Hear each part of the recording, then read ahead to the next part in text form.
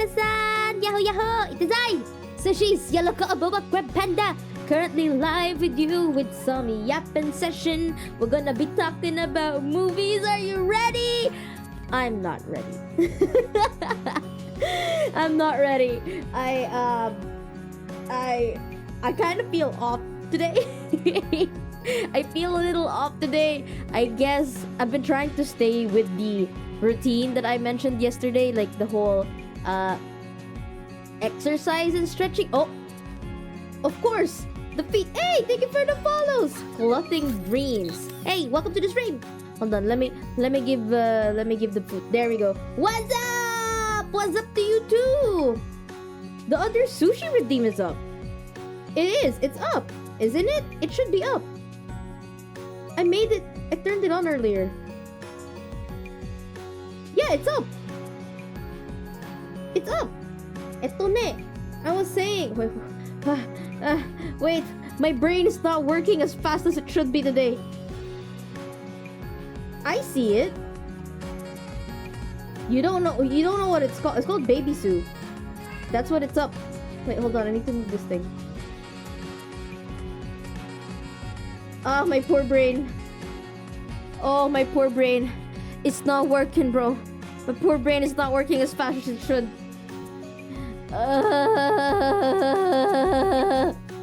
Okay, hold on. Wait, what do you mean which sushi? I don't understand. God, my brain, it's really not... That's the Sue that I was talking to you guys about. Not the other sushi one. I don't have that yet. That's just the PNG. I want to be able to move that model, and I don't have that. I don't have the capability to do that yet. Therefore, turn the brain off and on again. Man, I tried. Look, I would have asked Chisato to do this stream today, but she's not the one that likes watching movies. I'm the one that likes watching movies. So I have to be the one to do this. But I will now explain to you why my fucking brain is so dead right now. So, oh, sorry, Tufi wants to go out. I will let him out. Hold on. Why do you always want to go out when I'm talking? Huh? Why do you always want to do that? Do you hate me? Does he hate me? I guess he does. Ahem. But yeah, this is like the day 2, the second day of the workout routine that I've been doing. And like I said, this is also the first day where I am doing that routine while I also have a full deck at work. So I woke up a little later than what I did yesterday. When I did yesterday, I think yesterday I woke up at 6:15 and then finished my routine. At least my 5-minute stretch routine, like wake up stretch routine, 5 minutes after that. But today, because I did stream yesterday, I woke up at 6:30, did a 5-minute routine, and then fucked around and found out after like 20 minutes, wait until 7 to eat breakfast and all that. Then I got to work, full day at work, no breaks. I'm also trying to like watch what I eat, so I only had like a minimal breakfast and even a very minimal lunch as well, and then very minimal dinner. So my belly is not full. Not that it needs to be. I am watching what I eat. Well, calorie count, ganun. Calorie count. I didn't even do the calorie count on my food. I just eat a lot less than what I did than what I do normally. And then immediately after work, I can definitely say that commuting home has made it a lot more difficult to like do the exercise immediately, because I commute from my work to my home and then like have to walk maybe around 10 kilometers, I guess. I really don't know how long. Yeah, I would say 10 kilometers. I have to walk like 10 kilometers from the place where I get dropped off all the way to my house. It's pretty far, but it's doable.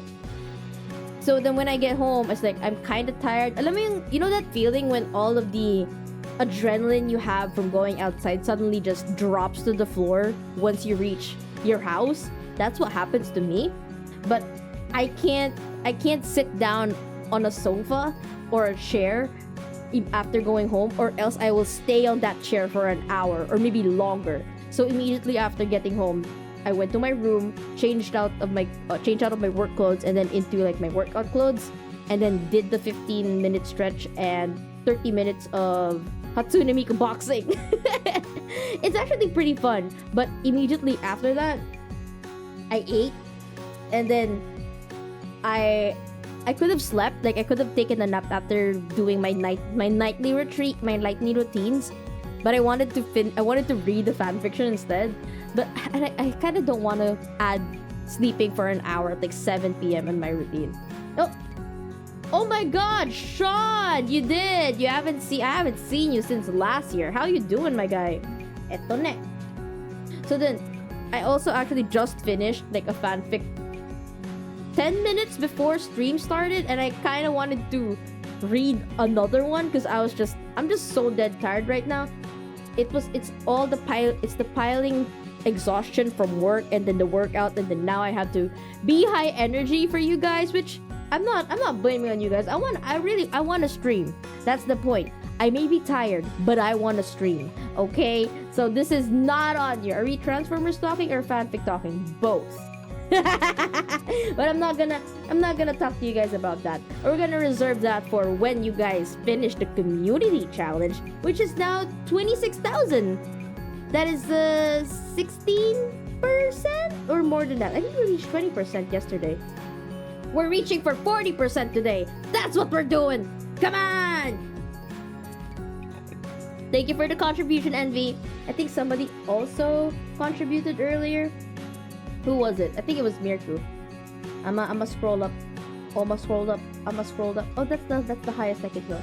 That is Mirku. Yeah, 8,000. And now Bido. Morphe! Welcome to the stream! How are you doing? I'm sorry. I am speaking at like a higher register when I greet you guys. This is my faking till you make it voice. Because I'm trying to conserve my energy without changing the way my voice sounds, but this is the best I can do. I'm almost completely poor again. Damn, not gonna. If there's no limit to contributing, I can send all of my 100k points on it. Yeah, I know you can. You're literally the 0.01% in my chat, Mirku. You have all the money. You are the trillionaire out of all the billionaires here. That scream though. Yeah. But anyway, before I go on a rant, we need to start this thing early because I have like a lot of movies to talk about. I will try to go through the ones that are kind of unmemorable as fast as I can. But I think the list that I have is currently numbered from which I watched from January until the most recent. Yes. You can add another 46 get. Before I yap about myself and my stream, my movie habits or like my movie watchings. What movie in 2024 did you guys enjoy the most? Did you Hamskis enjoy the most? Or do you even watch movies for that matter? Do you watch movies? How much do you like them? Which was your most favored movie this year? Yeah. Because I will yap. This is what we're doing this stream. I'm just gonna be yapping about movies. Yes, we are talking about movies. This is the stream. If you are a movie buff, this is the stream. Dune 2, based. Fucking based. I love Dune 2. Dune Poo. Dune Poo. I haven't watched the movie last year. My God, Sean. Deadpool and Wolverine, good choice. Good choice. Deadpool, I need to actually rewatch Deadpool. I've rewatched it in its full HD form because I watched it in the cinemas twice, and then I watched a camcord of it with my friends, and then when it dropped in Disney Plus, I didn't watch it, but I should watch it again because it's such a great fucking movie. Lisan Al-Gaib! As far as I remember, the movies I watched this year was Transformer 1, Deadpool and Wolverine, and Sonic 3. I still haven't watched the Sonic 3. It comes out this week in where I am, my area. I think it comes out this week. But I can't watch it unless I watch it on Thursday if it's already up. I need to check my cinemas if it's up on Thursday because I really want to watch it. Transformers 1, remember I was there. Yeah, Deadpool and Wolverine. See? The movies that I will show you, if you haven't watched it, I will tell you if I would recommend you to watch it because some of them are very talky movies, and I know a lot of people do not have the attention span to watch movies nowadays, but not me. Just watch all anime movies I have. Anime movies. I haven't watched an anime movie. No, I did. I watched Look Back and Detective Conan. The whichever that the $1 million pentagram, $10 million pentagram or whatever. Look Back fucked me up. Oh, Look Back fucked me the fuck up too. Don't remember the Wumich I watched in 24 besides BP and W. That's okay. I will show you. And before I've mentioned it yesterday, but I don't know if you guys remember it. How many movies did I watch this year?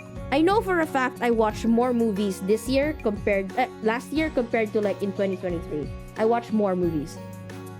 Wayan Twins got funny movies, not gonna. What's a Wayan movie? White Chicks, Kaguya-sama, scary movie.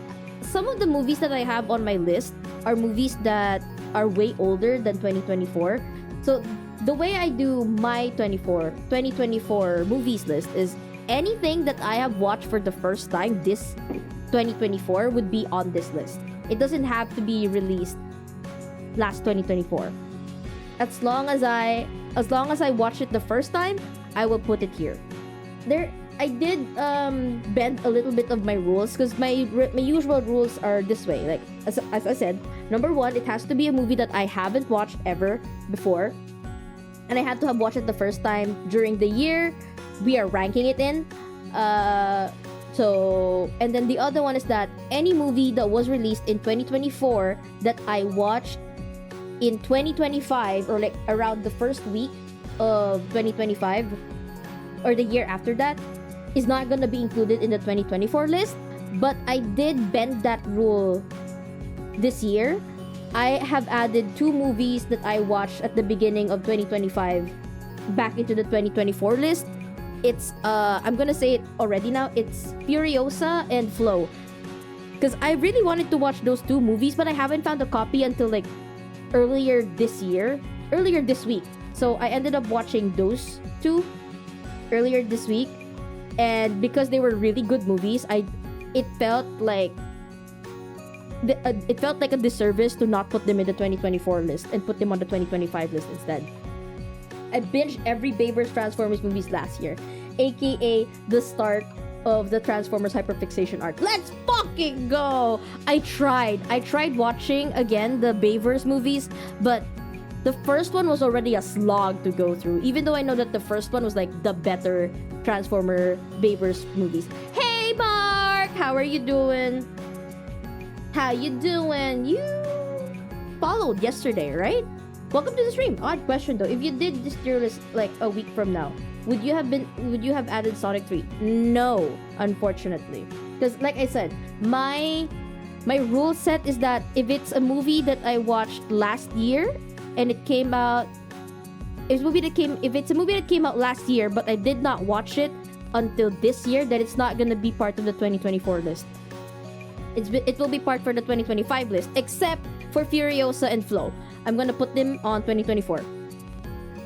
Sometimes queens are sacrificed to wins. Oh man, chess talk. All right, let's just do this. Let's fucking go. Whoop. Oh, where's my screen? Whoop. Is it not showing up? Why is it not showing up? My screen. I think it's been more than 15 minutes, has it? Since the redeem me? No, one more minute. Okay, hold on. Fixing this.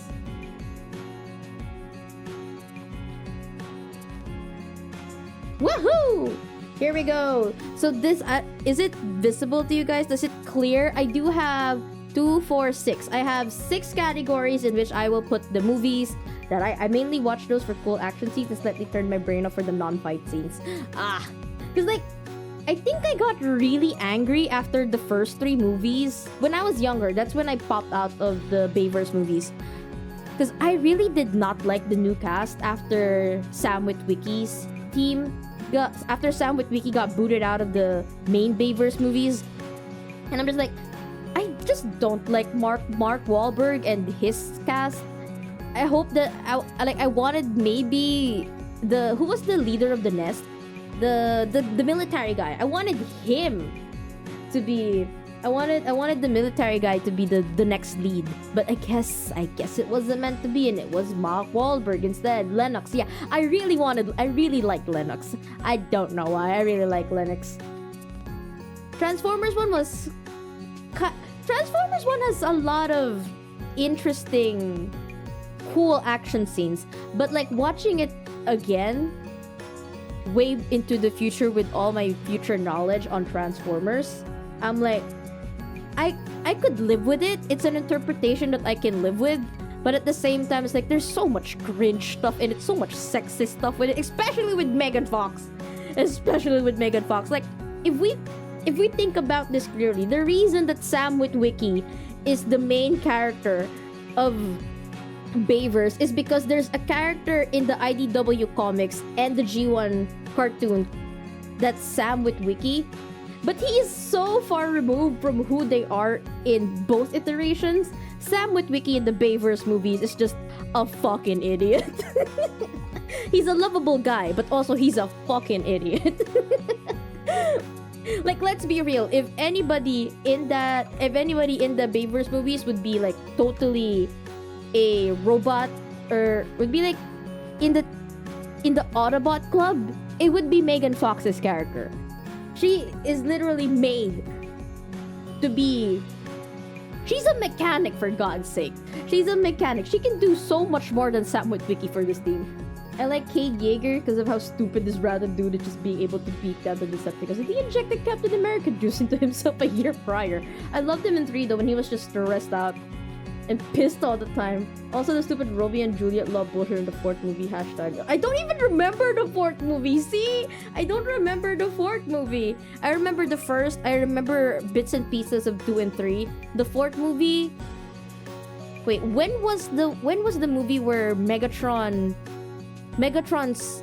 AI or something was booted into a Chinese transformer? That's 3, right? Or was that 4? God, I don't remember. I know 5. I didn't watch 5.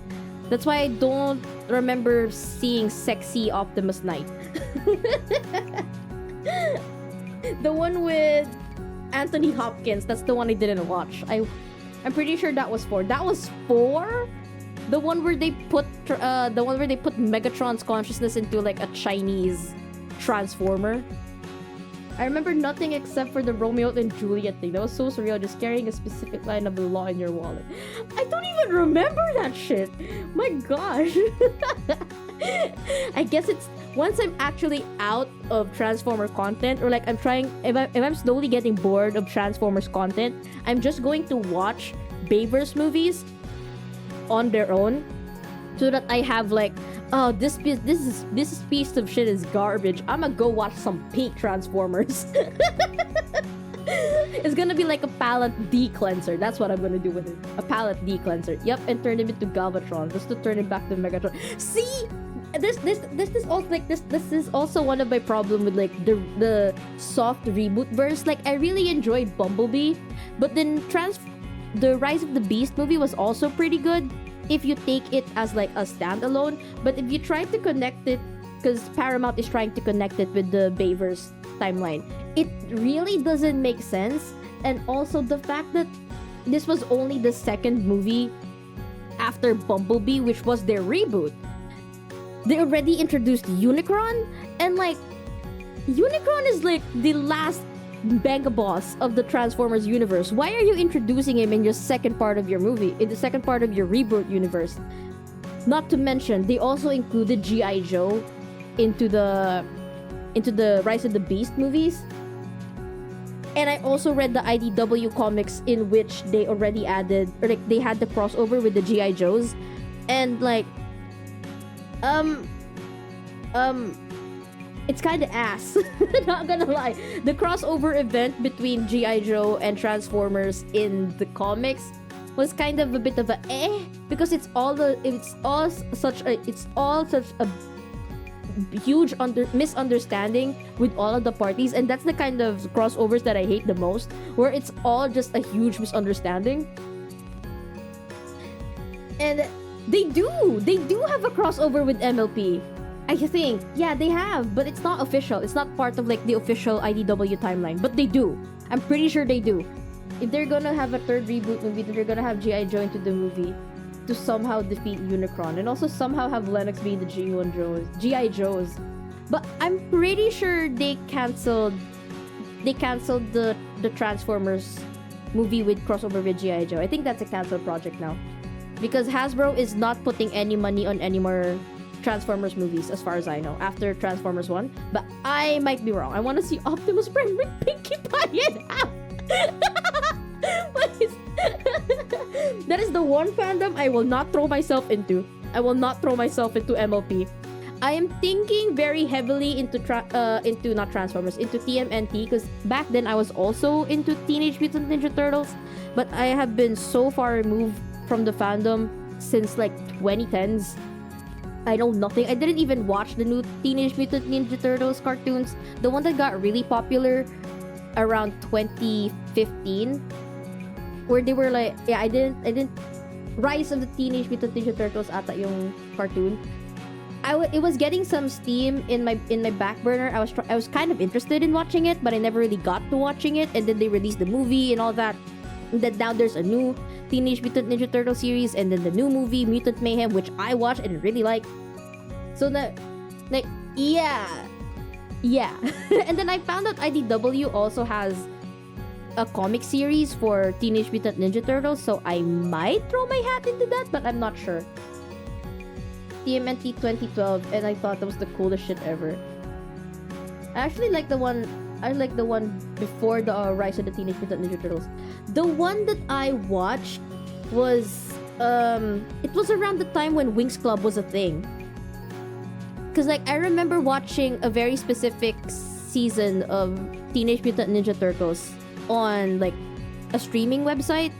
It was the season before Fast Forward. Because the Fast Forward was the one that I watched. What was the season before Fast Forward? The one where they got thrown into the future. Transformers. Teenage Mutant Ninja Turtles. Fast Forward. Oh my god, this was the 2003 series? Holy shit, I was watching. This was the series that I watched. Fast Forward and the season before that. Season 1, which one was this? I don't think I watched the whole of Teenage Mutant Ninja Turtles 2003. But I watched Fast Forward. My gosh. I remember it. Oh god. And then I really liked the live action movie where they were the really really old one, not the newer ones. Teenage Mutant, the 1994 one, I think. 1990. Yes, the 1990 movie. I really love this one. This one is so. I think if I watch this now, I would still laugh at the fucking jokes.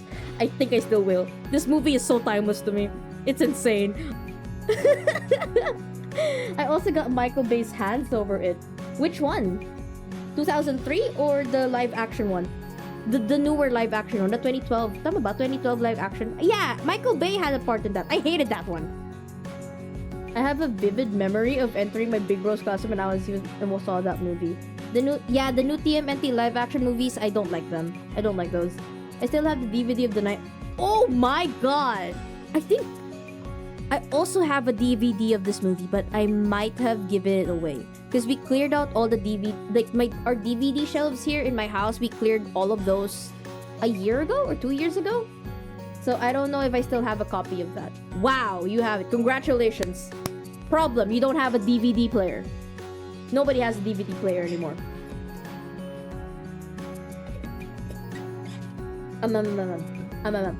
Oh no, it's lost in your parents' house. I'm so sorry for your loss. You will never find it. It's somewhere there. You gotta dumpster dive into your parents' house to find it. Oh, thank you for the follow. Sing Hot. Oh my god, Sing Hot. Thank you. Thank you for the follow. What is the DVD? I'm a Gen Z. I only know Lefon and list streaming. Yeah, goddamn. was my console PC plaything from my childhood. Yeah.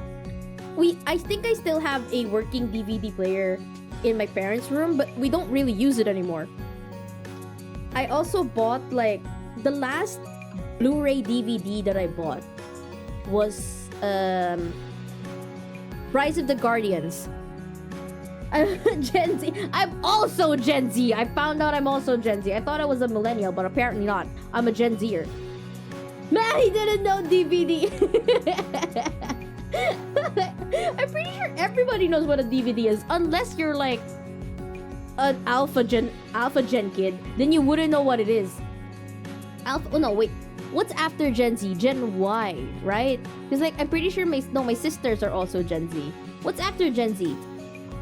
What's a DVD? Wag kang magpakabobo. Alam kong alam mo yun, Mirko. Wag kang magpakabobo. Sabi ko sa'yo, Domo Sling Bag era. Unless you're a literal 10-year-old or a toddler. Yeah. Gen Alpha is the new one. Gen Z and then Gen Alpha. Then yes, I suppose, Gen Alpha.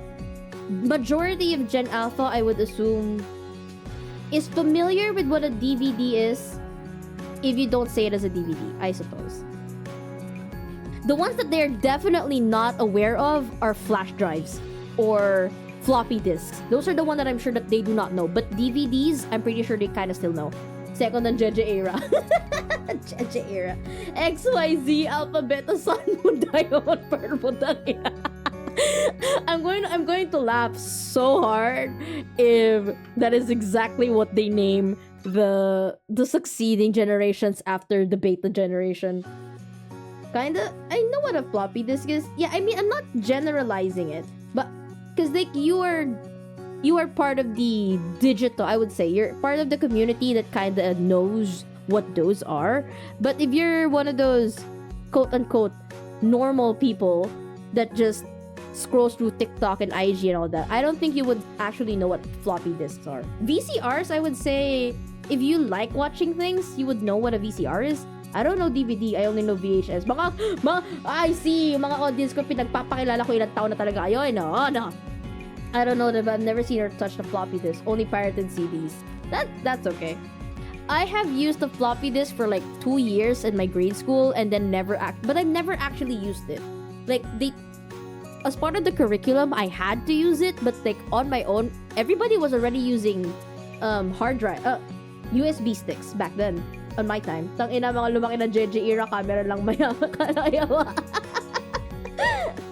I did watch a couple of things on VHS though. Like my favorite VHS tape back then was like a Barney tape that I would play non-stop when I was younger. And then I also had my cousin's Green Power Ranger, Mighty Morphin Power Ranger episode on a VHS, and I kept watching that too. Yeah, Barney! Yeah, I am a Barney kid. I guess this is why I like purple. Maybe because I really liked Barney as a kid, and now I just associate purple as something that is related to my childhood. Maybe that's why.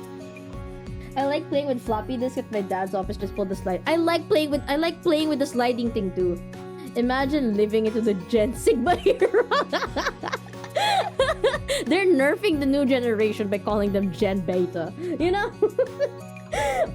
We're yapping for 30 minutes. I have like a lot of movies to go through. I love you. You love me. Let's go outside and play. No, oh my God, you don't know. I love you. You love me.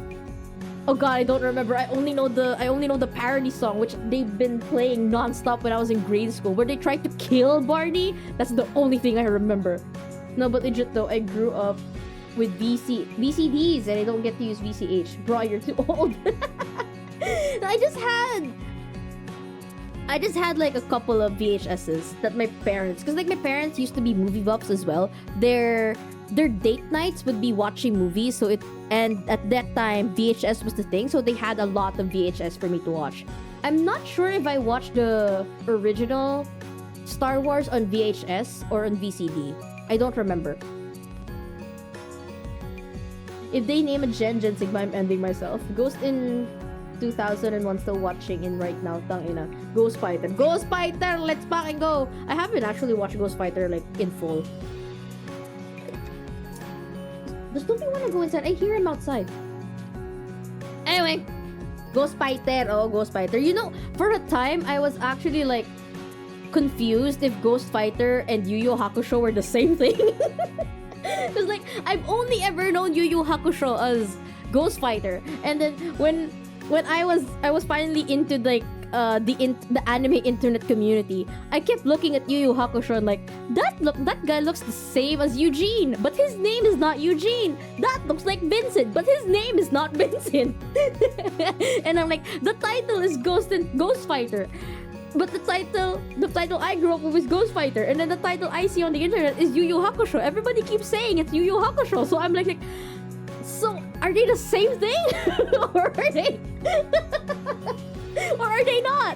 And then I found out in the end that they are indeed the same thing.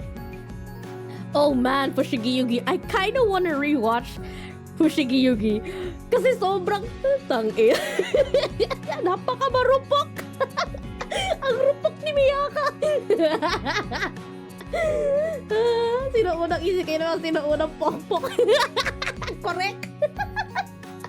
Ang pangarupok ni Miyaka. Miyaka, mamili ka nga ng isa. Tama na. Let's stop this yap. Hajime no Ippo, because I grew calling it the show Knockout. My mom had a DVD of Fushigi and she let me watch it. Bro, there's so much fan service. Hi, Skinner. Inuyasha dapa. I haven't watched Inuyasha. I've watched Samurai X, and I think it's also called differently in Japanese, because like in the Philippines it's called Samurai X. I mean, it's also kind of technically known as Samurai X in English translation, but when I found yeah, Rurouni Kenshin. When I was like looking at the Japanese title, like, is this Samurai X? I know the guy has like an X in his cheek, so it should be the same thing, right? But don't say.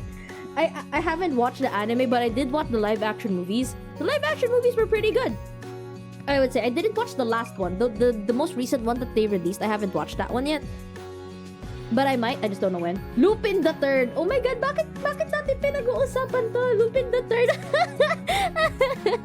I have a thing for Phantom Thieves. I really like thieves and detective kind of heist. I like heist films. Okay, I like the heist genre. Okay, so I was into Detective Conan, and they have Phantom Thief. They have Magic Kaito there, and then I was really interested in like jumping into Lupin the Third, but it's such a long show, and I just don't know where to jump in, because I know there's like different there's like different generations of Lupin the Third. There's green coat Lupin, there's red coat Lupin, there's blue coat Lupin. Bro, say you'll never see it coming. Yeah, there's different versions of Lupin the Third, so, and different parts. So part 1 and part 2 are like the long ones, if I remember correctly. I think I jumped in at part 3, because part 3 was when... Part 3 or part 4? I think it's part 3. Wait, hold on, let me check. Lupin part 4. Lupin the Third part 3. No, it's not part 3. That's Pink Coat Lupin. I jumped at part 4. Yes, part 4 is where I jumped in. Part 4 is modern Lupin. It's 2015. And it's very serialized compared to how episodic Lupin's part 1 to 3 are. So if you want to find the jumping point for Lupin the Third, you could watch Lupin the Third the First, which is the CG movie that they released in 2019, if I remember correctly. That's a pretty good jumping point for Lupin. And then after that, you could just watch whichever you want to. I jumped in part 4. Part 5 was also pretty good. Part 6 was also pretty good. 4, 5, and 6. You can watch 4, 5, and 6 because these are all modern Lupin. This is the Blue Coat Lupin era. Yeah, Blue Coat Lupin. And then, or if you don't want to jump into Lupin that way, you could watch Detective Conan crossover with Lupin the Third, and then that's your kind of entry point. If you like him in the Detective Conan movies, you're definitely gonna like him in his own series. Although the writing, after it's like similar to how I watched the Transformers movies, or like in the Transformers lore.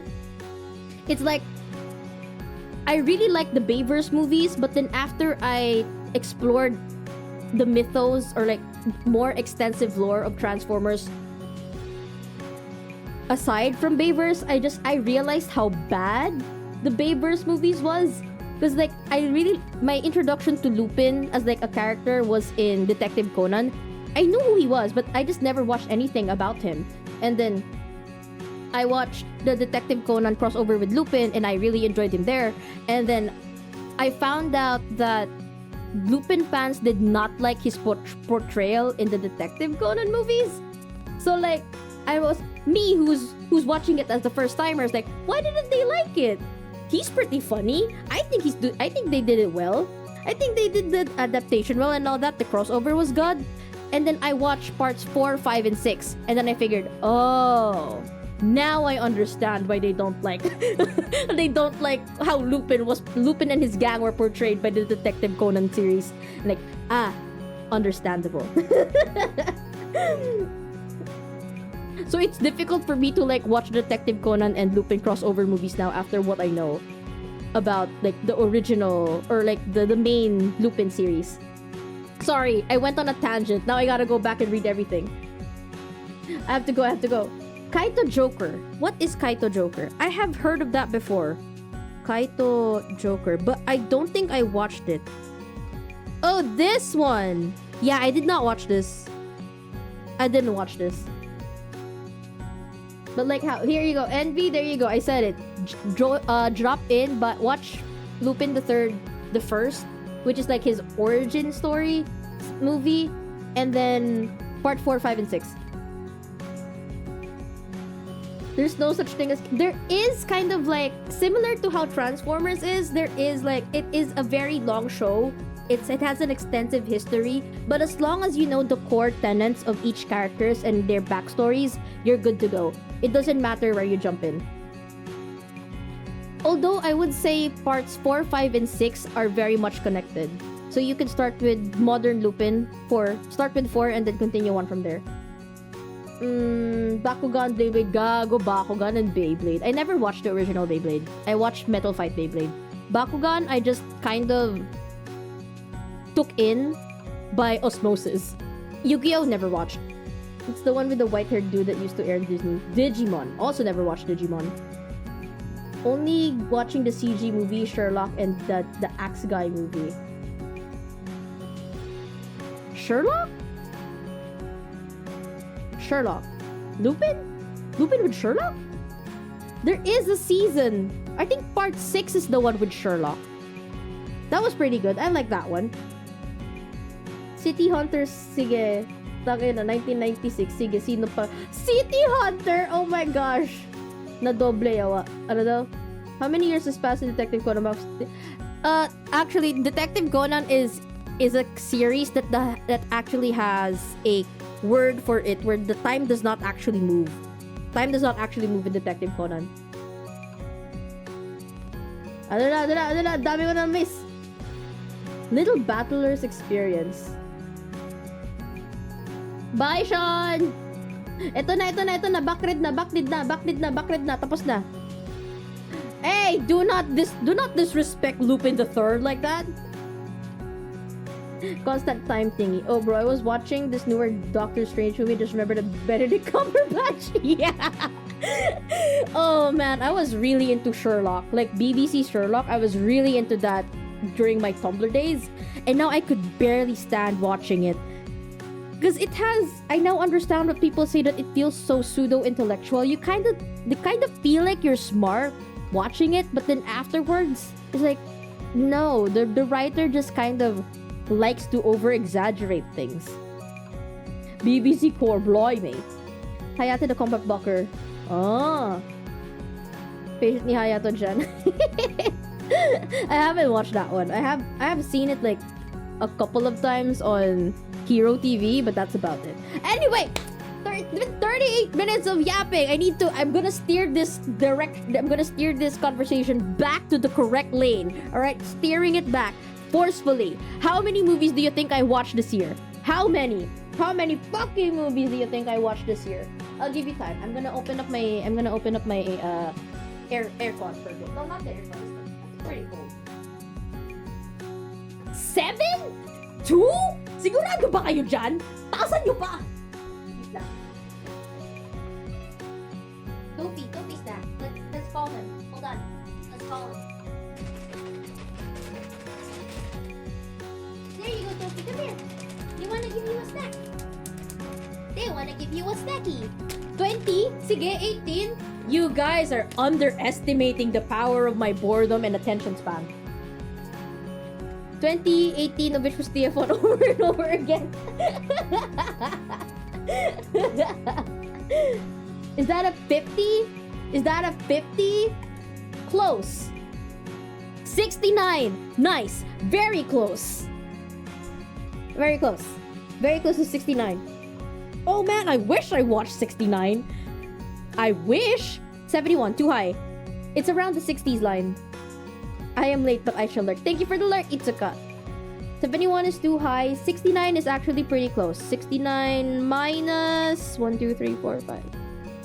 5. 68, too high. Minus 4. 61. 60. I think it's 64. 64 or 65 movies. Yeah. 64 or 65 movies. Quick maths. Ito, quick maths na naman tayo. Quick maths. Wait lang. Paano yung quick maths ko? Oh, I don't have it.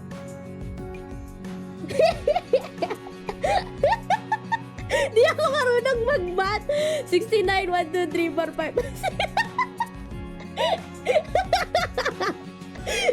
64! It's 64, not 61. 64. 64. Anyway, here's the tier list. This is how we're gonna do it. Best movie in no order. I would put it over here. I'm going to try and make the best movies only have the best movie category only have 10 movies in it. And then there are some movies here that I know are very good, but only because I know they're gunning for an Oscar or an Oscar nomination. So that's why we have a line here that is just gunning for Oscar. I think they're good. I just don't think they're like the best movie of the year, so I'm just gonna put them for gunning for Oscar.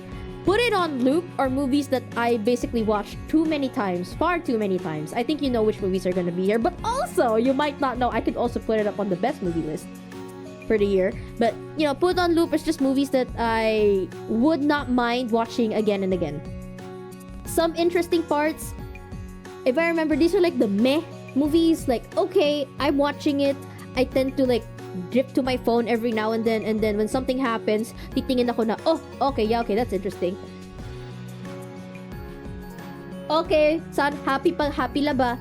And then white noise are movies that I put in the background for no reason at all, just so I say I've watched it and then do something else, which is not a lot, but I do have a couple of movies here, I think, that I put in the background and just occasionally looked at it when something interesting was happening. And then bottom wrong, waste of space, movies that I should not have fucking watched. It was a waste of time watching movies. Like, imagine watching an hour long, 1 hour 30 long movie or 2 hours long movie and never get that time back. Indeed. And also, I do have a Letterboxd. Wow, imagine that, a YouTuber, a VTuber with a Letterboxd. Me. A Letterboxd review. I'm going to put, I think I have all my reviews here, like short reviews. So if you are interested in reading, I'm probably going to use this as my guide as well of what my thoughts were of the movies that I watched last year, because I have forgotten most of them at this point. What is a Letterboxd? Imagine this is like my AniList, but for movies. Not anime, but for movies. No, thank you. You didn't even say hi yet, Snikelly. Welcome to the stream. Eto ne. Okay, let's start. Oh, here's the movies that I watched. Go look, and see if you find anything of note that you can see. We're going to go from the top to the bottom. Okay, ban him. I'm so sorry, Snikelly. Please ban him, mods. Or her. Thank you.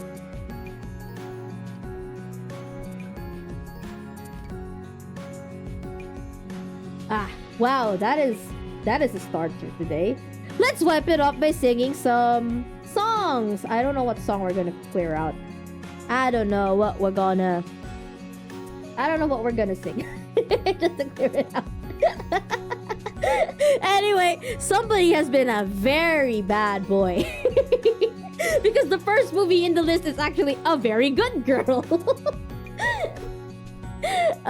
Okay, so this is a Filipino movie. This is a Filipino movie. A Very Good Girl is a movie by Catherine Bernardo and what is her name? The old lady, Dolly De Leon. Dolly De Leon. And the movie is kind of like it. I would say it's not that good of a movie. Ano to, Weekend? It's not that good of a movie, but it is. I suppose it gives. I would give it a little bit of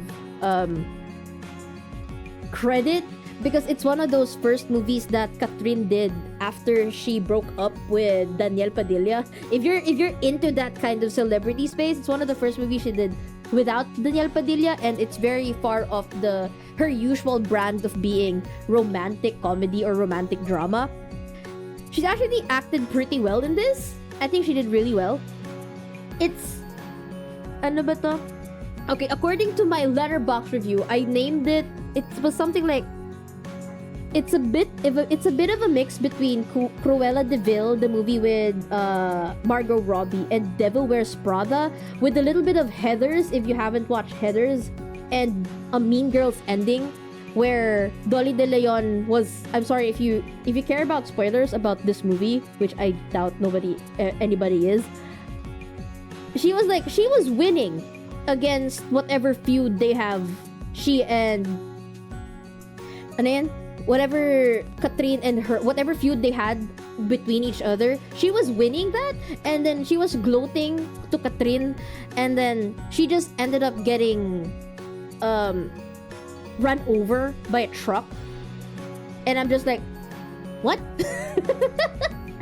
So I wouldn't say this is a bottom wrong waste of space, but it is white noise to me. I rated it 2 on Letterboxd. Nako, the Katniel. It's not even Katniel. Daniel Padilla isn't even here. This is just Catherine's movie. Why is this one so high up? This shouldn't be here yet. The next movie that I have on my list is Quiz Lady. Where is it? Where's Quiz Lady? Did it not get ported in? Oh, there it is. Quiz Lady. Quiz Lady. This is a movie by Awkwafina, I think. This is Awkwafina's movie. Yeah, Awkwafina's movie. This is Awkwafina's movie with that girl from that really long American ER show. Sandra Oh, she's here. No, he's banned. He said a bad word. A really bad word. So, banned already. And then, what was I saying here? I had a lot of fun with this movie because Awkwafina plays a role, again, that's very different from her usual slapstick comedy. She plays like this almost autistic level trivia quiz master. But she has like low self-esteem, but she's really smart. She's really obsessed with this one quiz show. And when she finally has the chance to be in the quiz show to fight against this guy that has been the undefeated quiz guy on that quiz show, she actually manages to win. It's a nice movie, I would say. Uh-oh.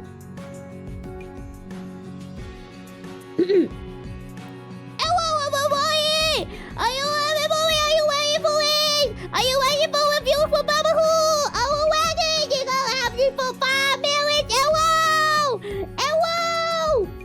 Korea movie? No! This is an American movie! It's called Quiz Lady. You can find it you can find this on Netflix. This is on no, it's not on Netflix. It's on Disney Plus. Oh, Nom nom nom. Nom nom nom nom nom nom. Thank you for the hydrate and the pig. Nom nom nom nom nom nom nom nom. And more toffee snack. Toffee's a sweet though. I will give him the snack later. What? Whoopi! Whoopi! Thank you for the wine. Hello everybody. I am Baby Who. I work overworking the Igokaya, but right now I am a Barbie. I'm a wiggle baby. Oh, Toofy's awake. How did you wake up? Here you go. Thank you for the follow, Kumo Stern. Kumo Stern ka din, P. Oh, here, Toofy. Have some cat treats. Cat treats.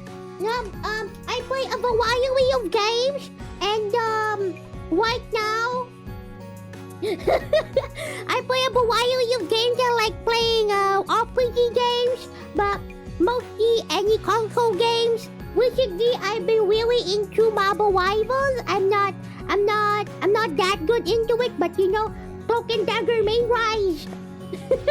Yeah, I'm a Pipino. I'm Pino because you're in my heart, and with that interject of Piris or PPs, I am a Pipino. Hello, mga Pipino. Kumo is fine. Hello, Kumo. Hello, Kumo. Welcome to the stream.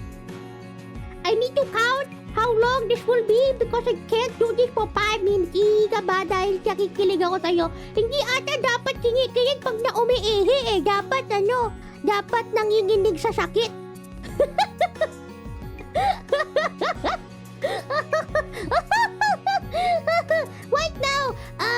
Right now we are ranking my movies, the movies that I watched for the first time in 2024.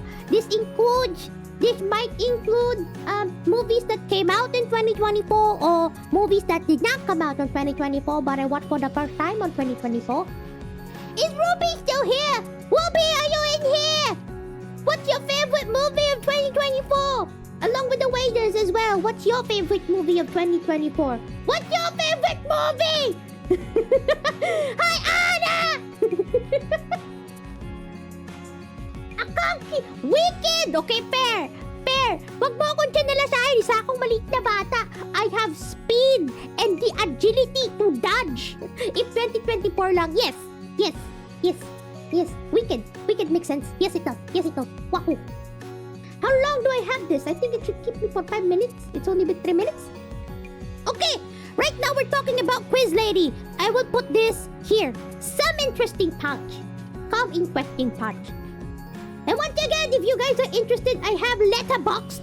You can read the full review there for the movies that I mentioned. There is what I really like about Letterboxd is that they have this diary thing where you can see what movies I watch every month, and it's lying there when I watched it and when I reviewed them. That's interesting. Anyway, next one. Bottoms! The movie is called Bottoms, and this is quite the funniest movies I have ever watched this year. One of the funniest movies. They don't quite make... Is outside in the list? Outside? What's outside? I'm gonna put this on loop. I'll put Bottoms on loop. Because Bottoms is... It's a fucking riot of a movie. Hello, Kiri! They don't make movies like this anymore. It feels like, you know how comedy movies back then were made with a script in mind, but then the comedic actors don't really follow the script. It's like Outside? No, I haven't watched it yet. I haven't watched that one yet. It's in the list, but I haven't watched it yet. So, sorry, I don't have it yet. This feels like those old 80s movies 80s or 90s movies where they just go on set. They have the director goes, okay, here's what you're gonna do in this scene. This is what's supposed to happen. Go ham. Whatever you want to say, go ham. Do whatever you want. Actually, the only way I can sell this movie... Okay, I'm back to my full original form. I'm back on my full original form. I guess the one way I can sell this movie to you guys is if I make you watch this clip. Hold on. This did rounds in Twitter a while back. That one Bottoms breakdown clip. Yes, it was so fun. This one. Hold on. It's this one. I don't want to say it, but we're fucked. You know what? I'm good, because it's not gonna happen for me. If it's not happening here, then it's definitely not happening in Emerson, okay? I'm done trying to solve I my fucking damn love problem. Ayo Adibiri. I'm packing up my vagina and I'm fucking mad at you. That's the only hope for me. No. It's me and Mathieu, man. And 'cause They're he's lesbians, gay and by the fearless, way. He's probably gonna fuck me without protection. Then I'm gonna get pregnant. We're gonna have to join a church. He'll be the gay pastor. My whole life's fucked. And yeah, sure, his sermons are good, but everybody knows he's fruity. Everybody knows he's fucking fruity. By the way, our son Hezekiah hates us because he knows we're both positive. We try to make it work for him, but he's not happy. And yeah, guess what? The deacon's fucking the evangelist, man. He's fucking the evangelist. I don't want to live like that. Will you come and It still makes me laugh. Sunday? Please, will you come and visit us on Sunday?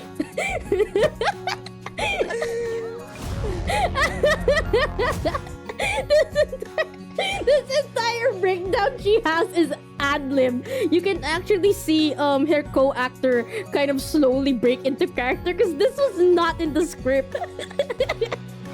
And she was just her co-actor Rachel Sennott. Rachel Sennott was just slowly breaking character, but she can. If you just want to have like a queer movie that's kind of laugh out loud hilarious, if you're not conservative enough to like not laugh at gay jokes, this is the movie that you should try watching. I fucking love this movie.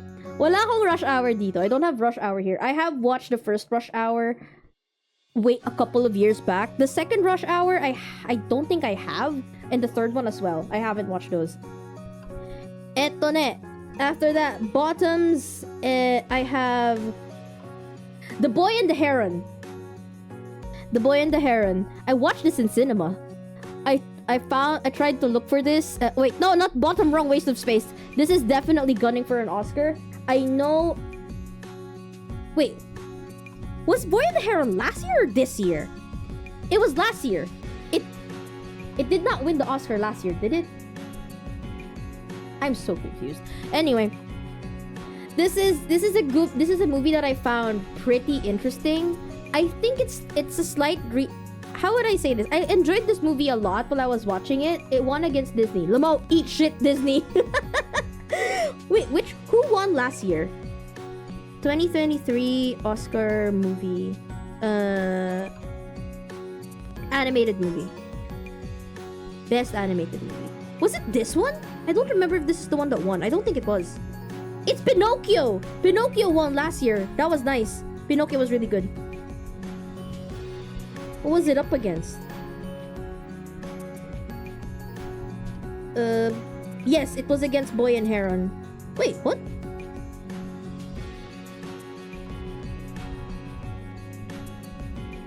No, it did! Wait, did it win? God, I don't remember. Hold on, let me see. 2021, 2000, 2013, 18, 2020s. Oh yeah, it did win last year. Pinocchio won in 2022. Okay, so this won Oscar, so it definitely should go there in gunning for Oscar. When I watched this movie, I thought it was a little boring compared to like how other Miyazaki movies were, especially because I kept comparing it to Spirited Away, because it has like the same vibes as Spirited Away with this character that's with this young character that's trying to find himself in this world, and then he gets spirited away into some mystical dimension. But I did catch on to the whole the fantastical side of this movie is very much an allegory for the phases of grief. Phases of grief. I think I should watch it again just so I can say if I like this movie as much as I did the first time, because I think I think I found this movie a little too long for what it should have been. Because of Pattinson. Oh, good idea. I should watch it again for Pattinson as well, because I watched this on cinema and it was on the Japanese dub, not on the English dub. which is fine, but I should also watch it for Pattinson's dub. Correct, you're correct. Because Spider-Man fans were salty again that it lost to 2D Ghibli movie. Oh! The Spider-Verse. A little too long. That's what she said. Please! Don't put some innuendos in my mouth right now. Okay, dokie. Next. Now on February. I watched 2 movies in February. It's The Holdovers and Past Lives. Where is Holdovers? There it is. Holdovers! I kind of don't remember a lot about Holdovers, but well, it was nominated for an Oscar. But I'm just gonna put it in some interesting parts. It was like the first half of the movie. I don't know how to explain my relationship with Holdovers. It's like kind of those old movies by Robin Williams, or it's just a vibe movie. Watching it feels like you're part of the movie and you're in there. It's very immersive. This movie is very immersive. Yes, Holdovers and The Past Lives were part of my watch-alongs last year. I think we watched this back-to-back, if I remember correctly. We watched Holdovers first, and then we watched Past Lives. And we absolutely wrecked our shit. Okay, according to my letterbox, the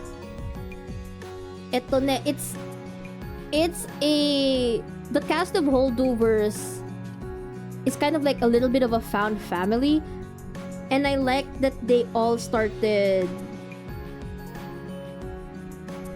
I don't know how to explain my relationship with this movie. I don't think this is a movie that I could recommend to people that are just casual movie watchers.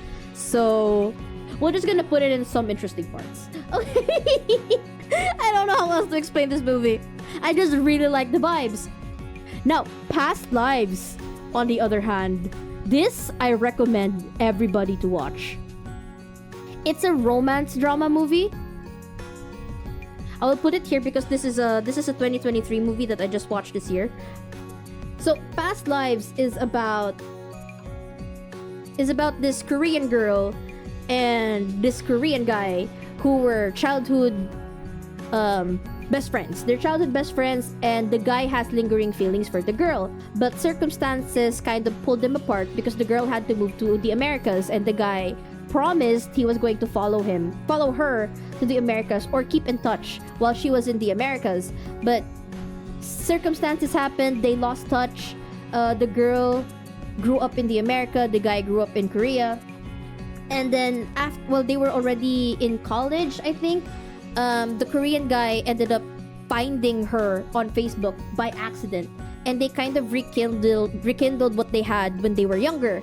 But the problem was they were doing LDR, so they have a long distance relationship, but there's not clearly defined that they were in a relationship. They were just kind of figuring things out together again.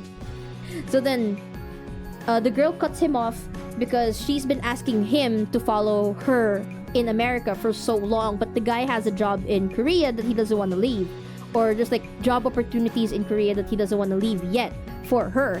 And she's very ambitious, and she wants a lot of things in her life, and she tells him that she can't keep waiting for him. So they break up, they lose contact again, and the girl falls in love with a guy that she meets in a boarding house. They get married. Fast forward into the future, the Korean guy now finally goes to America. He finally has I think he has a job opportunity in America, and he goes looking around for her. Yes, Ruby Raid. Hey, thank you so much. Welcome, Raider Lost Biscuit. Yes, you definitely got lost. But hey, welcome to the stream. So, this movie is about the two of them trying to reconcile the love that they lost for each other. Well, they didn't really lose. I didn't see the stream, just had the channel tab open. That's okay. Welcome to the stream. We're talking about the movies that I watched this year. So if you're into movies, feel free to lurk, or feel free to put in your 2 cents on the movies that I have watched that you may have watched as well. I would like some conversations going. But Ruby raided. We have a late raider. We have a late chatter from the raid. I see a red raccoon. I'm not a red raccoon. Apparently your eyes do not see everything clearly. I am a red panda. Please get it right. But hey, welcome. I can see everything. Your omniscient eyes tried its very hardest. Late Raider! Yes, Late Raider. Ayun, as I was saying, this movie is about two people that tried to make their love work, but because of circumstantials in real life, it just never happened.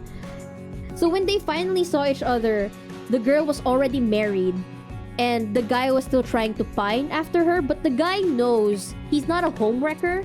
Oh, thank you for the follow. I can see everything. He's not a homewrecker, so he's just trying to get some... He's just trying to get like a... What do you call this? Conclusion or like closure. Oh, he's trying to get some closure from what they had in the past. And even the girl, even though she still likes the guy, she doesn't want... Like, she doesn't want to ruin, or she has no... How would I say this? It's not like she doesn't like the guy that she married. She loves them both. But ayun nga, she had to choose between the guy that she married versus the guy that she let go. And then I'm just... it's so fucking painful.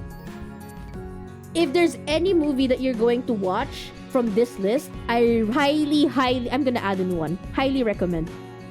Oh my gosh, what is happening? I highly recommend watching Past Lives. I will add a new tier list. Add a row. There you go. Please watch. Recommend watch. Recommended watch. Blue. I'll make it blue. Recommended. Watch it. There you go. There you go. Recommended watch it. Past Lives. Recommend watch.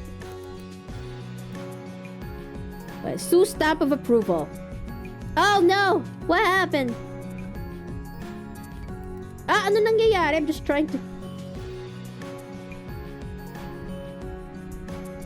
Sue's stamp of approval. There is a Filipino version of this right now. It's not here. I remembered it's not here because I don't think it's on Letterboxd. But Hello Love Again, the movie with Catherine Bernardo and Alden Richards, feels a lot like this. But Alden Richards and Catherine Bernardo in Hello Love Again got their happy ending. This one did not get their happy ending. This one feels a lot more fleshed out than Hello Love Again. Or Hello Love Goodbye. This is a lot more fleshed out than that movie. Okay, moving on. Suzume. Oh, I actually watched Suzume. Do I have it here? Yes, it should be here. I put Suzume here. There she is. There's the door girl. Where would I put this? Because like, I feel like if I put it on some interesting parts, I'm downplaying how much I like this movie. I put this movie on 4. Yes. According to my... I was really invested on the chair. I guess that's why I put it on a 4. I was really invested in the goddamn chair. It's like...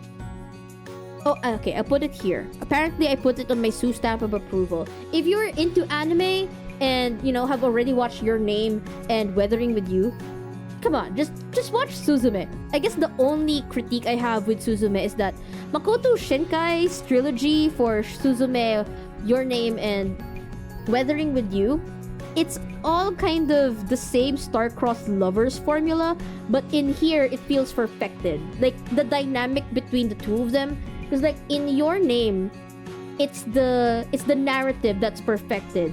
In Weathering With You, I don't know what I don't think I particularly liked Weathering With You. With Suzume, the dynamic between the lead girl, Suzume, and Serizawa is like really good compared to the other pairings in this trilogy. But Weathering With You is my bias Shinkai move. Really? And then I'm so sorry. It's definitely a bit more fantastical. Suzume leaned into that fantastical whimsy way too fast.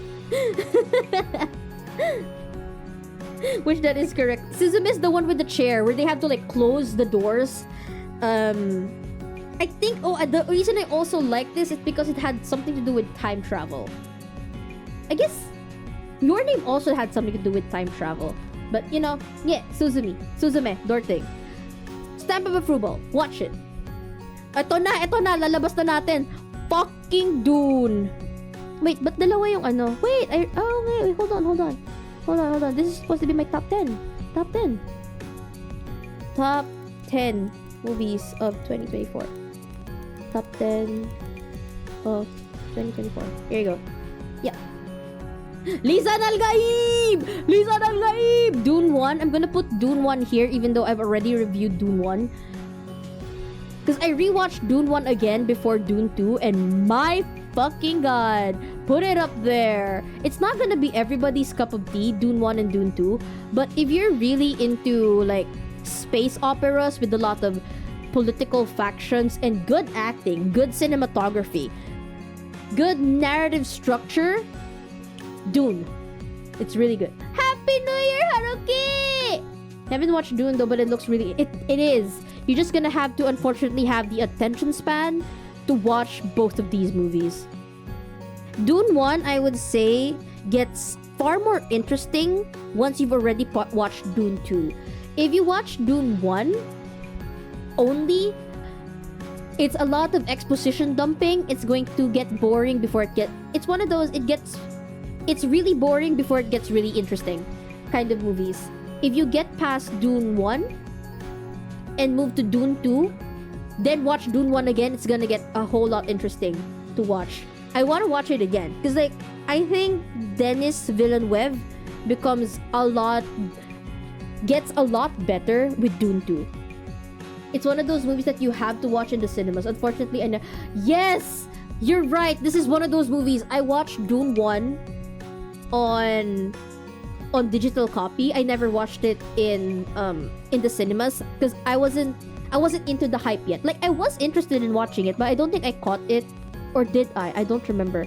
But I think I watched this movie on digital. That's the one thing I remember. So I told myself while I was watching the first movie, this feels like it's a cinematic experience I have to experience on IMAX. So when Dune 2 came out, I watched it twice on IMAX and it was insane. I was literally locked the fuck in on my chair and I was not even eating my popcorn. I was just watching the screen. I'm so beholden by this movie. It is so good. You just gotta go home. You gotta have a good home theater setup to enhance the experience, which I don't have, and I don't think I will have. But man, Dune 2, Dune Part 1 and Dune Part 2. Dune Part 1 made me want to read the books. I read like the first 4 chapters before I clocked the fuck out.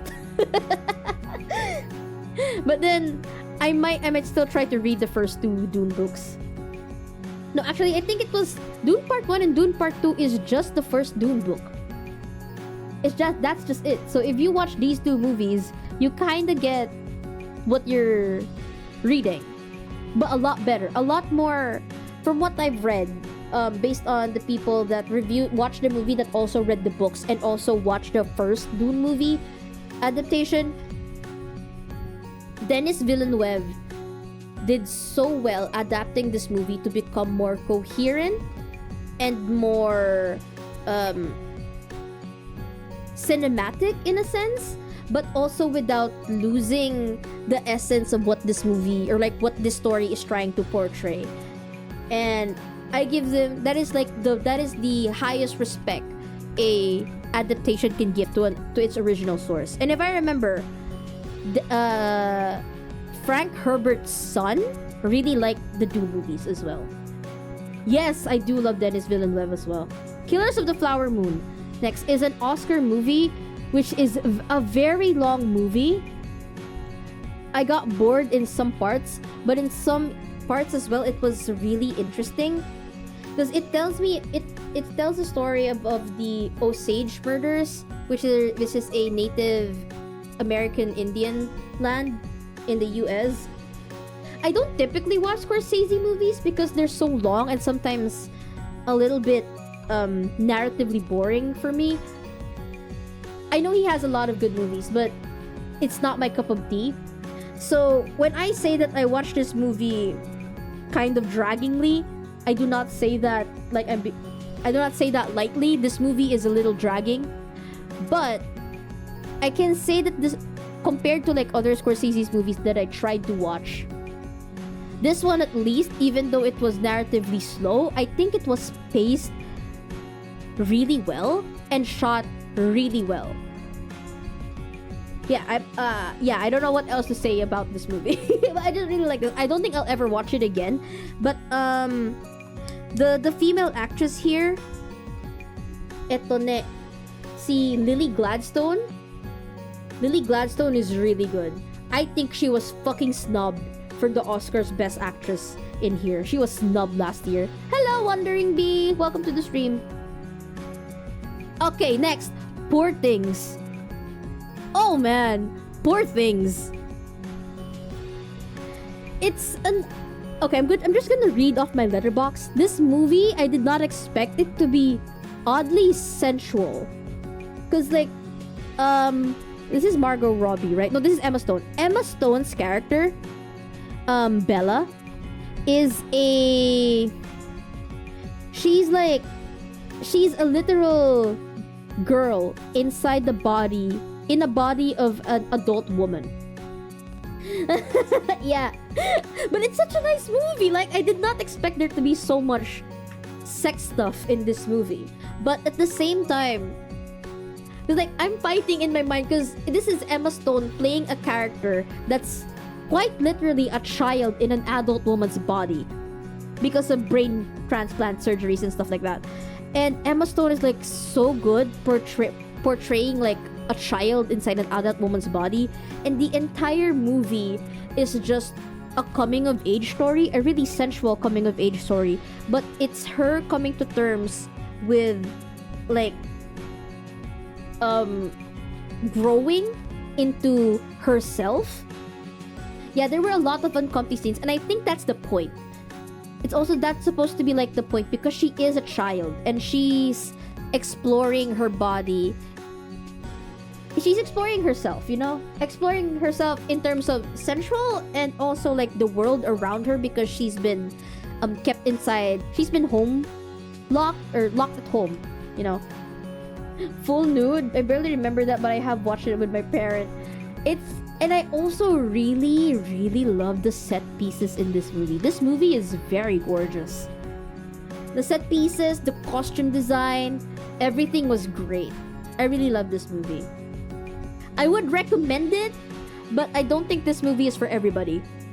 This is one of those unfortunate Oscar movies.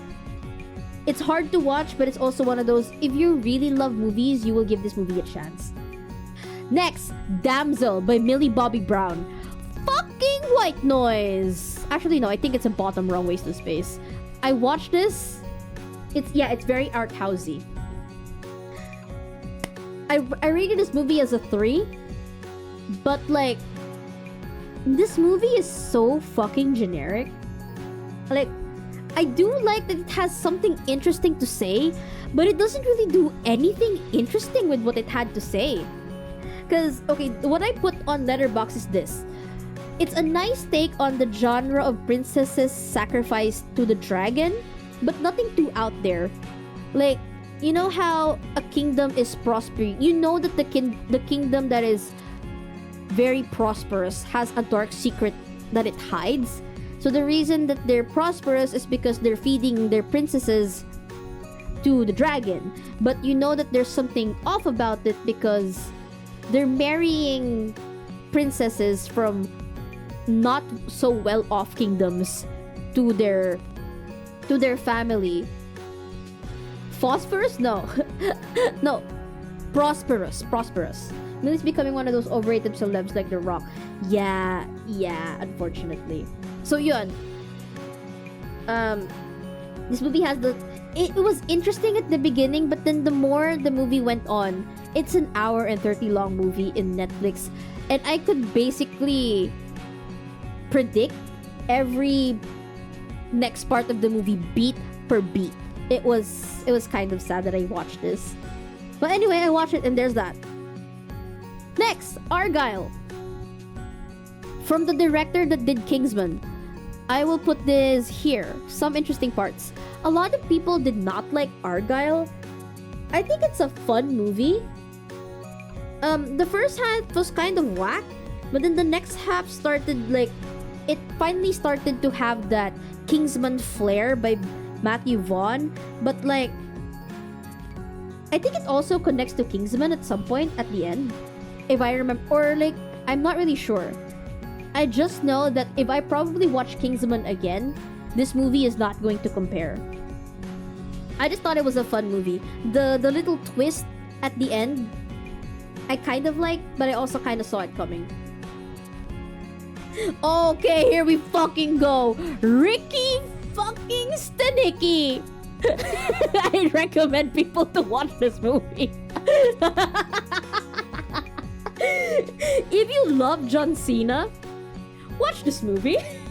He's such a brilliant comedic actor. I love that he's going out there to show people that he can act. Him and Dave Bautista starting from wrestling and coming out at the other end, unlike The Rock, and showing that they are actual bona fide actors. It's this movie. The plot of Ricky Stenicki, if you're not familiar, is Ricky Stenicki is a made-up best friend of this group of guys in high school, where they say, "Hey, Rick is like a sickly friend of theirs. Call it like their imaginary friend." Ricky Stenicki is this friend of this group of guys, and whenever they want to spend time away with their wives, they would always use Ricky Stenicki as their excuse. So parang, hey, I'm gonna go take some time off with Ricky, yan, for like 2 days and all that. Yung sa airport sila. And then I don't remember what started it, but at some point their wives started getting curious about who Ricky was, because he was becoming this really larger than life person he had cancer, and then he beat the cancer, and then he's really rich, he's giving his money to charity and all that stuff. He was becoming this larger than life character. Hello, Ricky! And then, oh my god, Ricky in the chat, but we're talking about Ricky Stenicki. Hello! So they ended up meeting this washed out actor in a bar in LA, I think, or in California or somewhere, and then they hired him to act as Ricky Stenicki. They hired John Cena to play this character of Ricky, and he is a method actor. The person that they hired to be Ricky Stenicki is a method actor, to the point that he started believing that he is actually Ricky Stenicki, and he is friends with this group of guys. And because he's a lonely, like, outside of the Ricky Stenicki character, John Cena's character is like a lonely, washed out person. He doesn't have friends. He doesn't really have a career in acting, but he's really great at ad-libbing all of his stuff as Ricky Stenicki. That, you know, those kind of situational comedies where they do a thing that you know is not going to work, but somehow works? This movie is just good fun. Also, Zac Efron is in this movie. He's also really good in this movie. If you just want to have, improv, he does really good improv. Ricky Stenicki. Just watch Ricky Stenicki if you want to see John Cena in an acting role again, aside from Peacemaker and and Bumblebee movie. This one, really nice movie. Next, Irish Wish. Oh my gosh. Irish Wish by Lindsay Lohan in a rom-com. I think this is her comeback movie on Netflix. I would say this is white noise. I am so sorry. She has another rom-com movie on Netflix right now. I watch so little movies. That is okay. This is why I do this.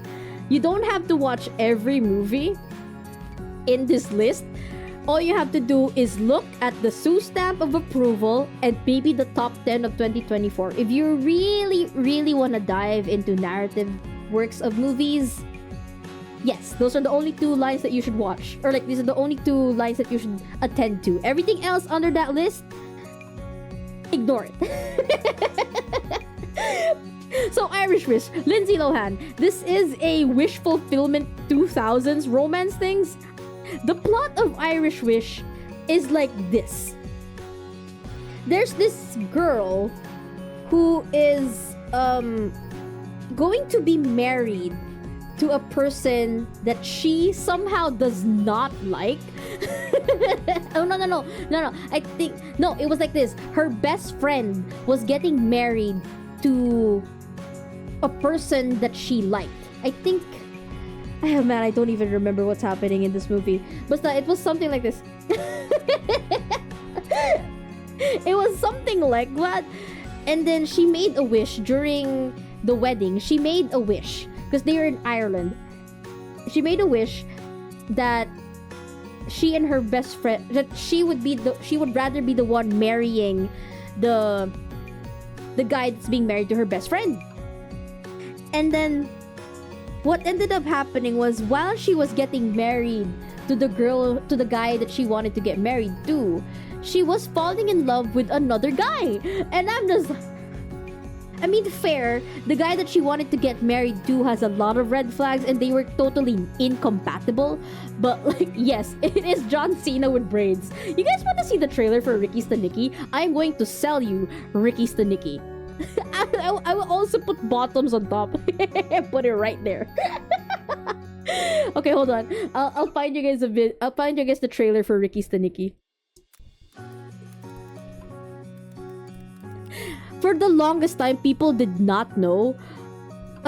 There was this photo of John Cena in a skirt and braids running around in Tumblr or Twitter for like a while, and nobody fucking knew where it was from until the trailer dropped for Ricky Stenicki. And now, whoa, this is where it came from. This is it. Yes! Stenicki, what up, man? Are you serious? Have someone call me when you get out of surgery, all right? You should drive out there. Ricky's been there for you guys your whole lives. The devil's in the details, my friend. It worked! Atlantic City, here we come. What we got? Ricky's cancer's back. Why does it have to be cancer? Won't everybody get worried? Yeah, and that's gonna take us right into the World Series.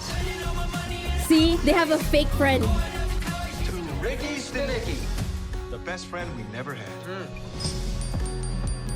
My baby's gonna be born 6 weeks early. I was born 6 weeks early. Oh, shit. I want to know where the hell you guys were tonight. We called every hospital and there was no record of a Ricky Stenicki. Uh-oh. You know, all we did was tell one lie. That you kept for 25 years. Many years. If the truth does come out, my marriage is over. What if we hire an actor to play Stenicki? Rock Hard Rod, X-rated rock and roll impersonator. I do a whole act, wall to wall, top to bottom, jizz jams. Thanks for coming out tonight, ladies and gentlemen. So horny to be here. This is a really bad idea. Oh, Jesus. I've been cold turkey in the booze. Ricky Stenicki's He's really funny here. Remember? Oh, Rod. It's not what you think it is. It's just piss. I'm a hyper every time. Now my mom. I want you to admit that Ricky Stenicki does not exist. Hey, mas puta! This is Ted Summerhays, my boss. Ted, nice to meet you. Digging the suit and the seedlings, man. The seedlings. The hair plugs, they're new, right? This is my hair. We're gonna lose our jobs. That my best friend. She a real bad bitch on the dance floor. Epic night, am I right, guys? The myth, the legend. I was really taken with your friend Stenicki. He's got brass balls on him, that guy. That's why I hired him. That's awesome. You just said. What did you say? Just say it one more time. Brass balls. Not only did I miss the birth of my son, but I let some porno Peter Frampton impersonator sniff his... And we're done. Stenicki, you are unbelievable. Show's over, Rod. It's Ricky. Ricky Stenicki isn't real. My job sucked, I had no friends. But now I have all those things. Are you a fraud, sir? What's she talking about? Actually, this is the entire plot of the movie in the trailer. We gotta get rid of him. Every time he tries to make a point. Yes, it's like very smoking fun. this Please melon. watch Ricky It's true. Stenicki. It's true. To support. Now it looks like I'm cupping the balls. It's such a good movie. It's such a fun movie. If you just want to have like a hard time, a good time. I feel like if you watch this movie while drinking with friends, you will have so much fun. Funniest movie of 2024. It's a hard toss between Ricky Stanicky and Bottoms. Bottoms is just like queer. It's my queer fun movie. I love it so much. Irish Wish, whatever. Fuck it, it's white noise. Next, Orion and the Dark. This is also in Netflix. I think it's DreamWorks'. It's a kid-friendly movie made by DreamWorks. Eto ne. Maybe I'm not the target demographic for this anymore. And I'm being really critical about kids movies now, so I'm just gonna put this in some interesting parts. I'll put this here. I'll put this there. Yeah. Watch party. You guys want to watch party Ricky Stanicky? I could do that. We could do that. Definitely. Bring some drinks, alright? Definitely bring some drinks. Next, Becky and Badette. This is a Filipino movie by Eugene Domingo and Pokwang. I think that it had, according to my letterbox, it says it's a movie that had something important to say, but it was muddied by the need for comedy and satire. It would have been such a good fake dating till they actually fall in love. Oh! Yeah, okay, so I remember the plot of Becky and Badette. So Becky and Badette, they're best friends. And compared to, nagkaroon ng reunion, they had a reunion from high school. And they were kind of like the laughing stock of their class. So, and they still kind of are a laughing stock kasi compared to all their classmates, they didn't really... Badette, B-A-D-E-T-T-E. Hi, Nabi! Hello! Welcome to the stream. Happy New Year! So, we're talking about the movies that I've watched this last year and ranking them all. We're not even halfway. I keep yapping. As per usual. This is the last time I did this. We had like 50 movies. Today, we have 65 movies.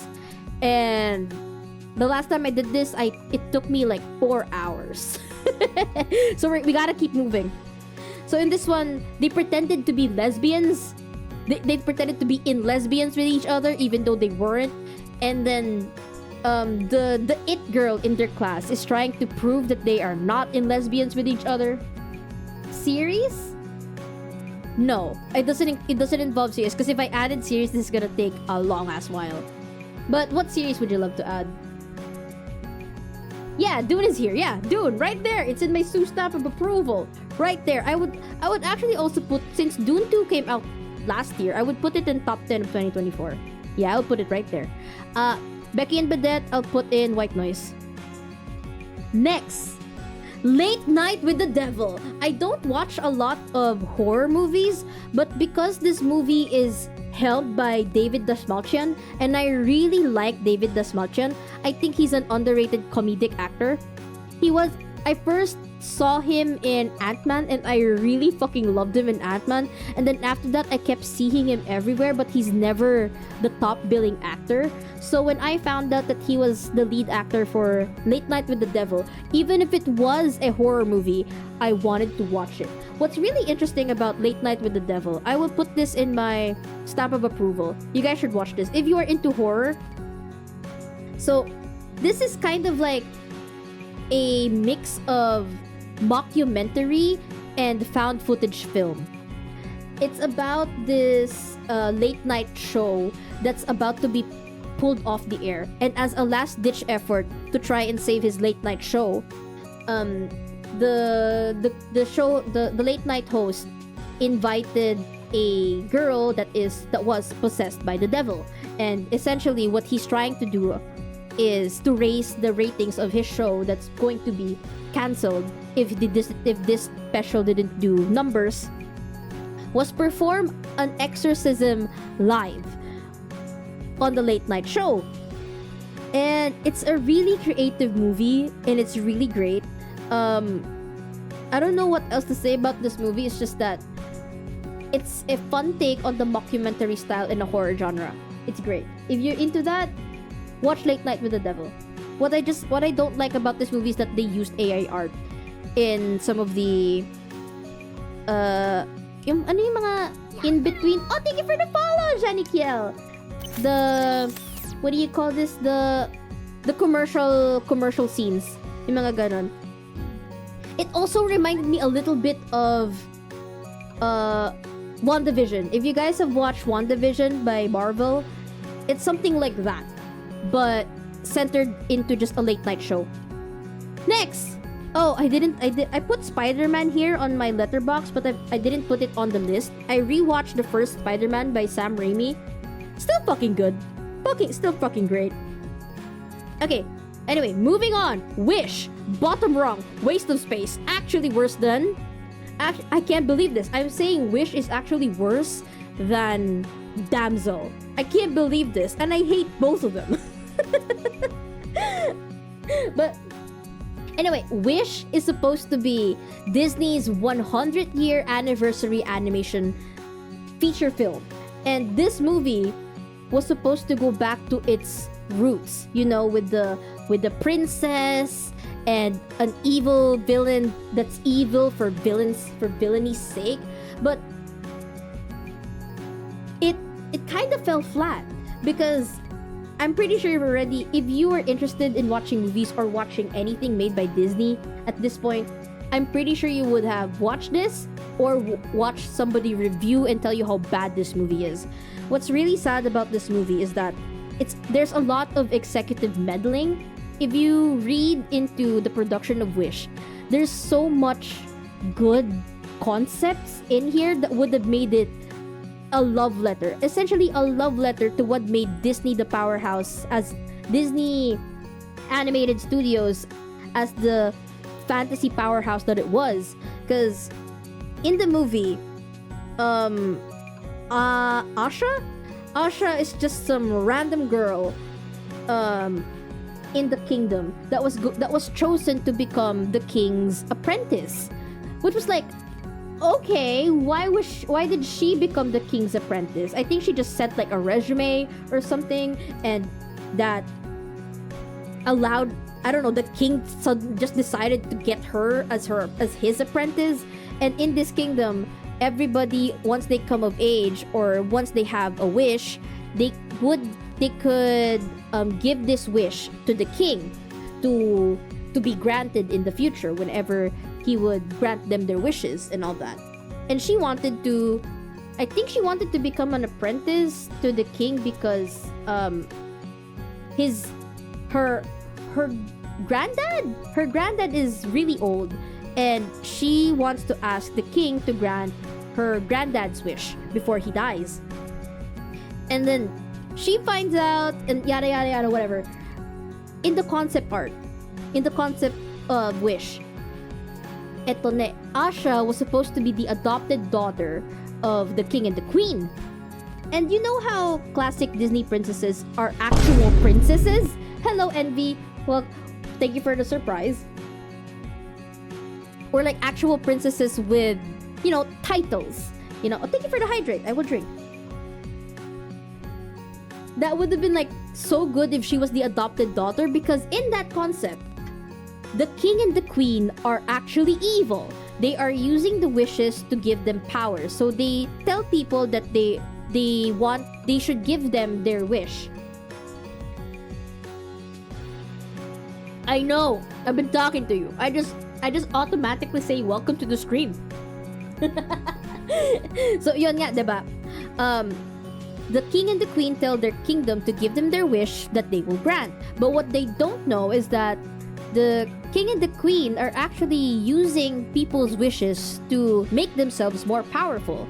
So in the original concept, Asha would find out about this before she comes of age, and she runs away and she makes a wish on a wishing star that goes down and grants her the power to grant wishes without eating the wishes of other people to give her the power to do so. So, you know, there's kind of like this familial conflict into it and all that stuff. And the king and the queen are both evil. Disney has never had a powerhouse couple like this before. But in the final draft, or like in the final movie of Wish, the king and the queen are not evil. The king and the queen are not evil. only Magnifico was quote unquote evil. He wasn't even evil for fuck's sake. He has a relatable backstory which they shouldn't have put in there if they wanted to go back to the roots of Disney villains being evil for the sake of being evil. His backstory was that I think he came from a country where ambitious people with wishes destroyed their kingdom.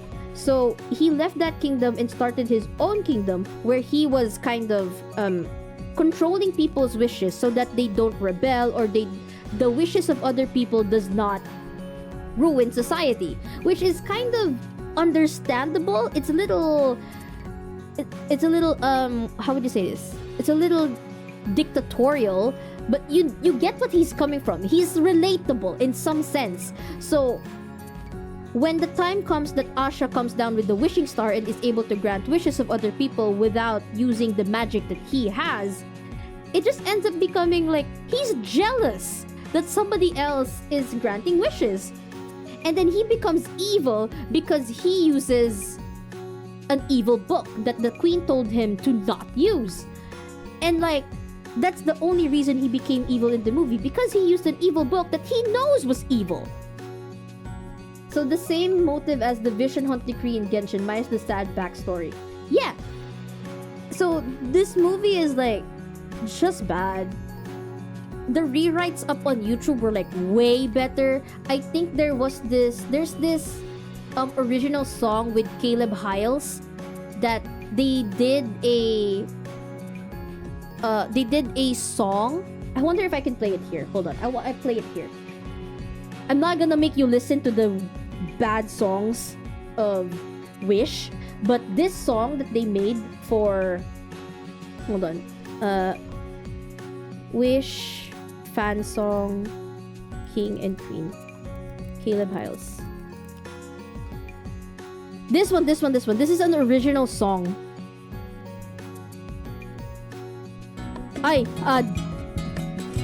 This was an original song that they made based on the concept that the king and queen are evil. Both of them are evil. Disney's worst animated movie, I can't really say that if it's the worst movie, but it's definitely one of the worst modern movies. Okay, so remember, the original concept for Wish is that Asha is their adopted daughter, and then the king and queen are evil. They're using the wishes to power themselves up with magic. Daughter is getting far too curious for her own good. And now, lights in the sky? Well, my love, Asha did get her wits from you. Forget that pathetic light. For now, we finally have enough wishes. No, I've got a Rick Seeger! Wait, did you follow me yesterday? Thank you for the follow.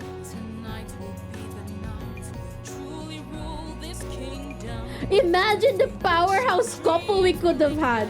These foolish people have no clue. Their wishes never will come true. Mine already has, 'cause I have you, my beautiful. The book, my love. Of course, my queen. With every page we turn, dark spells and magic will learn to fulfill our evil. A Ricky Stanicki! We will seal their fates together with this ancient forbidden power. Reign supreme, a royal regime. They'll never expect it from their king and queen.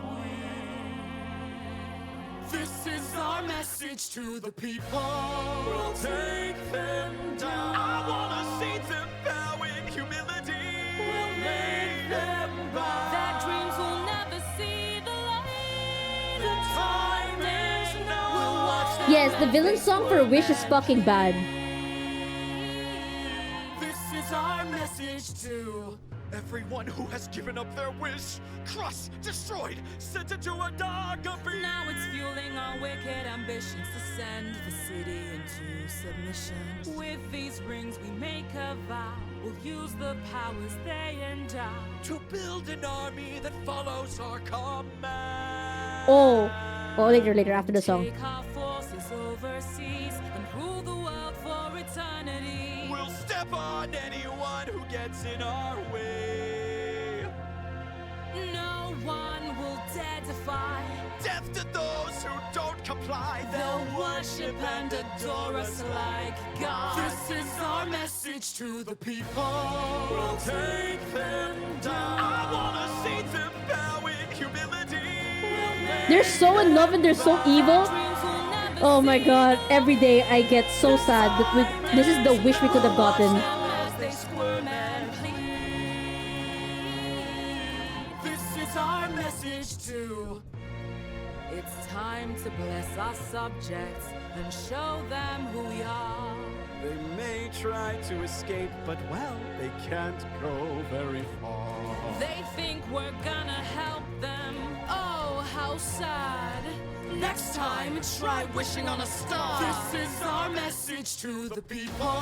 We'll take them down. I wanna see them bow in humility. We'll make them bow. Their dreams will never see the light. The time is now. Watch them as they squirm and plead. There's Asha! And oh, the star! The star is also an Animorph. He turns into a prince boy, a star boy, instead of just the cute star guy we see in the movie. He actually is just like a star boy. A star boy, like Jack Frost. Like Jack Frost, he's a star boy! Anyway, yeah. And then what also kind of made me kind of pissed about this movie was they tried to make Asha the reason why the rest of the Disney classical movies exist. Or like, it kind of tried to Kingdom Hearts. It tried to Kingdom Hearts the entire Disney canon. Asha is the first fairy godmother. Magnifico gets stuck inside the mirror, which becomes the mirror from Snow White. And then, what was it?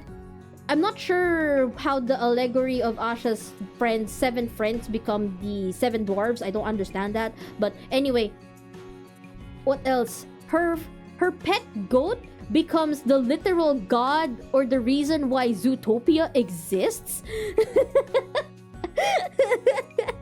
The Alan Tudyk goat is the reason why Zootopia fucking exists. And all that jazz. We're not gonna go into that anymore. Yeah, they basically made an origin for the movies, and it's such a bad 100 years special movie. N.Chanted did that so much better. If you guys are familiar with Enchanted, a literal movie where a Disney princess style character, a Snow White caricature, Snow White Aurora caricature, ends up being isekai'd in real life, has something more to say, and is more of a love letter for classic Disney princess movies than this. Anyway, The Fall Guy. The first time I watched this movie, I just really like Fall Guy. If you guys want an action movie I'll put this on loop actually, but I will also put this in my stamp of approval. Prune this movie from the timeline. Exactly. Prune this movie from the timeline. Nobody thinks that this movie exists. The Fall Guy is a movie by Ryan Gosling.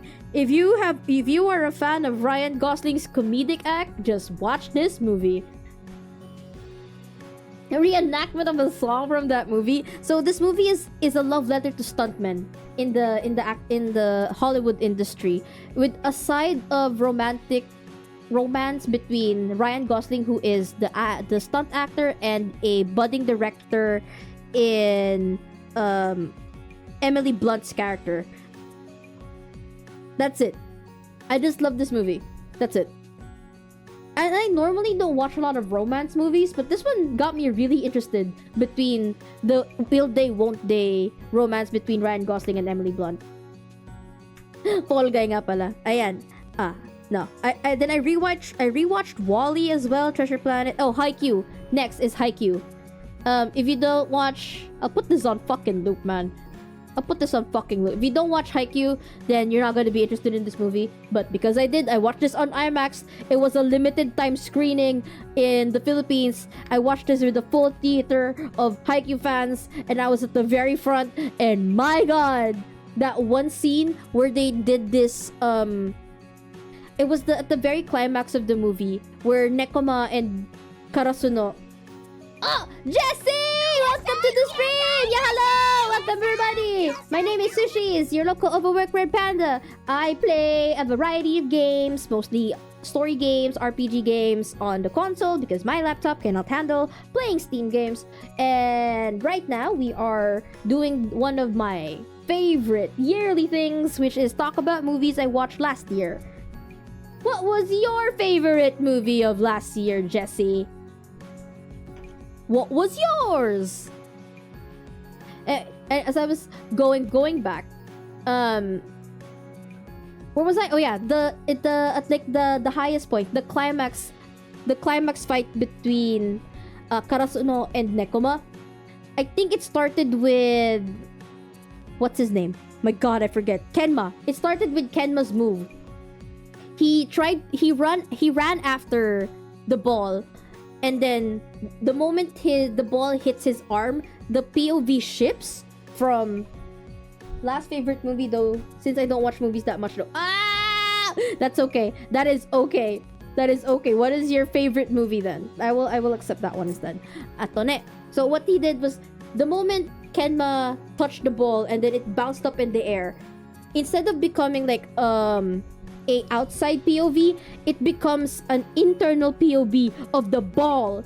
So the moment they hit the ball, you as the audience gets taken from the floor to another player where it gets spiked, and then when it gets tossed and then it gets spiked and then it gets thrown to the Karasuno side, and then they catch that ball, they set and spike it as well, and then they throw it back into the other court, and yes, POV, you are a ball. And it is so insane watching it on IMAX because I got really dizzy. But it was also so cool. Haikyuu dumpster battle. I wish. I'm a bomb? No, you're a ball. Well, technically, in Haikyuu's sense, you can't technically be a bomb. They ballin'. They do be ballin' a lot. And then I also watched Disturbia for the first time. This is a movie with Shia LaBeouf in like 2003. It's about what the hell did I put? I don't think I'm just gonna put this in white noise, because I literally watched this with this in the background, and literally the only thing I put on Letterboxd is COVID arrest hits Sam with Wiki differently this time. If I remember correctly, the plot of Disturbia is there's Sam Witwicky is on house arrest. I'm just gonna call him Sam Witwicky even though he's not Sam Witwicky. Sam Witwicky is on house arrest and he can't leave the house. And then he was trying to, I think he's trying to like pervertly spy on his neighbor, and then accidentally found out his other neighbor was killing people. So there's a serial killer in the neighborhood, and he's trying to get that serial killer caught. So essentially, it's kind of like Home Alone, but with an actual serial killer. And he's not home alone. He's more like he's locked in his home because he's a fugitive. Okay, next. We're now in the good part. Are you guys ready? Remember back in May where we were watching a bunch of Godzilla movies? Yes, we are now entering my Godzilla phase. We have entered the Monsters universe, cinematic universe, the Kaiju universe. Let's go! The first one on the list is Kong Skull Island. This is my least favorite movie in the series. I will put this in some interesting parts. I actually want to put it in white noise. This was a very boring movie for me. I found this movie boring. Not a lot of focus on King Kong. It was a lot of focus on the soldiers rather than King Kong himself. And it was mostly setting up Godzilla, which we will enter now. Godzilla surprised the fuck out of me. Yeah. The reason why I like Godzilla was because it was focused on Godzilla and not Kong.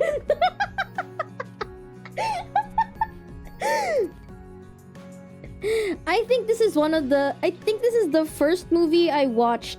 No, not the first movie. This is the second Godzilla movie that I watched that's a Western adaptation of Godzilla. The first one was this really weird movie from 1990 something, Godzilla American adaptation, where Godzilla laid eggs under the subways of New York. Which one was that? Is it this one? It's 20% with Matthew Broderick. Yes. Oh my god, it's 20% on Rotten Tomatoes. I didn't know this movie was considered as generally bad. Oh god, thank god. I thought it was only just me.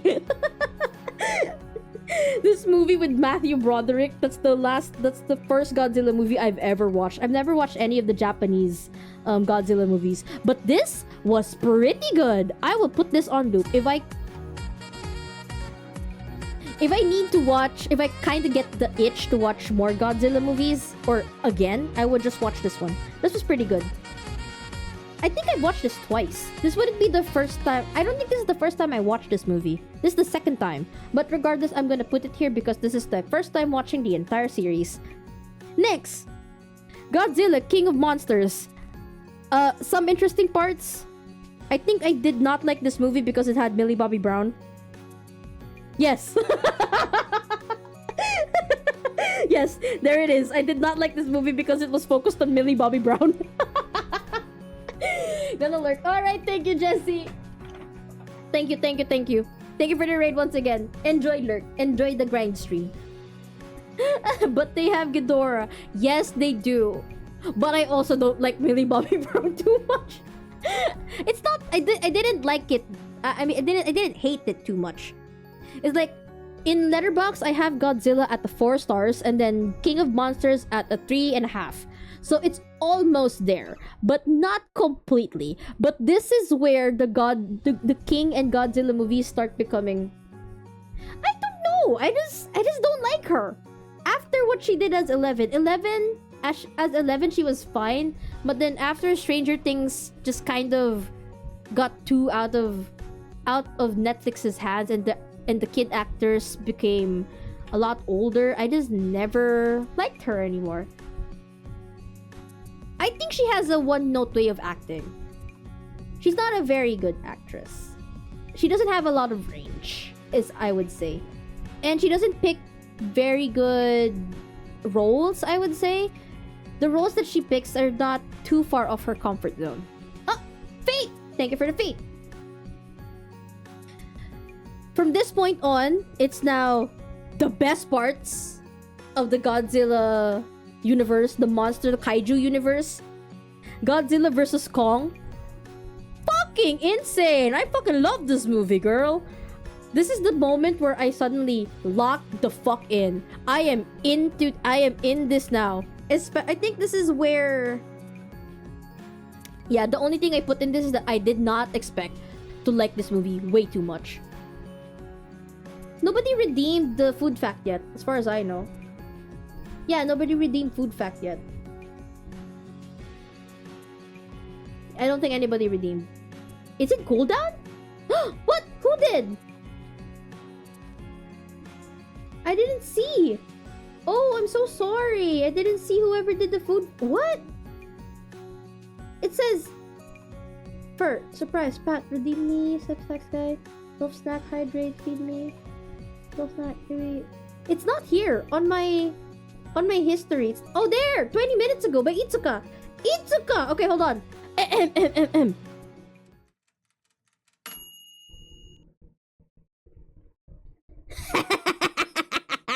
Sorry, late ng food pack ninyo! Ito na! State your sauce! In the Philippines, we love eating our food with so much sauce. Hindi kami pwedeng kumain ng walang nakalagay ng sauce dyan sa tabi ng pagkain. Yun lang! Peace! So yeah, Filipinos like having sauce in their food. Gravy na sabaw, toyo mansi, patis na may sile, ano pa ba? Suka, kailangan may sabaw, kailangan may sauce. Kapag walang sauce, hindi yan masarap kainin. That's all. Ayan.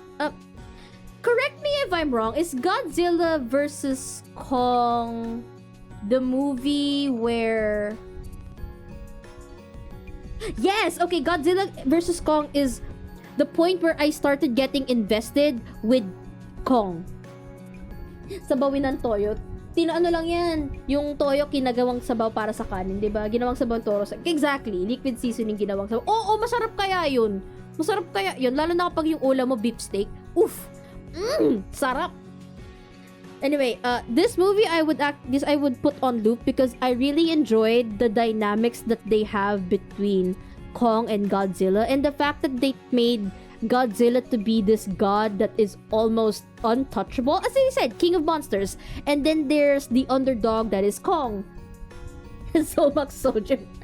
Kong is monkey. And I also like that they made Kong a little more relatable, I would say. In this movie, he had a lot more narrative role, especially with his relationship with that girl, the deaf girl, with Jaya.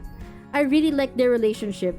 And you know how he communicates with sign language here? It's great. It gives him more personality compared to how he was in Kong Skull Island, where he had almost none of it. In Godzilla vs. Kong, at least he had one now. And then Godzilla just being a fucking force of nature. And then last one, Godzilla x Kong, the new empire, fucking beat down of the century, man. Put it on loop. Godzilla just being this ancient kaiju, just wants to be left alone, but people kept trying to fight his ass. Like, so, oh my god, leave me alone, everybody.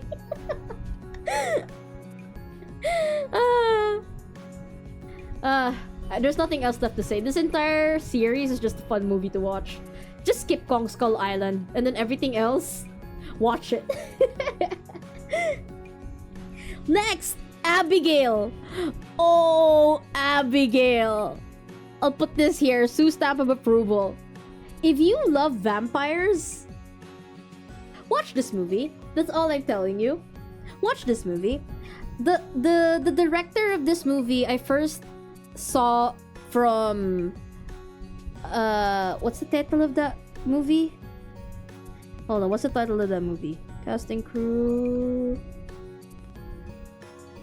Ready or Not. The first time I watched this director was from Ready or Not, and that was like a comedy action gore movie as well. And Abigail is slightly similar, but this is more horror and thriller than the other one. And the plot here is a bunch of thieves are asked to kidnap this little girl and to keep her inside this safe house for 24 hours before they contact the girl's father for ransom. And what ends up happening is everybody in that crew slowly dies for some reason, and they don't know who is killing them because the house suddenly goes into lockdown. And then they found out that the girl is actually a vampire and she's now killing everybody. I'm not one to enjoy vampire lores as much compared to other people, but this one made me so excited because I have a friend who's like really into vampires, and I watched this with him.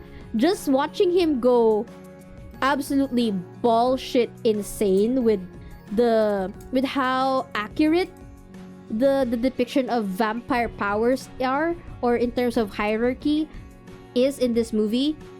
That was like double the enjoyment for me watching this. But this is a really fun movie. If you like vampires and you like just having fun and seeing people die from a little girl. The little girl here is also really good. What's her name?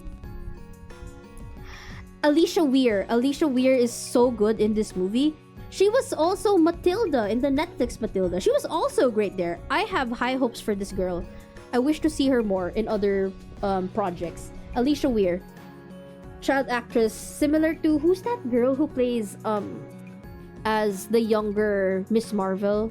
Captain Marvel. I forget her name, but she's also really good. Yes, accurate like to classic vampire stereotypes. Yes. Not Abigail, no. Abigail. Good movie. And then we have How to Make Millions Before Grandma Dies. is a Thailand movie. This is a Thailand movie. I will put this in gunning for an Oscar because I'm pretty sure they got nominated for Best International Film. Abigail. Abigail. Did we not watch? I think we did. We did a watch party for this on the server. Yeah, this was a fun movie to watch on the server. Everybody was just freaking the fuck out, especially Chiro. Chiro was freaking the fuck. Abigail, this one, the vampire girl. She was a ballet dancing vampire, killing people, and she was pretty high up the vampire hierarchy. So what she could do, what she could not do, is insane. Anyway, How to Make Millions Before Grandma Dies. They got nominated for Best International Film for Oscar. Oh, I don't think there's nominations yet, pero I think this movie was in the to consider to be nominated list. Ayun, and what I liked about this story is that it reminded me a little bit of my grandpa while he was dying, or like at least when he was while his death was slowly deteriorating. Especially with like how I don't know, it just reminded me of what my family went through while my grandpa was slowly granddad's health was slowly deteriorating. This is according to my letterbox. I wrote here, it is a very human story about family and its unfortunate but real circumstance of generational gap, inheritance battles, problems with finding ways to connect with estranged loved ones, and of loss. Yeah. I think this is on Netflix right now. If you have Netflix and you just want to watch a sort of feel-good but also sad movie, this one's it. Yeah. Marami siyang mga true-to-life experiences na you might feel relatable to. Kumbaga nakaka-relate ka sa kanya, ganun. See Nations Rise. We all have the same experience. Okay, next. Hitman. I would say some interesting parts. Wait, hold on. Papalitan ko tong listahan. Sa taas tong Godzilla. No, put it right here. And then I'll put this slightly above Argyle. So Hitman is about this... I don't know how to explain Hitman. Wait, let me see. Okay, I think the character played by Glenn Powell is a con artist, and he's not a con artist. He's an employed I don't really know what to call him. I guess he's kind of like a con artist, but he's employed by the police officers of this one state to try and catch people in the act of planning a murder before the murder actually happens. So he's a civilian undercover agent for the police who acts like a hitman for people that want to kill somebody, and then he's going to use what he's gotten to kind of incriminate them or catch them before the act is even done. So para siyang he becomes a different kind of hitman for every person that he goes to. So kunwari, there's this one rich lady who wants her husband killed, and he kind of stalks their profiles so he knows what kind of hitman that person expects to meet once they meet. So kunwari yun, a rich lady, so ang ina-expect niyang hitman niya is like a very James Bond-esque type hitman. Kasi ang sabi niya dito, Glenn Powell's character says like, hitmans aren't real. There's gun for hire, yes, but most of them aren't real. So what he's doing is like he's selling them a product of what they think of what the hitman is like. So the first part is kind of interesting, but then there's this one girl that he kind of falls in love with as the character that he's playing. So now two sides of himself is warring between, okay, who is the real me? The hitman person that I am showing this girl that I fell in love with, or the me that is not this hitman person that she fell in love with? There's a Rent a Hitman website that's supposed to be a joke, but they kept getting serious requests, so they start sending them to the police. Yeah, it's kind of like that. Ganon. So like, people thinking that you can just hire hitmen that easily.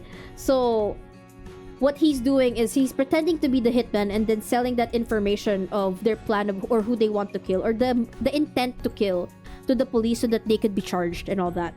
So yun. The ending of it was pretty lackluster. I kind of hated the ending. I really hated the ending. A friend of mine also watched this movie and we had the same idea. Like, it's an interesting premise, but the ending kind of killed it for me. Because in the end, he ended up choosing the... I don't know if you guys are interested in watching this movie, so spoilers. In the end, he ended up choosing the fake person that he became for the girl that he loved, instead of becoming his real self. He committed crimes. He's never committed crimes before. He committed crimes for a girl. He committed crimes for some pussy. Ah. Why did I say that so angrily? Anyway, next, Gone Girl. This is a movie that I have been...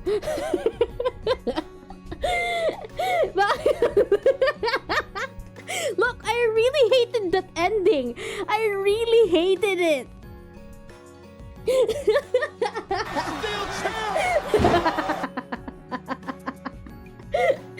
Ayun. Gone Girl. I've been wanting to watch this movie for a while. I just haven't gotten the chance to do so. And so last year, I finally did.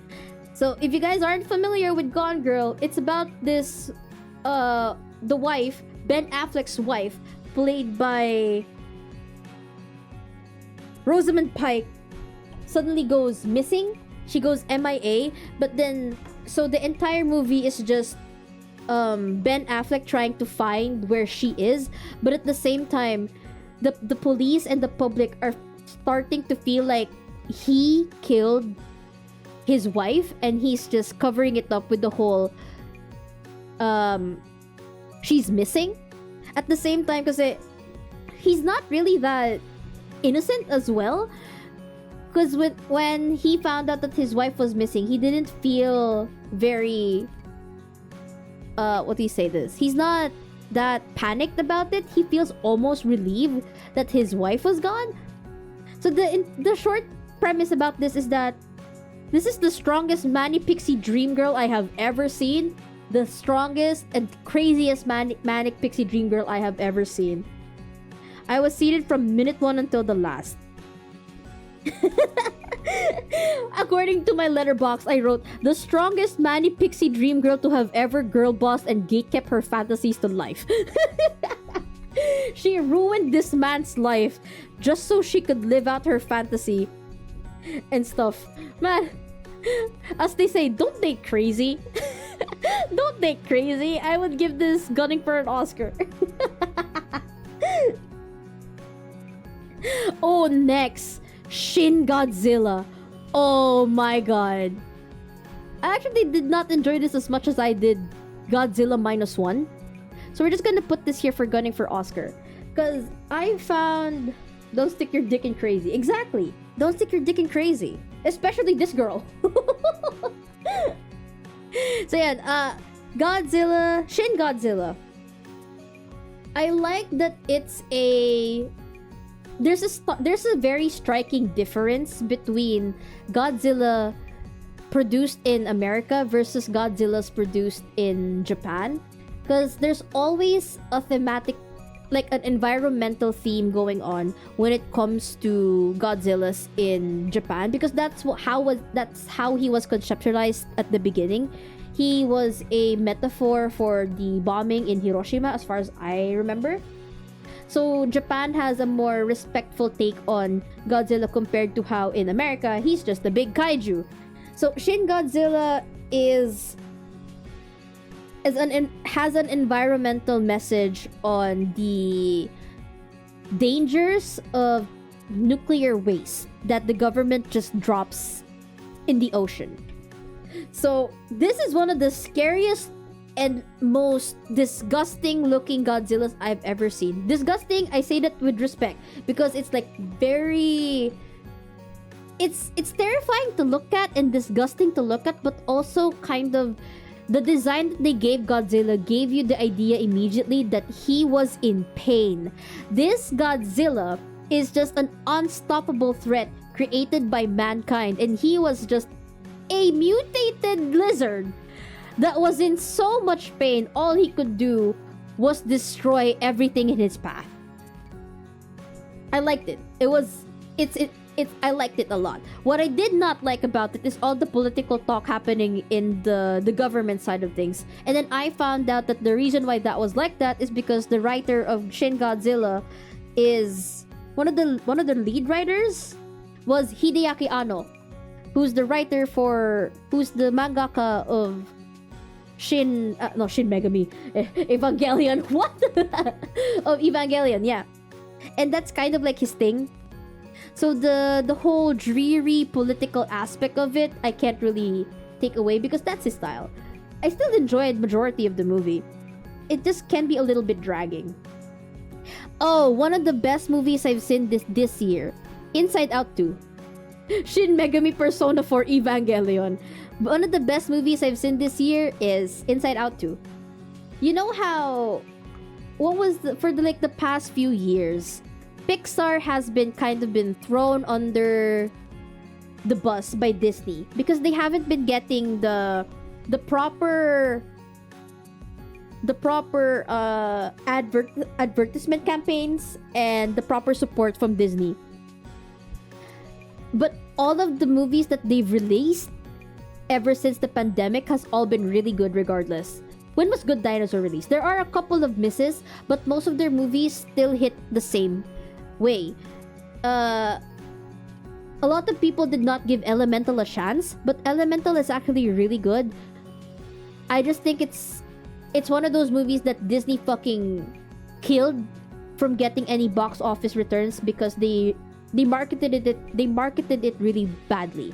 Not Inside Out, Elemental. Inside Out 2, however, is not as good as Inside Out 1, but I will definitely say that much like how Inside Out 1 kind of connected with young kids and tried to teach kids about emotions, and for the adults, it reminded them a little bit of nostalgic. They made them a little bit nostalgic for the adults and kind of made it relatable as well. For Inside Out 2, they made it so that none of the emotions were actually villains. And if you take out the whole going inside Riley's head thing, it is a tried and tested coming of age story of Riley being thrown in a situation she did not expect to be in.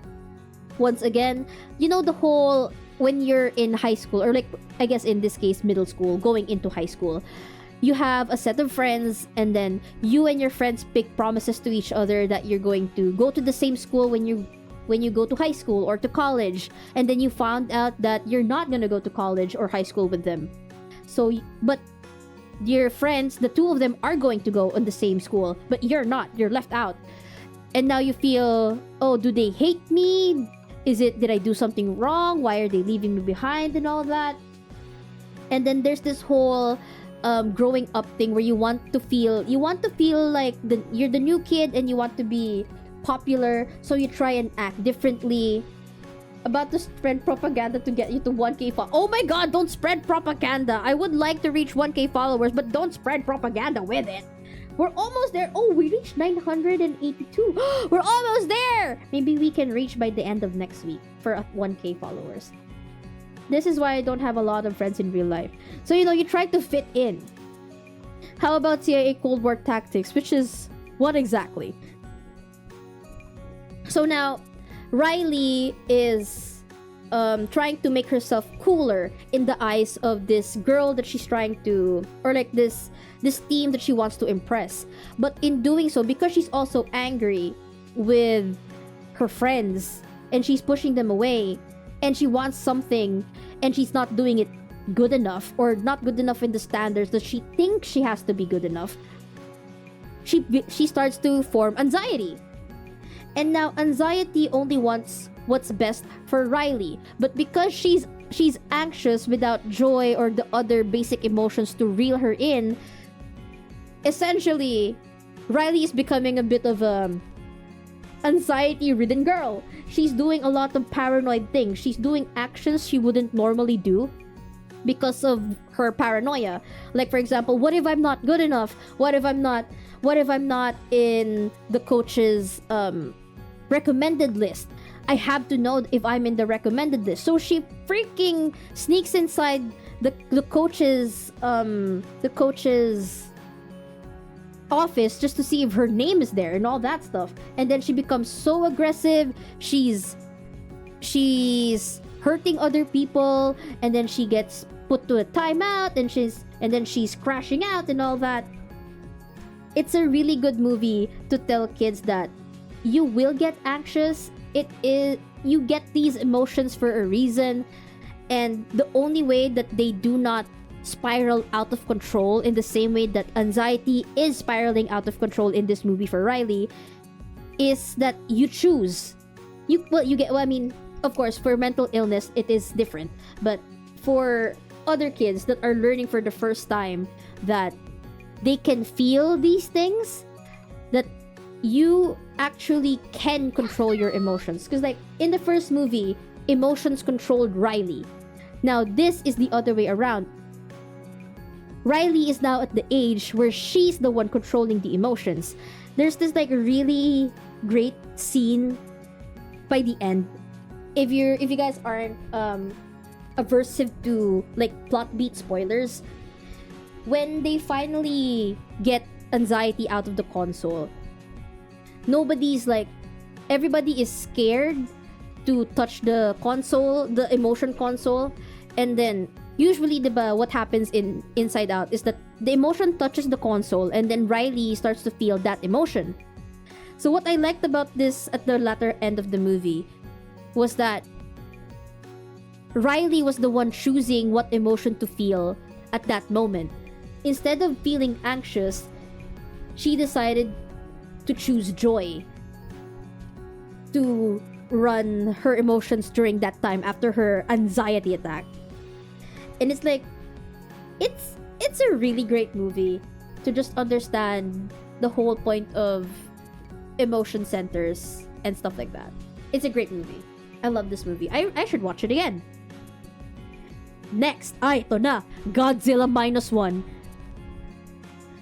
Oh my fucking god! Godzilla -1 is so good. This is the best Godzilla movie I have ever watched. I have this on 5 fucking stars. Girls Frontline? I don't play Girls Frontline. Ito ne. Compared to I thought Godzilla -1 and Shin Godzilla were like connected, but apparently not. Godzilla -1's theme is about, actually I don't know what this movie's theme is. I just think the one I wrote here is that, oh no, the theme here is, fuck, I don't remember what the theme is. I just know that I was really invested in the human characters in this movie, and also at Gojira, sorry. Yes, human survival, thank you. I just really like the human characters in this movie. And Gojira hates one man and one man only, and his name is Shikishima. You know what? I don't even fault Shikishima for hating this Godzilla too much, for this Gojira so much. Like, yes, he needs to die. He is destroying everything that we love. I like this movie. World War II trauma. Yes, exactly. This is a good movie. I would also put this in my stamp of approval. Right there. High up there. Dune, and then Past Lives, and then Godzilla. Ano ba to? Godzilla -1. The atomic beam is crazy. Oh yeah, this one had like the best atomic beams ever. Okay, next. Malyari. Oh my fucking god. I don't want to be so rude to this movie, but I am going to be so rude to this movie. Malyari is the first theatrical film feature made from the Philippines' first known serial killer, who is a priest, who was revealed later on to have been suffering from schizophrenia, which also was a mental illness that his mom had. Oh, is this the one where the dude has survivor's guilt? Yes. Yep. That's the one. I like that one. So anyway, Malyari is about the Philippines' first serial killer who was a priest who had schizophrenia and believed that his family, his mom was cursed, and he ends up killing people who he thinks are evil, if I remember, or are possessed by the devil or something like that. People that are sinful, I think, yung ano niya. But anyway, I watched the trailer for this movie and I was like, I am locked the fuck in, because it seems like they're going to do like a generational thing. They're going to make the curse of the Malyari family real instead of just schizophrenia and hallucinations. So it's going to be real. So the curse is being passed down through every generation of the Malyari family. And the most recent one, and they're all played by Piolo Pascual. And then the most recent generation, or like the most recent iteration of the Malyari line, finds out about the past. Finds out about their long forgotten great grandfather, which is si Severino Malyari, who was like a serial killer. What I did not like about this movie was how they essentially turned it as a fan fiction. I thought they were going to do last year. This was from 2023. This was 2023's MMFF. Eto ne. I thought they were going to do like a grounded take on this man, but it ended up becoming so deep into the supernatural that I kinda hated it for what it was. I hated it. I hated this movie. So I put it in 2. So now I'm just waiting for, I think they're going to do another adaptation of Malyari with Dennis Trillo, but this time it's going to be a miniseries. Maybe, I'm not sure. But we'll see.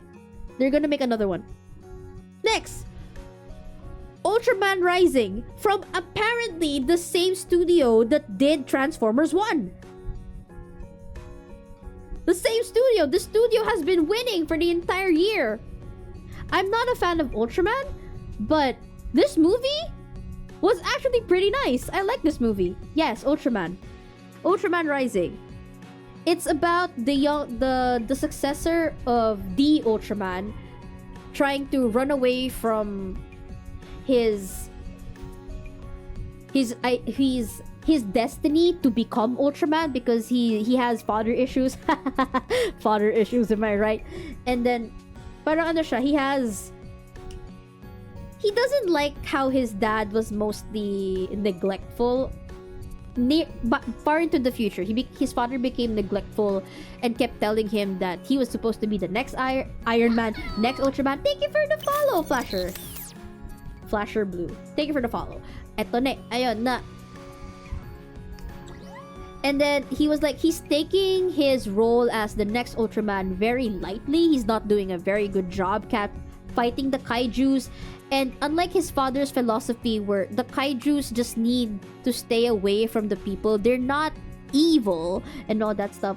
We have to protect them and protect the people. You have to protect both sides. That's your role as Ultraman. He doesn't believe that because he just thinks that the kaijus are like monsters, that they don't have emotions and all that. So this all changed when he found an egg. When he I don't think it was him. Somebody else. He was trying to push away like a kaiju back into the ocean, and then this government military ended up fighting the kaiju he was fighting and killed it, quote unquote. And then he found out that this kaiju that died has an egg. So what he ended up doing was he ran away with this egg, and it hatched, and it the kaiju imprinted on him. So now the entire movie is about this man who is so egotistical and running away from his responsibility of being Ultraman, becoming a father. He becomes a father and he learns about responsibility. This movie is so great. I gave it a 3, but you know, it's still a great movie. And then next, Deadpool and Wolverine. I'll put this as the top 10 of 2024. This movie was just everything I ever wanted in a movie with Deadpool and Wolverine. It's like, this is also, let's fucking go. Yeah, you know how everybody was like concerned how they were going to make this as Fox's entry into the MCU, because at this point, this was the first movie that 20th Century Fox released under the MCU belt, or like Disney's Marvel belt. Eto ne. So how are they going to connect X-Men to the Marvel Cinematic Universe?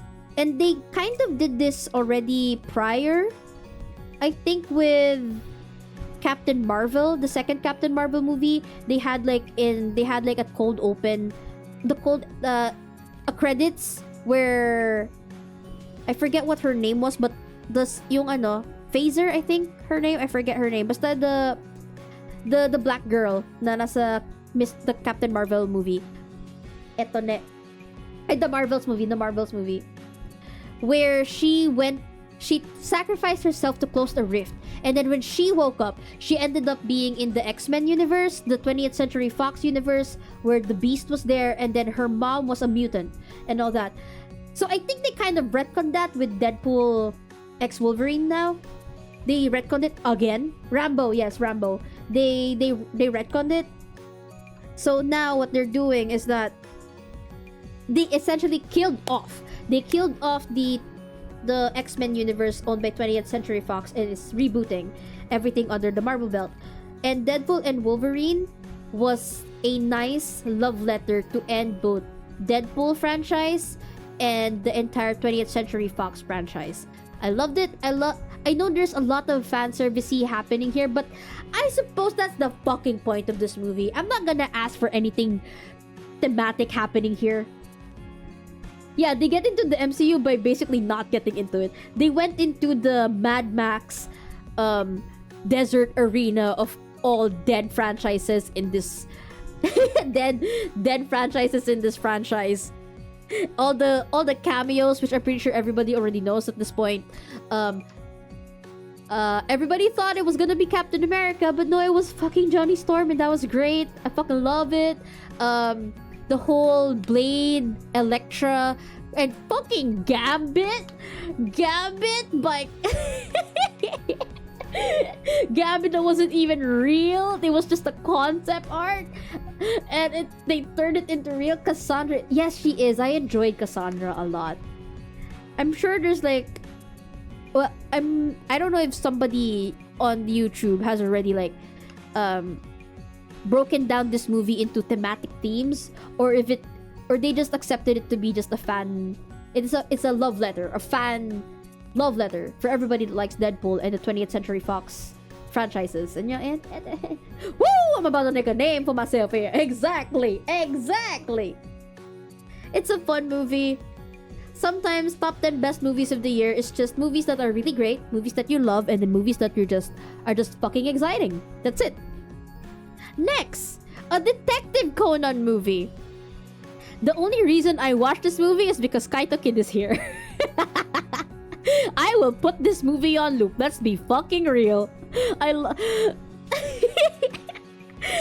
would definitely say that out of all the Kaito Kid movies that I've watched,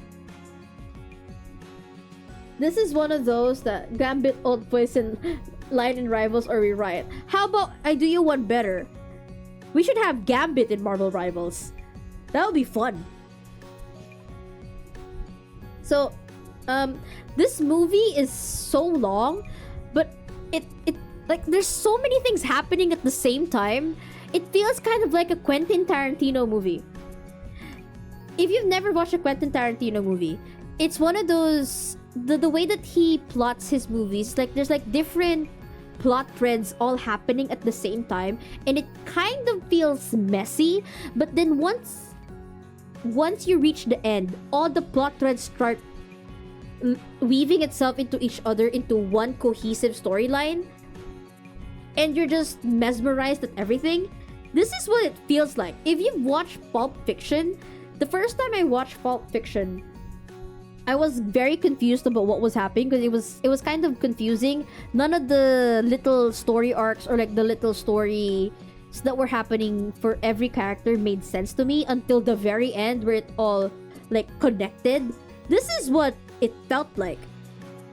But then the selling point of this movie was how it shattered every Kaito Shinichi fangirls out of there. The pairing, yes, the yaoi pairing. I'm talking about the yaoi pairing. When this movie came out in Japan, and it came out that it was revealed that Kuroba Kaito, the person behind Kaito Kid, and Shinichi Kudo are cousins. The Kaishin fandom exploded, and I was waiting for that scene that revealed why the fuck it exploded the entire fandom. And I'm like, that makes it better. The incest makes it better. The funny thing is, Kaito and Shinichi never even meet. They never meet still. It was, what I also liked about this is that they finally introduced, or how do I say this? Because I know that the movies and the anime canon, or like the anime canon, are separate. They used to be together, but then after a while they separated the canons. So what is canon in the movies is not canon in the manga or the anime. So there's this one fact that is real in the movies that is only implied in the anime series. In the movies, it's canon that Kaito knows who Konan is. He knows that Konan and Shinichi are the same people. So he exploits this every time because he looks like Shinichi. In the series, this is not true. I don't think it's true. He has, like, it's implied that Kaito knows that Konan and Shinichi are like the same person, but not completely. Like, he thinks they're still separate people. But in the movies, that's different. So, I don't know if Konan knows who Kaito is in the movies, but regardless, this is also like the first time that the Magic Kaito cast actually meets the Detective Conan cast, because the two different, I am now rambling about the different stories happening here. In Magic Kaito, the Magic Kaito cast is, I think Magic Kaito was published first before Detective Conan by Gosho Ayoma, and then he kind of plucked characters out from Magic Kaito to put into Detective Conan. Kuroba Kaito being one of them, Hakuba also being one of them, and Nakamori, who is Kaito's detective, the detective he fights against. They were plucked out from Magic Kaito and put into Detective Conan as recurring characters. But there is this one character in Magic Kaito that hasn't been plucked out of the story yet to come out in Detective Conan, and it's Aoko, who is Kaito's love interest and childhood friend, who looks a lot like Ran, who is Konan or Shinichi's love interest in Detective Conan. This is the first time that Aoko meets the Detective Conan cast, and Conan actually recognizes that Aoko looks like Ran. And I find that interesting. I like that they're connecting the timelines now, or like the storylines now. But that's it. I'm done. Malapit na tayo sa Transformers. Nasa September na tayo. Woo! Eto na. Look back. Oh my god. Look back. I'll put this high up. Look back. So, here's my hot take on Tatsuki Fujimoto as a mangaka. I actually don't like Chainsaw Man as much as a lot of people do. I do recognize the themes and the strengths that it has as a shonen. I recognize it, but I don't particularly like it as much as other shonen. I think Tatsumaki Fujimoto's strength is in his one-shots. Look Back is the first one that I've ever read from him as a one-shot, and then followed by Goodbye Eri. Look Back is such... It hits me on a personal level because it has two main characters that are both artistically inclined, but one of them is talented and the other one just really loves to draw. But once she found out that there's this other student in class that is way better at her than drawing, she kind of becomes not being the best at drawing at our age. It's not that fun when somebody else is better than me. So she kind of gives up. And then later on, she meets this girl that was supposed to be quote-unquote better than her and tells her that she's been a fan of her drawings this entire time. Because what is this artist that's way better than her strength has always been environments. Her weakness is telling a story, but the strength of the other character that doesn't really draw that well, but is really great at writing stories. So they kind of pieced each other together.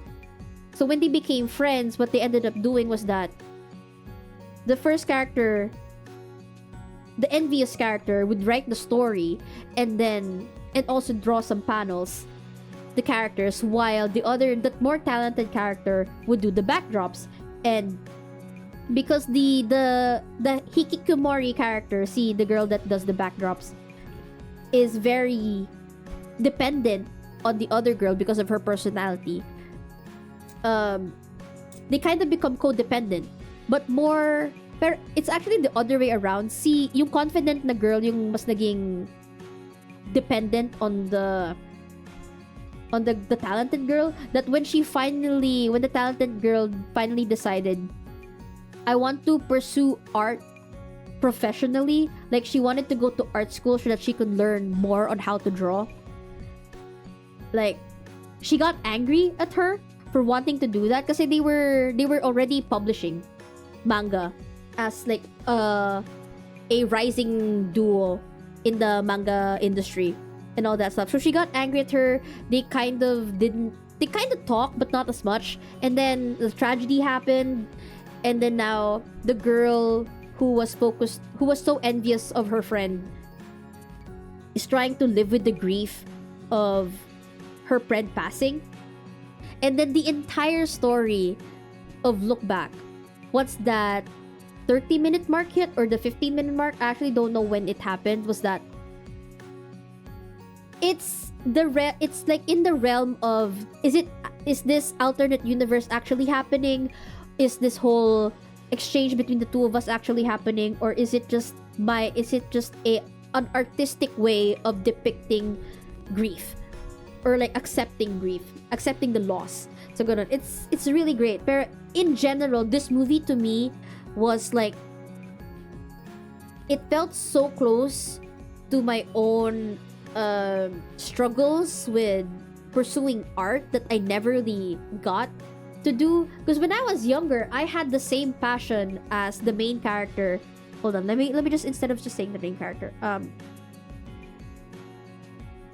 Fujino. Yeah, Fujino's character. I had the same passion in regards to drawing as she did. I was writing stories with my drawings, and it did not matter to me if they sucked or if they looked horrible. I just knew that I was enjoying drawing the stories that I had in my head. And then when I found out, because I was in a really small grade school where it's like two sections of 30 people each. Not even 30, 15 people each. So parang all in all, our entire batch was like 30 to 40 kids. So I was one of those people that was considered the drawer or like the artist of the batch. So when I reached high school and I met all these people that were like way better at me than drawing, I got a little disheartened, but at the same time, I was like, ooh, I want you to teach me how you do that. I was like motivated to get to their level and learn more from them. But like while I was doing that, they were also improving their craft. So every one step I take forward, they take 2 steps forward, and it felt like it was the struggle to, when am I ever gonna catch up to them? And then at some point, I stopped drawing as much as I did back then, to the point that it's now just something I do to relax instead of something that I wanted to pursue. Because like in high school, I really, really wanted to pursue animation arts because that's what I wanted to do. But then, you know, life happened and it never did work that way. So when I read this, it kind of rekindled all of that love and hate and struggle with regards to art. And then it felt even more special with the whole relationship aspect between Kyomoto and Fujino. It's such a good movie. It's a lot shorter than I thought it was going to be. But review. It's a lot shorter. Thank you for the hydrate. I will drink. Yeah.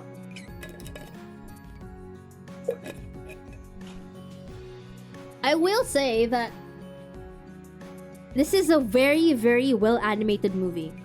It's one of those movies where it knew its strengths as a medium and used the heck out of it. It's such a well animated movie. Okay, next, The Crow. Actually, one of the worst movies I've seen this year. I watched this movie with a friend. I wasn't interested in watching this movie at all. I just know about The Crow from the infamous death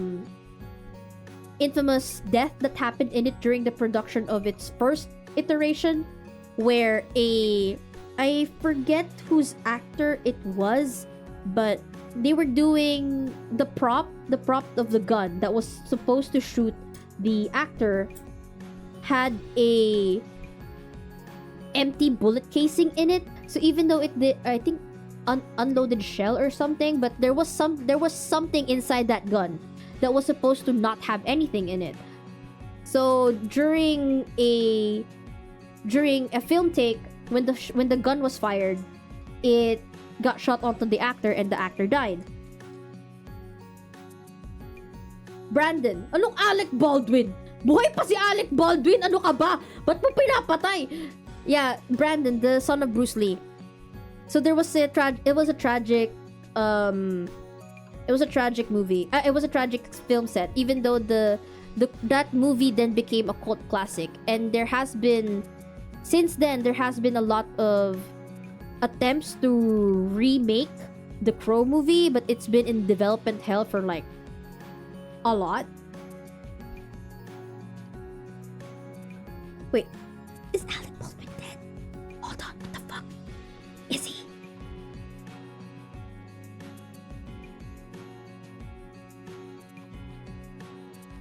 No! Why are you killing him? He's not yet dead. Oh, killing. Oh, okay. He killed somebody. He killed somebody?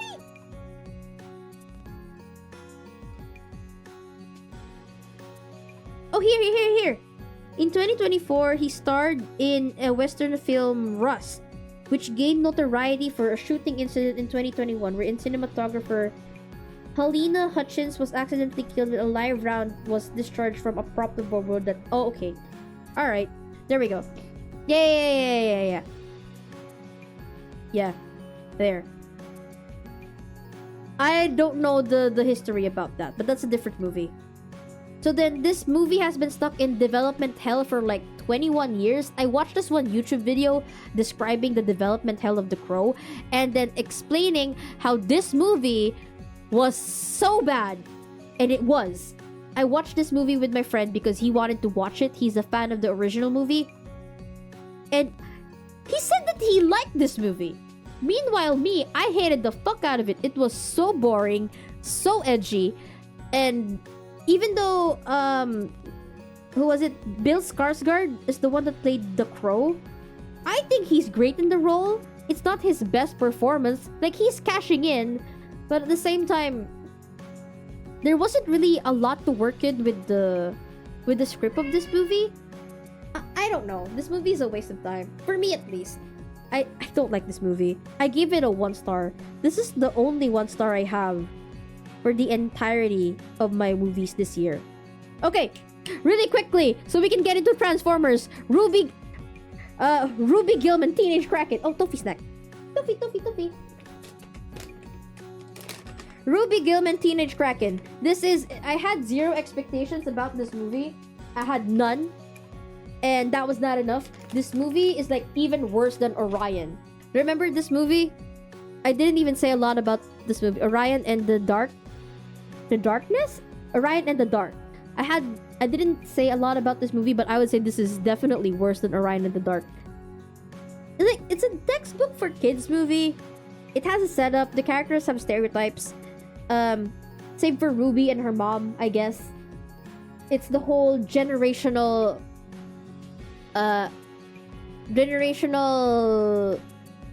fight between the mom and the daughter, which is, at that time when this movie was released, I suppose was the mainstream when it came to kids movies, because that's what happened with Turning Red. That's what happened with Encanto. I don't know. I guess another reason why I kind of did not like this movie, I put this in the back burner. This was a white noise, actually. I'll put this in white noise. A little bit higher than A Very Good Girl. No, lower than Very Good Girl. Lower than Very Good Girl. I put this in the back burner. I was watching it while I was doing some other things. I think I was drawing while watching this. And even then, I was still able to follow the movie's plot. It's just really sad that this movie came out immediately after Puss in Boots, which was like a technical advancement from DreamWorks, and then they came out with this generic CGI movie. But anyway, moving on.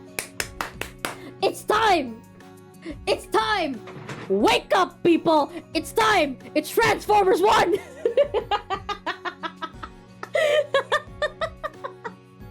Wait lang, nagpapalabas si Topi.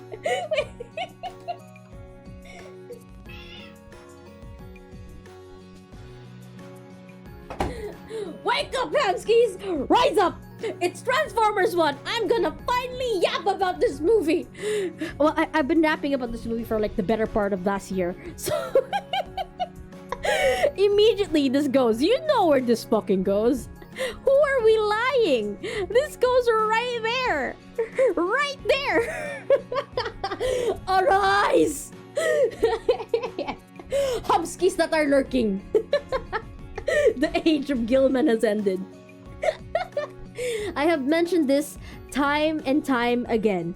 Transformers 1 is the definitive Transformers movie that you could ever watch, because this takes all the past iterations of the history between Megatron, or between the history of Megatron and Optimus Prime, which at this point most people, I don't know, I wouldn't say most people, but people that have been exposed to Transformers do not know the history between these two. They only know that they are the leaders of the warring factions of Autobots and Decepticons. But if you dive into like the extensive lore of Transformers, you would know that Orion Pax, before he became Optimus Prime, it is widely in Generation 1, before he became Optimus Prime, he was Orion Pax. Now, that iteration of that Orion Pax, like who he was, changes every continuity. At the G1, he was just a warehouse worker that Megatron and his Decepticons raided, and he got killed, and he was repurposed to become a battle mech to fight against Megatron. In the comics, he was a cop. Are we playing Smasher Pass? No! Dookie! Hey! How are you doing, my guy? My gal, my girl, my Hamski, how you doing? It's been a while. No, we're tier listing the movies that I watched this year, and I have now finally reached Transformers 1. So ayun, as I said, and then in the IDW comics, which is a sort of, a lot of their designs was based on the G1 comics, the G1 cartoons, but they are an entirely separated timeline. So imagine it as like being parallel timelines. They have the same starting point, but different. The histories are different. TF Smasher Pass. Okay, then we're gonna do that one time. So then, in that continuity, Orion Pax was. Oh, thank you for the follow, Kaushiki. So yes, me. What? In the comics timeline, not Optimus Prime. Orion Pax was a police officer, and then he met Megatron by accident. Megatron was imprisoned by a bunch of police officers that were stopping a brawl from happening, and Megatron didn't even start it. He just got included in there because he was in the same bar with his friend, and he had like a data pad that was incriminating because it was kind of like propaganda against the current government. So they had him arrested as well. And now Orion Pax here in the comics was like, this writing is really interesting. I am a cop working for the government, and I think something suspicious is happening in the government. So I want to talk to the person that wrote this or is reading this. I think he and I are going to be like, we're gonna have similar opinions and stuff like that. So in the IDW comics, this is where they kind of expanded more on the relationship between Orion Pax and Megatron before they became Optimus Prime and the Megatron that was the leader of the Decepticons. They had a history, but not that close to each other. They were like two stars passing by each other, and then they kind of had like this little they agreed that the system had to be changed, but they had different ways to do so. Megatron just wanted to fight people. Orion wanted to change it from the inside. He wanted to change the system. And then immediately after IDW came the more, what do you call this?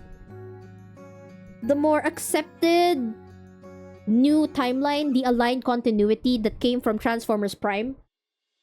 In Transformers Prime, they kind of made their relationship a lot more closer. So instead of being a police officer or a warehouse worker, Orion Pax was a archivist. So he's a librarian. He's a fucking librarian. And he knows that the system is corrupt. So he starts to read the poems or the propaganda poems of a gladiator by the name of Megatronus. So because he has similar ideas as Megatronus, he meets him, they become friends, and they start the Decepticon movement together-ish, kind of. They kind of start the movement together. And with Orion's help, Megatron's platform reaches the Senate, where Megatron revealed that he wants to be Prime, so he can change everything.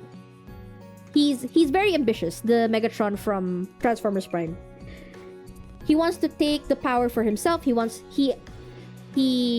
nominates himself to become Prime. The Senate turns him down, and he's angry at it. And then Orion tries to salvage their audience with the Senate and proposes how he thinks change should happen. The Senate likes how Orion approached things, and he was chosen to become the next Prime. So, there's now a history between them. But there is still this whole class disparity happening, that, Megatron came from the low class while Orion is now in the middle class. And he was still chosen to be... There's still, like, this whole divide between them. Okay, who's more right to become the leader? The guy who knows the guy that knows that the injustice is happening in the lower class, or the person in the middle class that kind of has the what do you call this? The what's the word? That has the privilege. That has the privilege to get himself seated into the seat of power, or has the education to get himself seated in the place of power. Yes, disgusting plague of political bullshit even spread to cybernetic physics. Yeah, yung ganon. So then, for the longest time, the aligned continuity has been the go-to relationship between Optimus and Megatron, because it's like really good. They have the same, following from what they started with IDW, they have the same goals, but they just attacked it differently. Megatron became more war hungry, Optimus was more into peace and stuff like that. Now in Transformers 1, they took out that class divide between Orion Pax and now D16, who is no longer Megatron. He's just D16. They both start as minors, or they're at the very, very low class of the society. So now, you can't say that there's this white savior bullshit happening from Orion Pax, because he's just starting at the same level. Not Megatron yet. He's now at the same class status as D16 and everybody else that would become the future Autobots. What's great about this is that they took everything from the past iterations of Transformers and polished it as hell. Because in the past iterations of Transformers, the Autobots has always been like civilians, or they're people or they're mechs that are within the middle class or the high class society of Cybertronians. They were never the lower class. Most of the Decepticons were the lower class. So if you put it into that aspect, it feels like a lot the whole classism of Transformer becomes, yes, the lower class is rebelling, and that's bad because they're only doing it, they're rebelling for the sake of change, and they're doing it aggressively in the form of war. People are dying. They want change through force. If you look at it in that lens, the Decepticons really are bad, but they're fighting for equality. So like, why would you do it that way? So then now in Transformers 1, they changed it. Most of the Autobots, the main Autobots, are minors as well. So now, the Autobots fighting for equality, or was trying to keep the system in place, are no longer like privileged class assholes. They are now part of the lower class that was also abused and what do you call this? Not over. They made Sentinel more of an asset. Yes, they did. Yes, they did. So then now, you kind of see how, aside from that, so their relationship becomes more ingrained into their situation, and it makes it more interesting that despite coming from the same, now that they're coming from the same social status, they still kind of diverge into different paths. Like Orion started as this selfish, carefree bot that did not really care about his status as a minor, while D16 was the one that really believed in the system. He was working really hard. He was working really hard to get himself promoted, to get himself a cog. He was working hard to get what he wanted. So he's kind of selfish in that way, but he didn't really notice it as that because he believed in the system. So when they found out that the system that they're working for was a lie, Orion felt sad. He wanted justice, but he wanted to do justice the right way. Megatron, D16, who was working for a system that he believed in, suddenly found out that he was working for a lie that was exploiting him and and people like him, or mechs like him, only felt anger, and he latched onto that anger until the very end. So I found this one fucking comic based off the storyboards of Transformers 1, and it fucking ruined me, man. It ruined me because this is just them starting their war, The war lasts on, depending on which continuity you're in, it lasts for 4 million years, 4,000 years, or 6 million years. It lasts so long. And for it's in every iteration of Optimus Prime, he's the most tragic figure in Transformers, because he's supposed to be like the god figure of Cybertronians, and he's not allowed to feel things. But like with now this reformatted dynamic between the two of them, it's like, especially when D16 calls Orion selfish for making him not want to kill Sentinel, when he's that's the last thing he wants to be against D16. I don't know how to properly explain this, but like, I'm just gonna open that comic. I'm gonna open that comic and make you guys see. Hold on, where's that comic? Hiya! I'm just gonna open it. It's kind of Meg OP coded, but wait.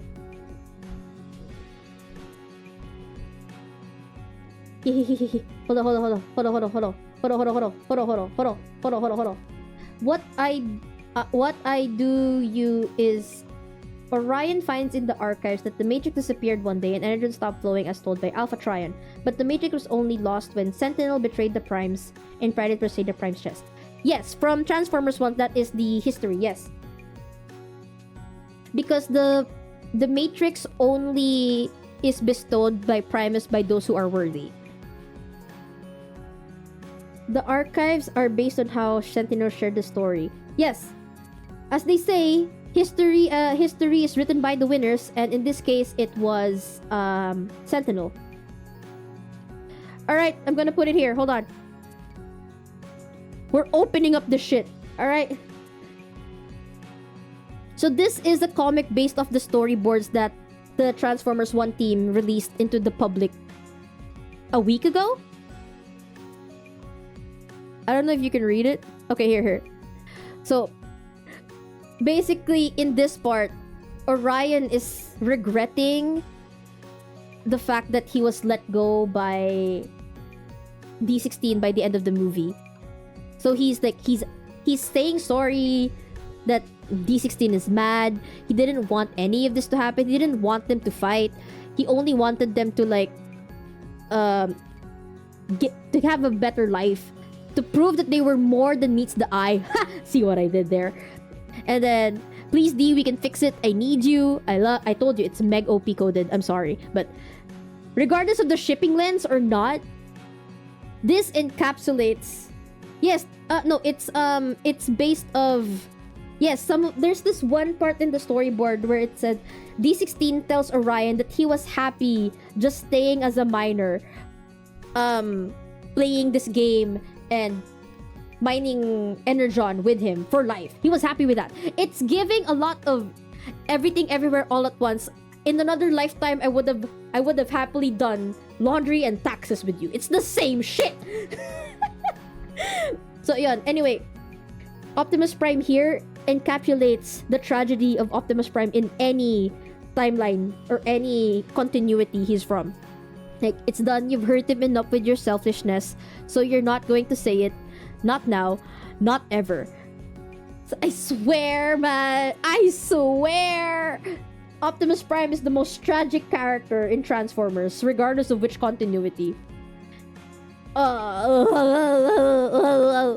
So, anyway, moving on. Enough with Transformers 1. I just really like Transformers 1. It got me into this shit.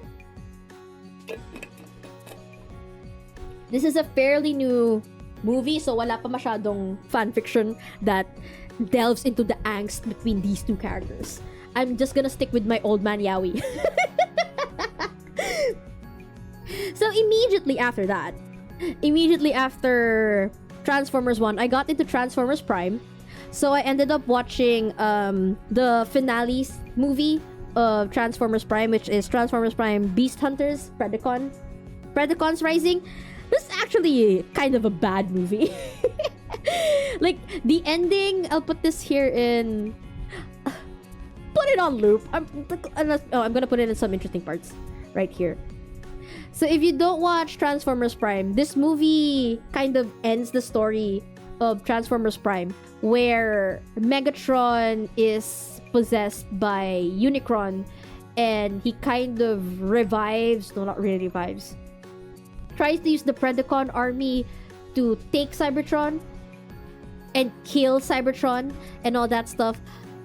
The entire first half of this movie was kind of sucky. I wasn't really interested, but like the last 10 minutes of this movie is Transformers Prime Gold. That's all I need to say. Next, I'm gonna skip Wild Robot for now. I'm just gonna finish all the Transformers. So after watching Transformers Prime, I needed another kind of Transformers that was not kid-centric or like catered towards kids, like Earthspark and Cybertron? No, Cyberverse. And then I found out about the Machinima made trilogy, the Warfare Cybertron trilogy made by Rooster Teeth. God, Rooster Teeth. It's available on Netflix. So the first one was Siege. I think in this time, no, this is not the one. This is not the, I'm thinking of a different one. So for this, I'm just gonna go quickly through it. Siege was kind of nice. I will put it on loop. Earthrise was kind of, actually no, all of this was pretty good. This trilogy was pretty solid. Not as good as Prime, but it was pretty solid. It is Generation 1 adjacent to the movie. Generation 1, a Transformers movie. It's pretty adjacent to this. Oh yeah, then let's go watch the... Did I have it here? I didn't put it here!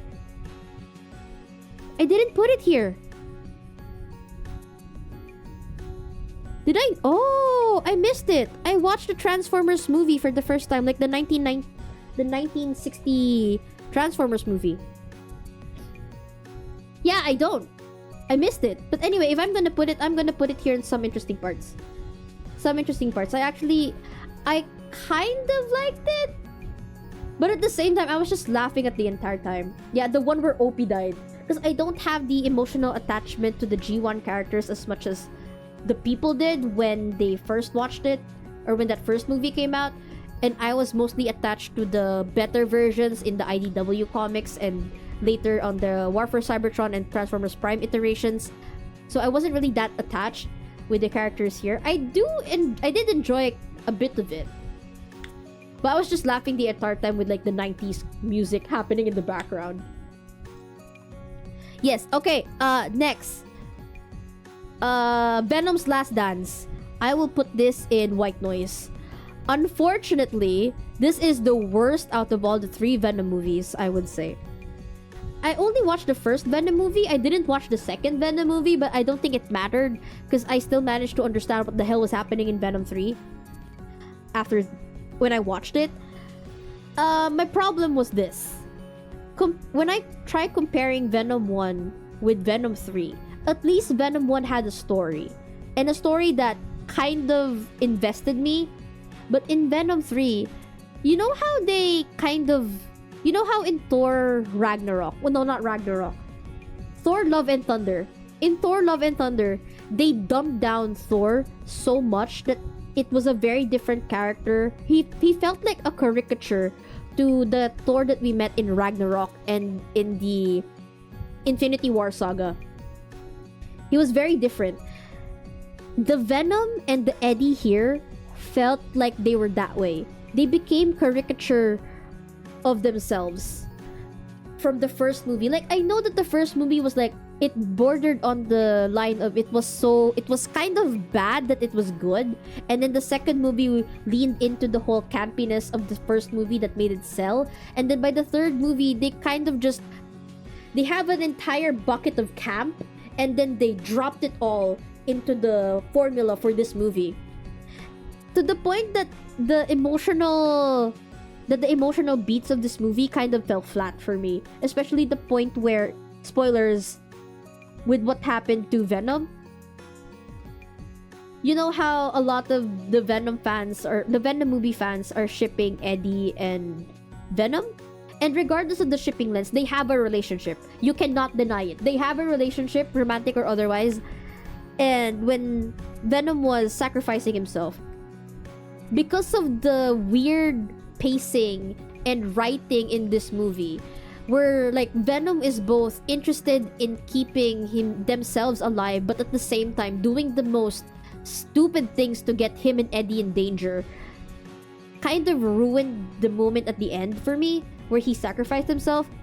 Because there's this one, I'm gonna spoil the movie, I'm just gonna say it. There's this one part in the movie where they go to Las Vegas and they've been successfully dodging the creature that was running after them, which only, by the way, recognizes Venom's presence when he takes over Eddie's body and they become Venom. The creature only the creature only notices them that way. And Venom, for the most part of the movie, has been hiding the entire time. And then when they finally get to Las Vegas, they see the old lady that is in charge of the parang sari-sari store, or like this convenience store in Venom 1. And I'm pretty sure she and Venom kind of like each other.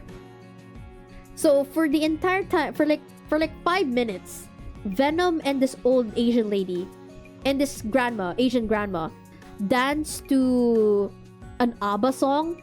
And it's like Venom forgot that they were still on the run from that creature. And and then when they get captured, Venom's like, I'm sorry, Eddie. Well, yeah, no shit. It's your fault that you guys got caught. Like, but yeah. And then the ending, I'm just happy that it ended at that point. So it's white noise to me. Next, two more Transformers movie before I go to Wild Robot. We're almost there. I think I'm gonna run through it. Bumblebee, gonna put it on loop. Put it up there. Best reboot movie they could ever make for the Transformers franchise. Rise of the Beasts, some interesting points in it. I really like Mirage and Anthony, what's his name?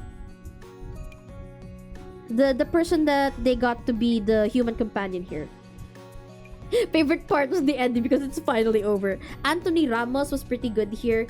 I also like their iteration of Optimus Prime a little bit. I like his iteration. I think, believably, he can become the Optimus Prime of the Bayverse movies. He can be. Like, I can see it. But the timeline just does not make sense. What else? As I said before, like earlier, how many Transformers movies are there? I'm done with most of the Transformers movies that I've watched. I'm done with all of them. As I said earlier, I think the ending here where they introduce the G.I. Joes would be interesting if it wasn't a shitty idea. Okay, next, the last robot of the year. The Wild Robot. I have watched this as the same amount of times as I have Transformers. I think I've watched Transformers 1 5 times. I've watched The Wild Robot 5 times. This is my contender for animated movie of the year in the Oscars. But I know in the Golden Globes, Flow won as the best animated picture. We're gonna talk about Wild Robot and Flow as well. I'm gonna add Flow here as well. Let's go! Animated movies in my top 10 list. You can see I have a little bit of a bias, right? 2, 4, 6, 7. I have 7. Out of the 7 top 10 lists I have right now, there are 2, 4, 5. 5 of them are animated movies. I have a bias, okay? So, the plot of Wild Robot is kind of similar to... I would say its appeal is similar to me as it is to WALL-E. You know how WALL-E is about just robots? Biased streamer. Yeah, biased ako, sorry. Biased talaga ako sa animated movie. It's what I love. Anyway, so the plot here is that there's this helper robot that gets stranded on an island. And she's trying to find her objective to be in that island because she got online randomly. And she is a helper robot, so she's looking for a job. But because this island is made out of animals, she doesn't understand any one of them. The animals don't understand her either. So what she ended up doing is rewriting her programming to make her learn how the animals talk and in turn be able to talk back to them. So she's already rewriting her programming. And then what ends up happening is that after running away from a bear, she falls down a cliff and crashes into a tree. And in that tree is a nest of a goose. The mother goose died, and the rest of the eggs also died except for one. So now she feels she's trying to get rid of the egg, but it hatches while she was trying to get rid of it. So now the duckling, or like the gooseling imprints on her. And now this possum lady that she met while the gooseling was following her tells her that the gooseling is now she is now the gooseling's mother, and it is her task, as he said, it is her task to make sure that this little goose will be strong enough to survive the migration come winter. So the entire movie is just Ross, the robot, teaching Brightbill, the goose, to become strong enough to last for the entire migration of the gooses to a warmer climate come winter. Now, this movie is so pretty and so heartfelt, like similar to Ultraman Rising. This is about motherhood. I can't believe it. This movie is about motherhood and nature and the dangers of robotics and all that stuff. And it's so pretty. The music as well. I will show you one clip. Of the Wild Robot, and that is the only thing I will show you to sell this movie for you. If there's nothing on this list that you would watch, I just suggest you watch the Wild Robot. Hold on. Migration scene.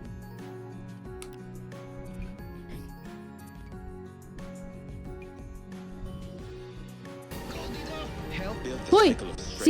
Si Ding Dong Dantes.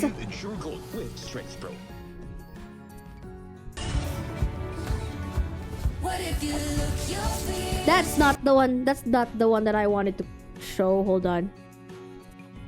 Wild Robot. Oh, thank you for the hydrate. I hope this is this one. For Hortensia, this migration isn't gonna fly itself. The music is amazing as well. Well, guess it's time. Yes. Will you be here when I get back? I'm sorry. No. Why is it in 720p? 1080p, beaches.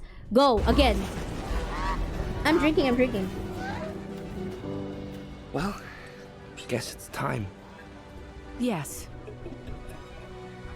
Will you be here when I get back? No. I'm glad you're going where you belong. Roz, I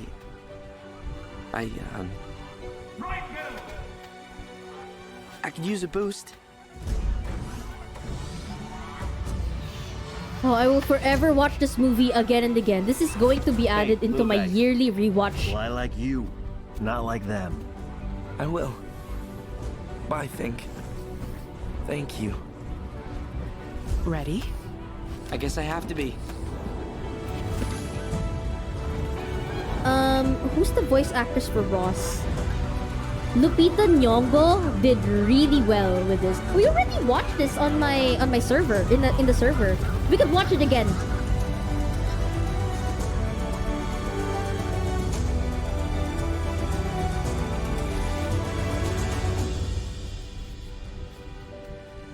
Look at this, cause like she's a worker robot, like she has a directive.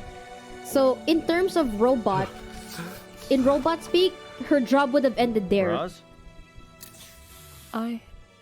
But because she rewrote her entire programming, she's starting to have emotions.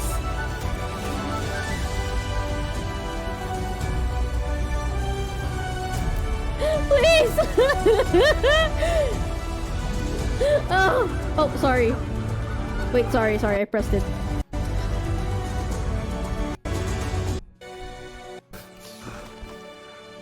Sorry, I pressed it Roz? accidentally. I...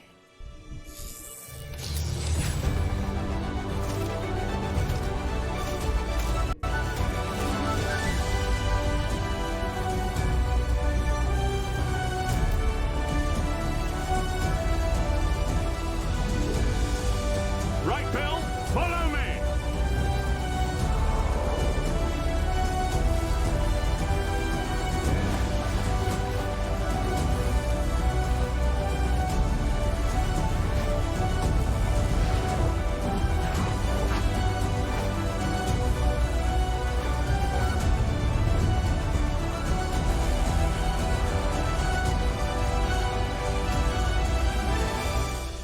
Dude, I was bawling by this point in the movie.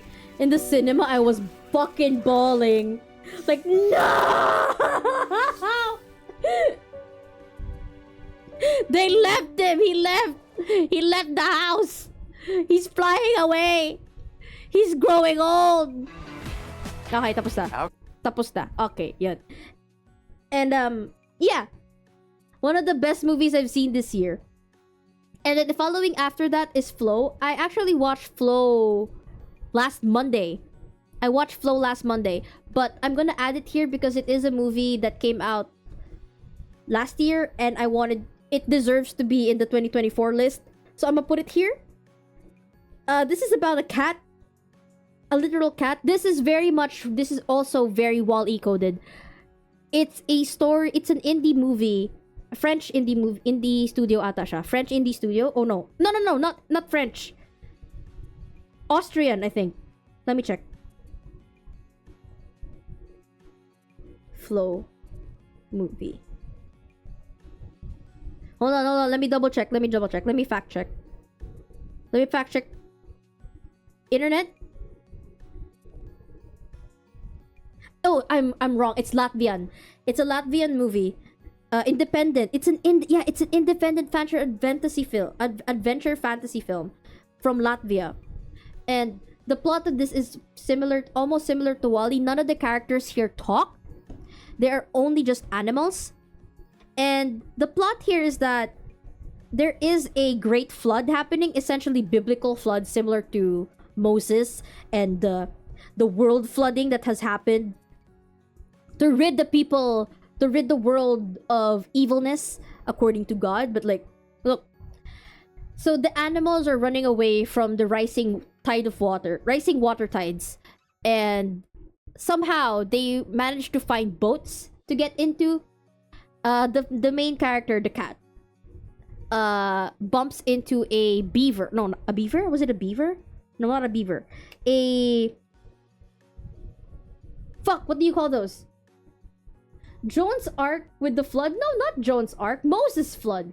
Joan of Arc doesn't have an ark. Joan of Arc is a French revolutionary.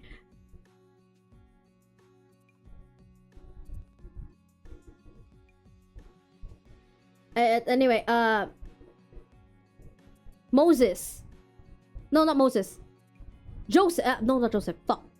John the Ark? Not even that, man. Not that. Yeah, Moses. Moses' ark. Wait, Moses? No, not Moses. Who had the ark? Noah! Fuck, it's Noah. Noah's ark, not Moses. Moses is in Egypt. Noah's ark. Kind of like similar thing. And then... So the cat kind of has this little ragtag crew of animals that try to find higher ground and all that. And the entire time, it's just them trying to find land, trying to survive the incoming tragedy that is drowning. And despite having not said a word, all of the characters have a personality. Like the cat is hold on. The cat is they kind of like they have stereotypical personalities of their animal counterparts. Like the cat is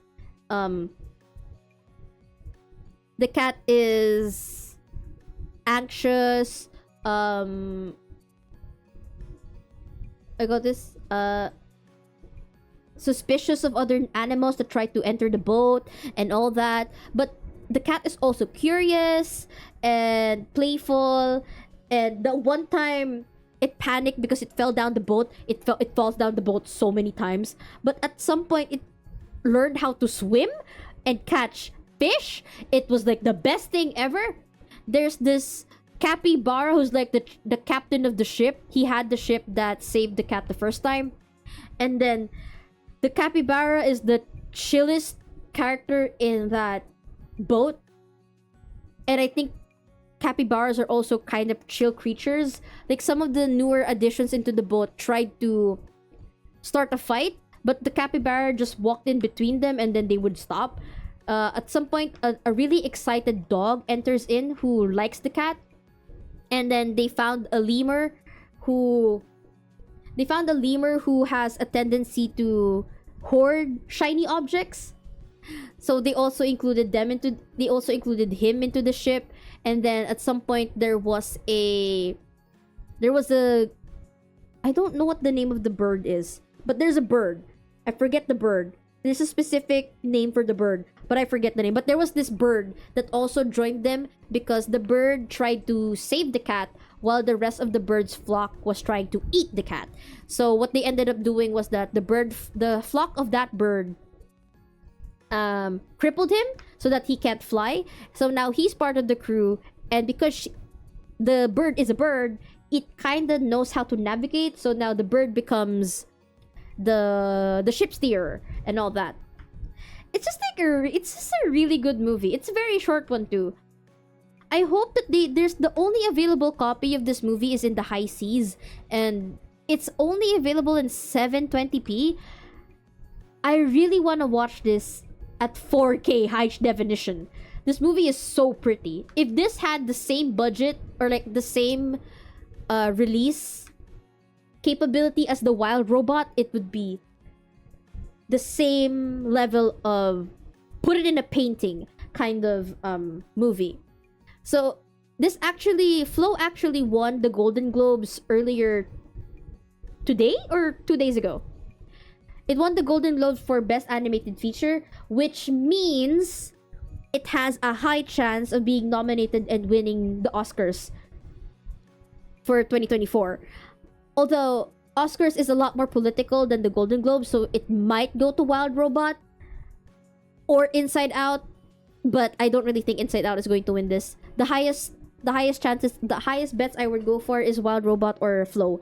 But for the sake of an indie studio winning Oscars, I want this to go to Flow. Hey Arj! Welcome to the stream. Okay, where na tayo? Ayan na. We're almost there. I can do this really fast. I'm gonna just go immediately to the ones that I hated. Red one, bottom wrong. Waste of space. Actually, no, I'll just put this in white nose. I kinda enjoyed it. Nope. Bottom wrong. Waste of space. I don't enjoy The Rock Johnson. I did enjoy Chris Evans, but this plot for the movie is just I was on my phone the entire time. Let's see. Carry On it was pretty interesting. I enjoyed Carry On with Taron Egerton. Essentially, my mom called it Die Hard, but in an airport. And I kind of liked it. But it did not help that it was... who's the voice for Nick Wilde? Jason Bateman was like acting as like this mastermind to get this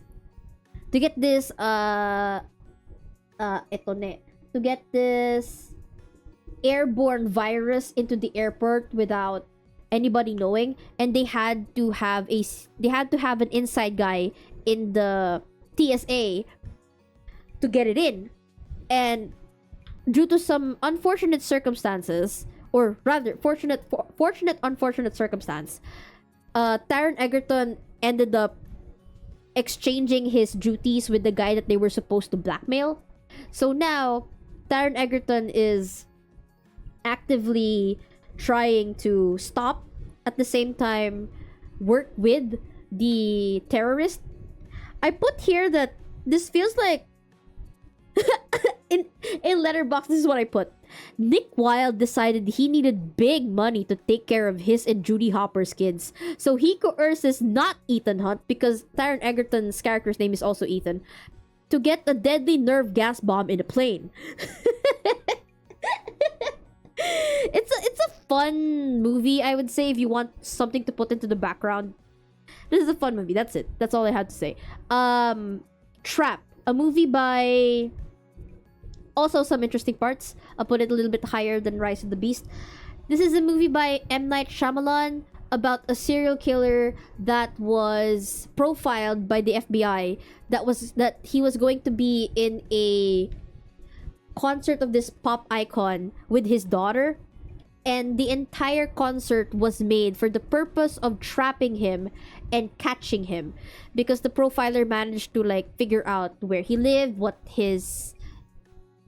it's a profiler thing. She managed to figure out what his profile was. Kumbaga ganon. And then this entire concert was made so that they could trap him. I kind of like the interesting part of it was when he was inside the concert arena, where he was trying to figure out how he can escape without the police catching him. But then after that, I don't remember. I think this is a 2-hour long movie. The first half was like fun and interesting, but then the second half happened outside of the concert arena, and that's when it started kind of to lose me, when it kept on going and going and going, that they could just never trap this guy. He's just a serial killers are kind of notorious, quote unquote, to being elusive, but man, it kept happening and it kept happening, and I was just not having it anymore. But the highest point in this one is that I really like the idol that they put into the stage. Her name is Lady Raven. In the film, her name is Lady Raven, but she is actually M. Night Shyamalan's daughter, who is also an actress and a singer. The songs that they put in here are believable enough to become like chart-topping pop songs in the US, or that she's going to become like a pop star icon with how she does her songs, how she mixes her songs. It's great. The music is the best part of Trap. What else? Monkey Man, a movie by Dev Patel, his first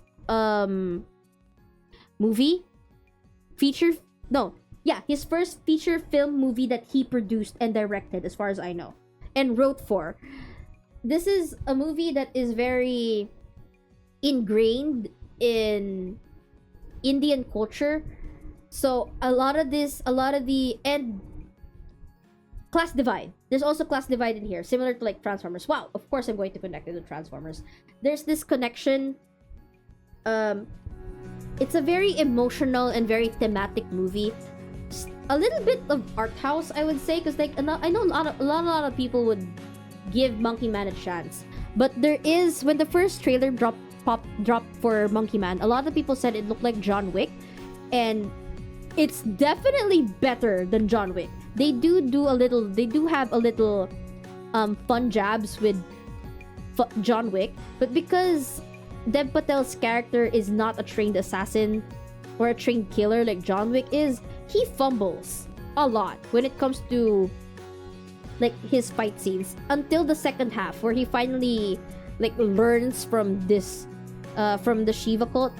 Less gun fu, more environmental fighting. Yes, this movie is very extreme, and I think it has a better use of environmental sets compared to John Wick, because like with John Wick, it's all about the guns or using items around the room to fight with, but Monkey Man feels more dirty, I say. Like, it's a lot of humanistic fighting. It's like, it's choreographed fighting, but you feel like as though if people were put in a situation that Dev Patel's character is put in, you would fight the same way he does.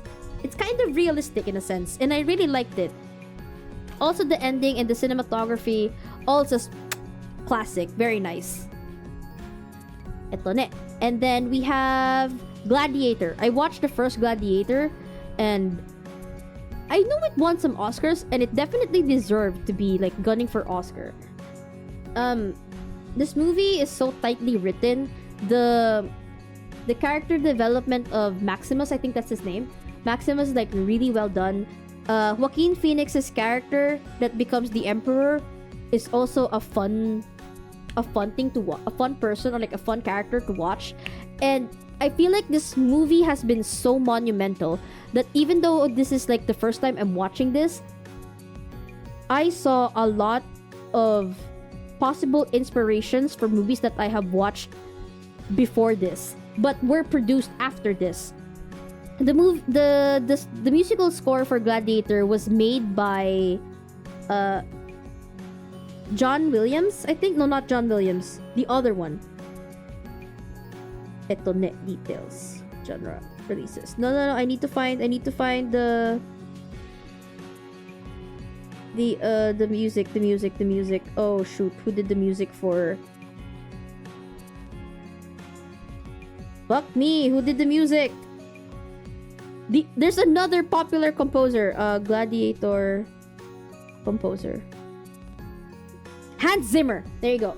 Hans Zimmer did the music for Gladiator, and there is this very specific motif that he uses whenever there's like a fight that's happening, and it's very, the chords of that song, the chords of that musical piece reminds me so much of Pirates of the Caribbean's theme.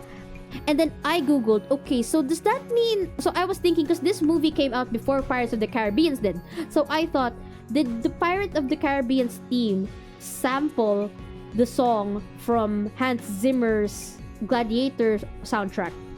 If you guys aren't familiar, track samples are kind of like, while the movie is being made, before, like, I don't know how to explain it, like, before the soundtrack for the movie is done or made, and the people that are behind the movie are trying to like trying to sell the movie to executives and trying to get a feel of what the soundtrack should sound like, they kind of put already made soundtracks on top of the movies, on top of the film, and then kind of tell the composer, hey, we want you to make a music that kind of feels like this, you know? So I thought that after listening to Gladiator soundtrack, I thought, was the Pirates of the Caribbean's theme sampled from the Gladiator's soundtrack?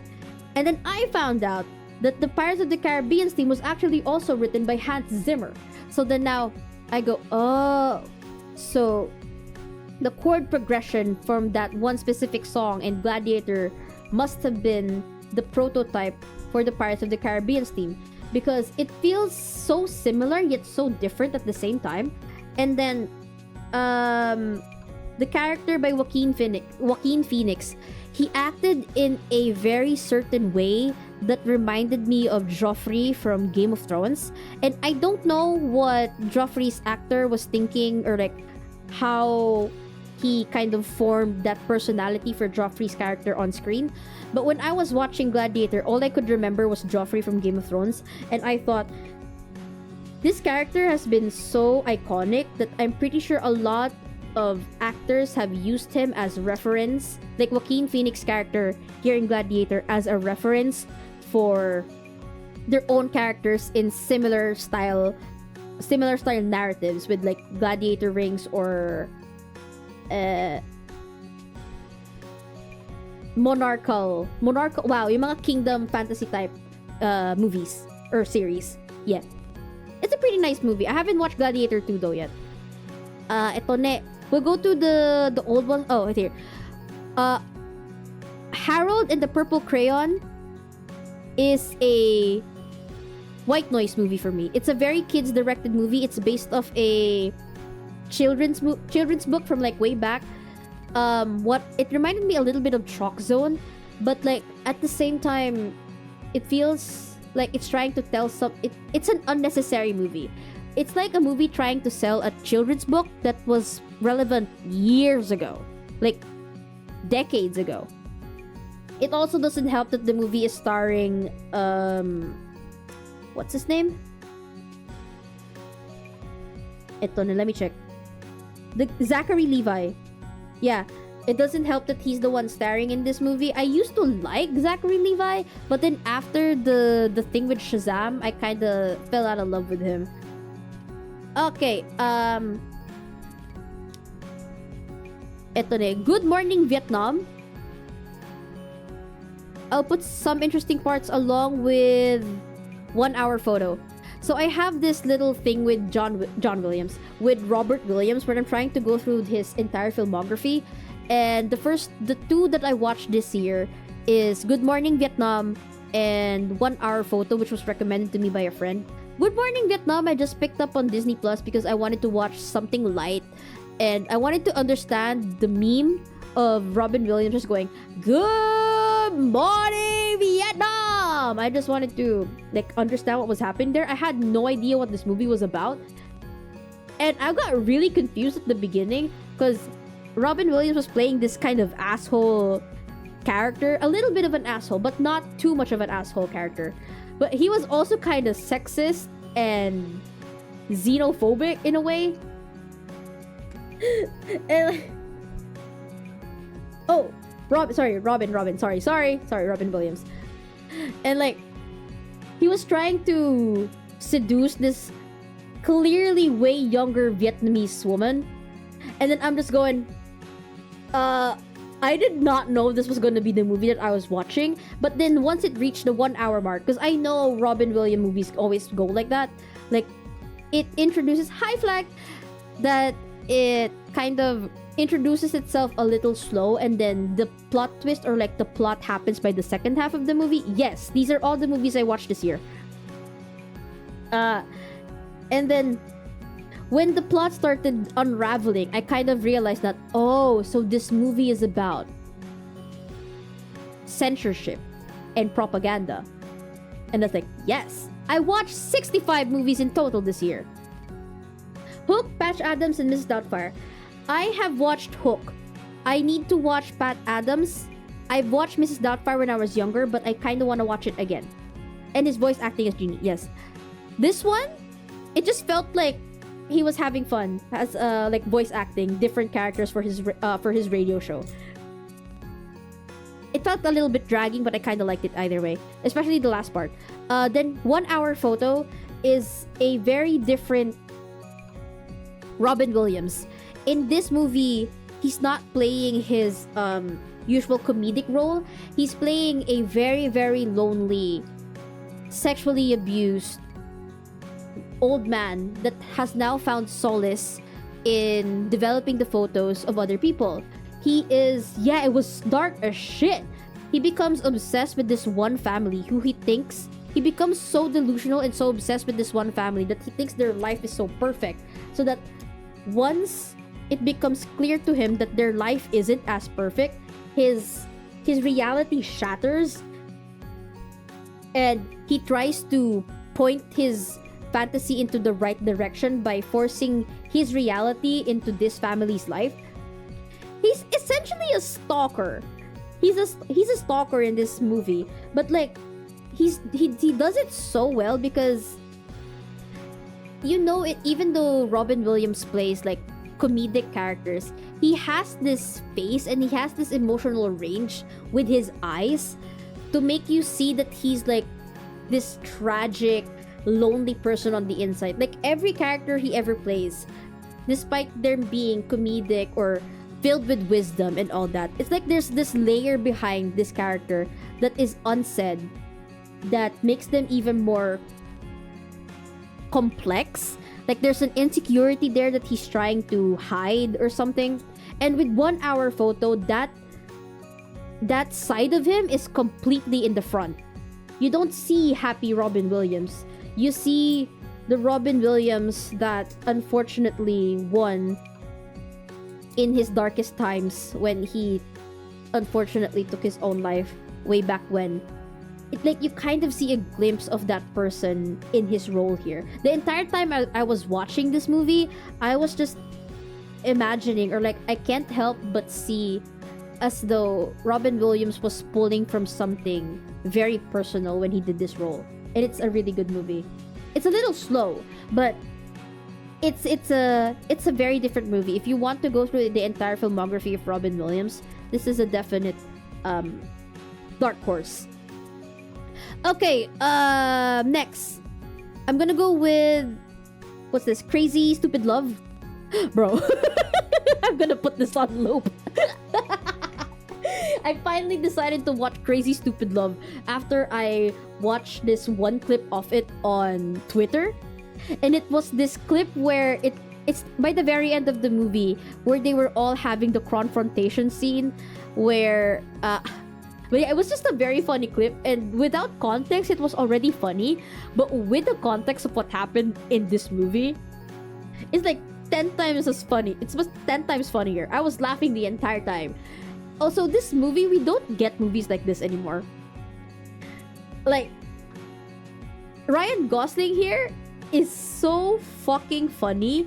He's playing like this Sigma alpha male who's teaching beta male Steve Carell how to pick up girls in a bar to like rise, to increase his riz and get laid every night to kind of forget that he was being divorced by his wife. and then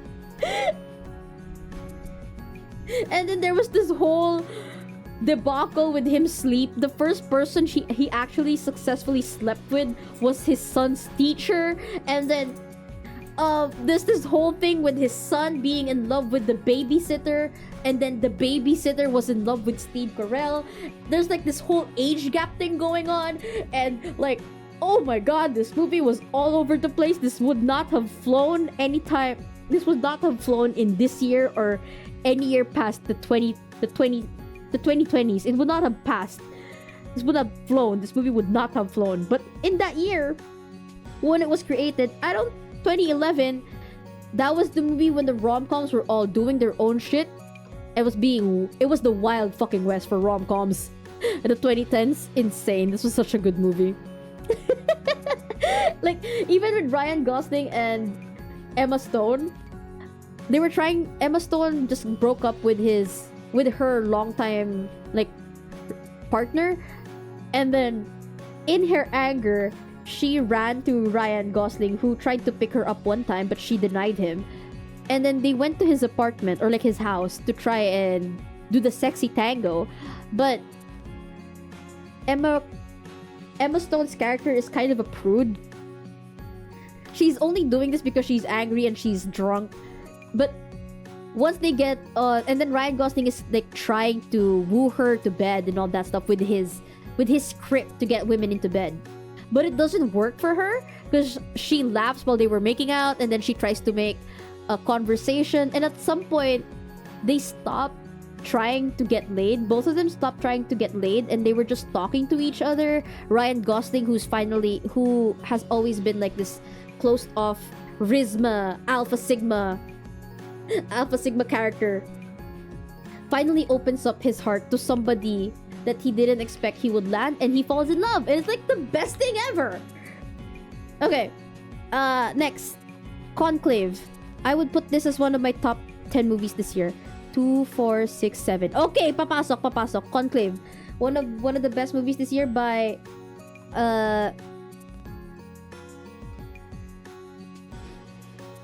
I was raised Catholic. I mean, I still am Catholic, but I do question the church sometimes. But in terms of my spirituality and religion, I am very much a Catholic. So this movie's selling point is that it's kind of like, I wouldn't say Da Vinci Code, because Da Vinci Code hates religion. Da Vinci Code, or like Dan Brown fucking hates the church. So when he wrote Da Vinci Code, it's like a very interesting take on what the church might be hiding in terms of the chalice that Jesus drank the blood, the chalice that was used during the Last Supper. As far as I know, that's the plot of Da Vinci's Code. And it was very much like shitting on the church. But with Conclave, the mystery here is that the Pope has mysteriously, an unnamed Pope They didn't name the Pope here. The Pope has died, and his right hand, Cardinal, I forget Ralph Fiennes' character is. Cardinal Lawrence, who is the dean of all the bishops of the world, feels like something is amiss because he is like the right hand and like the closest friend of the Pope. He thinks something is amiss, so he tries to investigate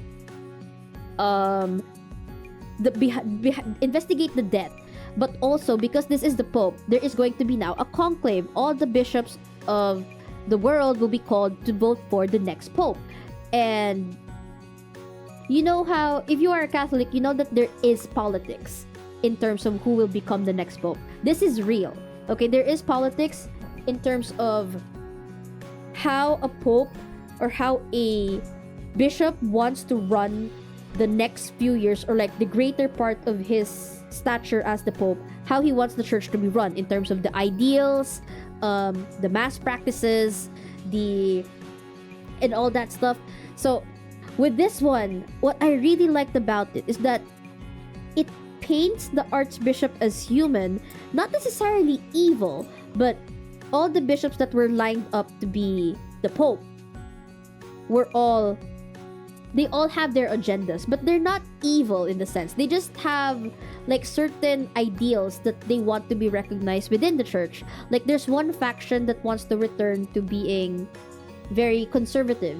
They want the church to go back to Latin masses and all that stuff. And then there's Lawrence's side that wants to be open in terms of the queer community and all the sabi sina Bellini, yun yung side nila. And then as the mystery kind of goes on and you kind of unravel the darkness, not really the darkness, I would say yung mga baho ng mga pare na gusto maging Pope. You as the audience, as well as Lawrence and Ralph Fiennes, you start to like lose faith on these people who was gonna become Pope. And then there's like a lot of quotable quotes in this movie. Like at the beginning, before they start the conclave, Ralph Fiennes says this: if there was only certainty and no doubt, because he wants the people who were voting for their next Pope, is like he wants you to be certain about who you're voting for. But like he wants you to also doubt the person that you're voting for. So like, if there was only certainty and no doubt, there would be no mystery and therefore no need for faith.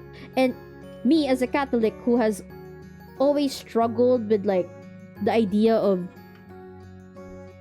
God and all, wow, it's 3 a.m. talks now, it's 1 a.m. The idea of God, but I'm pretty sure I'm always going to be faithful with my religion, but I would have a lot of instances where I doubt what I'm told or what I'm taught or what I'm told to believe in, but the faith will still remain. That hit me hard right there. And then at the latter half of the movie, there's this other line, we are mortal men, we serve an ideal, we cannot always be ideal, which is like this another cardinal told that to Ralph Fiennes, where he's like, because like Ralph Fiennes is starting to lose hope with all the possible candidates because they all have dark secrets that they're hiding. So he's starting to lose hope. And then this one cardinal tells him like, we're mortal men, dude. We, as archbishops or like the messengers of God, we need to serve an ideal. But because we are human, we cannot always be this ideal person that the people want us to be. And then at the very end, I mean, you can kind of see it a mile away that the next Pope was going to be this character because he appeared out of nowhere, and he was one of the biggest mysteries in the film. But what I really liked about this movie is that yung plot twist na yun, I'm not gonna reveal it. If there's again another movies that you might want to watch, if you can stomach 2 hours of talking but with great acting and great cinematography, Conclave, there is the final reveal of the one that the one that became Pope in the end. Kasi pati siya, meron siyang he's also hiding a secret. But his line is just, I am what God made me, and I just felt, whew, oh my lord, that was great. The entire movie was great. Eto ne. Also, in short, also the Pope in this movie was doing 5D chess games from the grave. He was, alam mo yung naglalabas siya ng baho para sa mga taong buhay pa, tas siya patay na, pero naglalabas pa din siya ng mga baho nila. This Pope was insane. And okay, last few movies. I'm just gonna go with The Kingdom. Oh man, The Kingdom made me so. I've already mentioned this before. I'm gonna go through it quickly because it's 1 a.m. But The Kingdom was a movie that was going to focus on an alternate reality or an alternate version of the Philippines where it was never colonized. And the way that our culture advanced is that we kind of adopted a similar government system as Thailand, I think, and then there was like a lot of very interesting points here, but because it is a very big epic. Hello, oh my god, your name. Hello, daddy, how you doing? I'm doing great. I'm just talking about the movies that I watched this year, which is now, we're almost done. I only have 4 movies left, but right now I am talking about The Kingdom, a movie in the Philippines where it reimagines the country without being colonized. Yes. How are you doing? Happy New Year. Eto ne. I'm Sushi's, by the way. Your local overworked web panda. Overworked web panda that has work tomorrow at 9 and yet I am still here. Exactly. My god. Anyway, this movie had a lot of things to talk about, and what I really hated about it is that it spent the first hour establishing the world, and then they spent the last 1 hour moving the plot. And so it kind of introduced the plot in the first hour, but then it only started to move by the second hour. And it was like, nah. This would have worked better as a TV series. And everybody acted well except for Vic Soto, the titular king, and Christine Reyes. Christine Reyes was kind of like a... You can see the plot twist from a mile away with Christine. When they casted Christine Reyes as that one character, and then Vic Soto is not showing the range that he has. I mean, I don't think he has range in acting as well, but this is the most stoic he's ever been. It makes sense given his character, but like, I wish he could have done more with his character, even though he's playing like a king that is so tired of his crown and is just trying to find his daughter, and he's grieving because of the loss of his wife and all that stuff. But man, this would have been such a good movie. A lot of really good concepts here of what our nation would have been like if we were never colonized, ever. Then, following the MMFF trend, I have Green Bones. I would also put it here in some interesting parts. Actually, no, I'll put it in stamp of approval. If you're a Filipino and you want to watch a movie that's a little bit of a high caliber, Green Bones is pretty great. It follows the story of 2 people.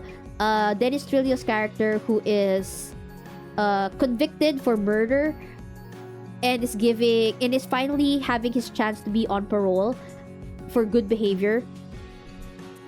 And Ruro Madrid's character, who was recently assigned into the prison camp where Dennis Trillo is in, because he has like this black and white idea of justice, that there's only good people and bad people in the world. Because he has a history wherein a murderer killed his sister in cold blood and the murderer was never found.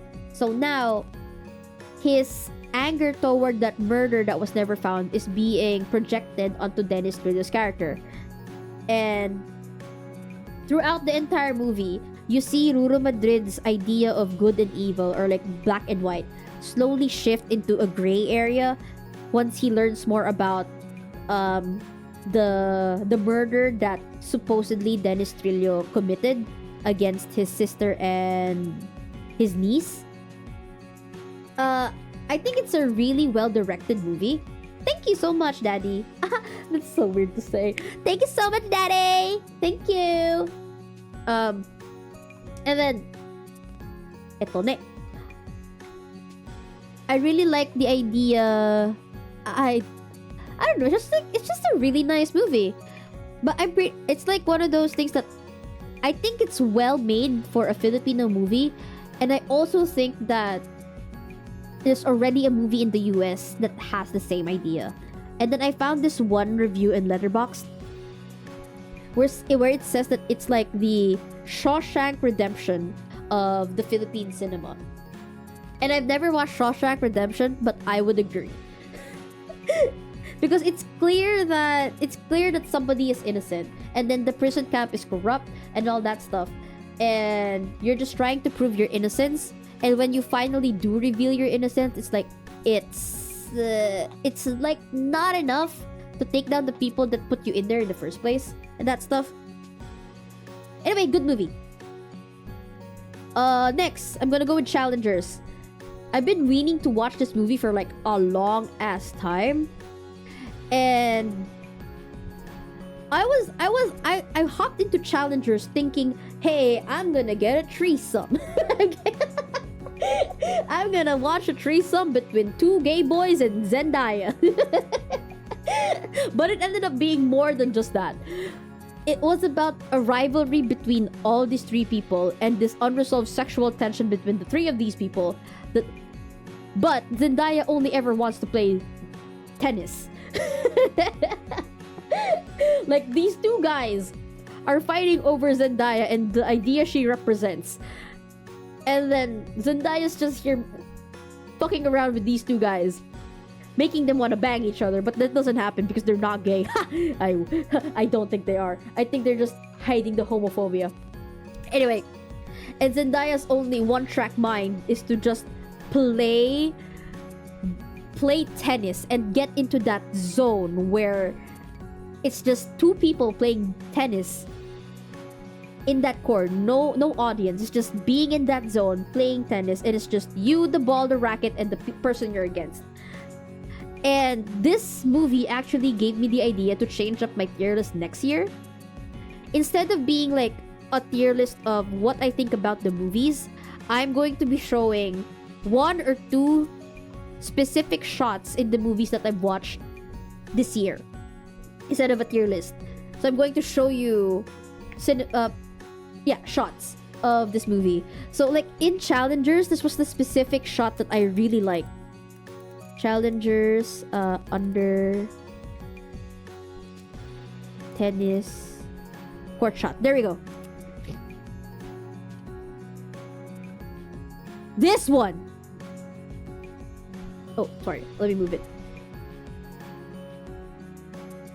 Can I just hold on? This looks so cool. I saw the back. Oh my god. Eto na, I wanted to just open the picture. There we go. This one, this shot.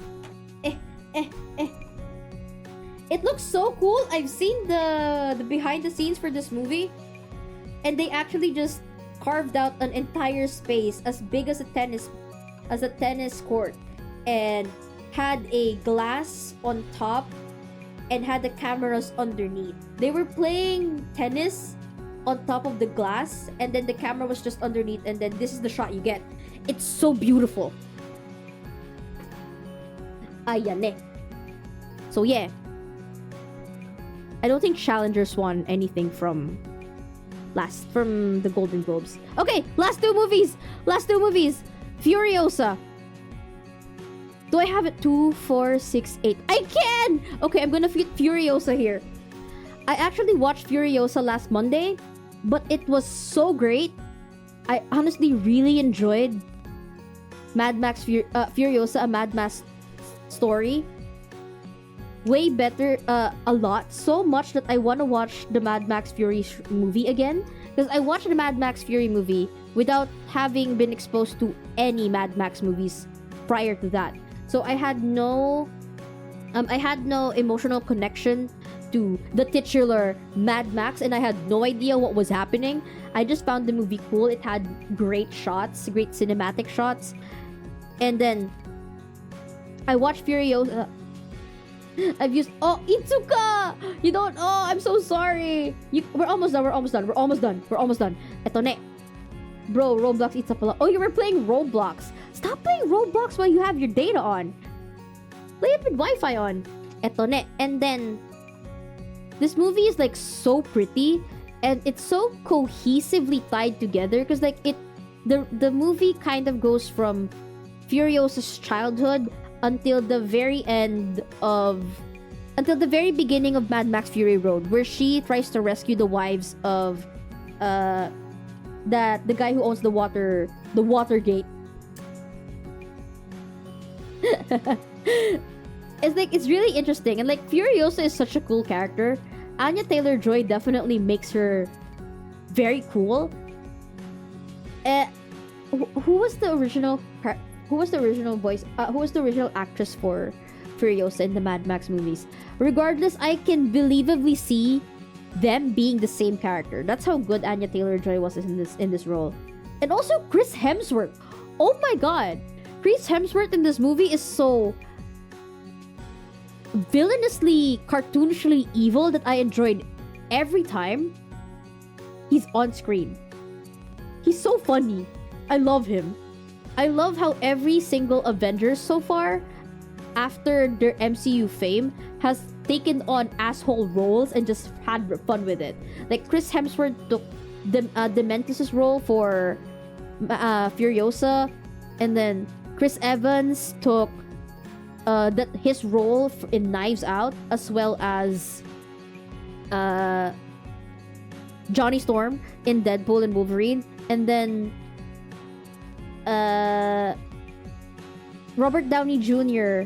took up his role from Oppenheimer, where he was essentially the villain to Oppenheimer's story. Like, goddamn, they all took asshole roles. Well, to be fair, the black cat, Toothless, was actually designed with the idea that he was just a house cat. So it makes sense. The expressiveness in his eyes is also patterned to a cat's. So it makes sense that he looks like one. Here we go! Wicked! Definitely top 10 movies of the year. Actually, no, I want to put it down here. And then I will put... What else did it come out? What else came out in 2024 that I would like to put up there? Because I feel like... I don't think Wicked is one of the best movies of the year. But I do think it's a very good movie for everybody to watch. Because like... I don't know. I really like the... Like, no contest with the casting of... I keep forgetting her name. Ariana Grande and... Shit. I keep forgetting her name. I'm so sorry. Where is it? Here we go. And Cynthia Erivo. They were so well casted that they became the characters themselves. And they also sing very well. I love them all. The entire cast. I mean, Jeff Goldblum and Michelle Yeoh singing was kind of a little lackluster. Jonathan Bailey was great as Fiyero. Peter Dinklage, I didn't even notice he was the GOAT, but he also sang pretty well. He has a background in singing. But regardless, the entire movie, the entire plot of the movie, the way it was paced, I think was really great. I have a problem with John Chu's direction sometimes. It's like in some musical set pieces like Dancing Through Night,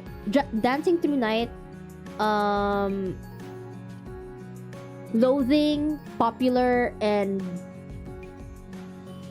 what was it? No. Actually, Loathing.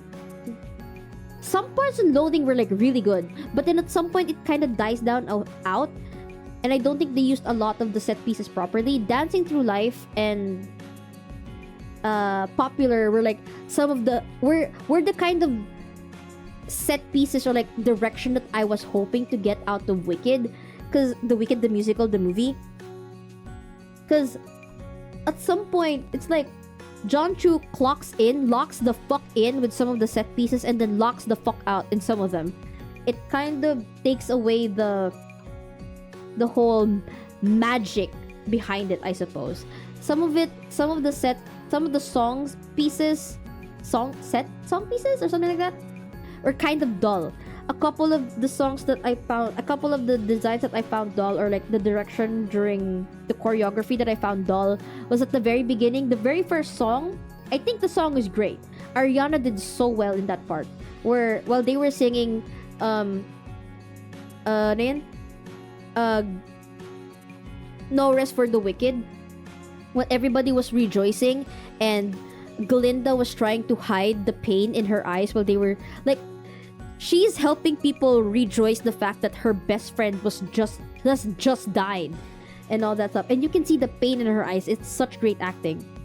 And then the Cynthia Erivo was just really great as Elphaba.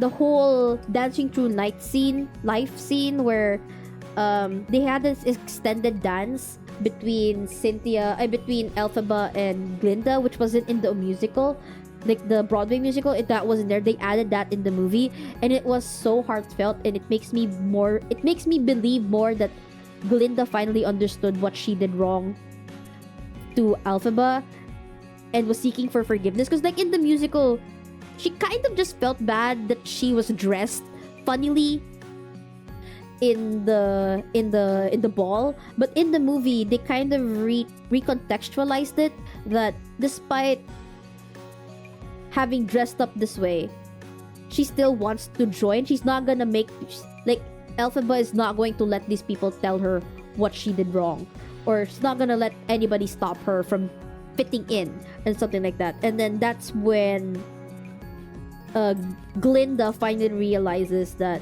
and also like with the whole Elphaba gave her a chance to become a witch that she wanted. What is this? Oh, we're ranking the movies that I've watched this year, and we've just reached the end. I'm just finalizing with Wicked, which is the last movie of the year. Well, the last movie that I'm rating for this year. So, going through all of this, I have watched 65 movies this year. Oh my god, 65! That's so many! I want to make it higher. But for all intents and purposes, for the people that want to watch movies but don't watch movies generally, the movies this year that you should definitely watch are Dune 1 and 2, Wild Robot, Dune 1 and 2, Dune 1 and Dune 2, Wild Robot, Flow, Transformers 1, Look Back, Inside Out 2, Deadpool and Wolverine, Conclave, hit or miss, you might watch it, you might not, Furiosa, and Wicked. You might also try watching the ones for the Sue Stamp of Approval. Yes, it's not enough. Sue Stamp for Approval are movies that I think you might like, but you know, if you don't really like watching movies, then I can't do nothing about that. But these are like movies that I would recommend you to try out. Past Lives, Monkey Man, Godzilla Minus One, Suzume, Ricky's the Nicky and Bottoms, Late Night with the Devil, Fall Guy, Eto ne, Abigail, and Green Bones. And that's it. I have nothing else to say. I need to go to sleep now. I will save this, post it on Twitter, and then see you tomorrow. Tomorrow will be a singing stream. I can't believe I told myself earlier that I didn't have the energy to stream for this long, but I guess I can keep yapping for 5 fucking hours. You know what? That's fun. Anyway, let's see who we can raid. Green Bones the best. Yes. Eto ne. Bye. Is Kiwi still streaming? All right, very good. She's still streaming. All right then. Eto ne. What was I gonna say? Yeah, tomorrow's stream we're gonna be singing my top 10-15 songs of 2024, and that would be the last stream of the week. I would like to thank the raiders today. I had quite a few, actually. Let's see. We got raided by Ruby. Thank you so much, Ruby Rose, and all of your followers or all of your audience that came here and decided to stay and chat with me for a while I yapped about my movies. Thank you so much as well for Jesse for the raid and his viewers that stayed around here to listen to me yap about the movies. And all of the people that gave points to our community challenge, which is going to be reading fanfiction, Transformers Smut fanfiction, whenever that's done, maybe next month if we actually can finish it. And also, thank you so much for the new followers that got interested in me yapping about movies. I swear, I don't always yap about movies, but this is the same energy I bring to the table every time, even though I'm dead on the inside. Yeah, okay. Hold on. Let me just move this here.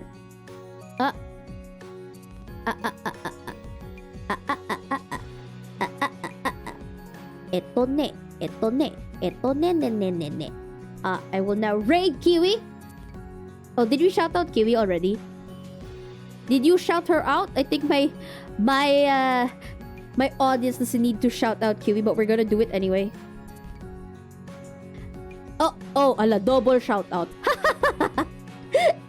Anyway, thank you guys so much for joining me tonight. I'll see you guys tomorrow again, 9 p.m. Alright. Oyasumi nasai. Arigatou gozaimasu. Wait, hold on. Where? I can't. Where is it? Where's Kiwi? Where's Kiwi? Where's Kiwi? Arigatou gozaimasu. Arigatou gozaimasu. Arigatou gozaimasu. Arigatou gozaimasu. Jan! Where's Kiwi?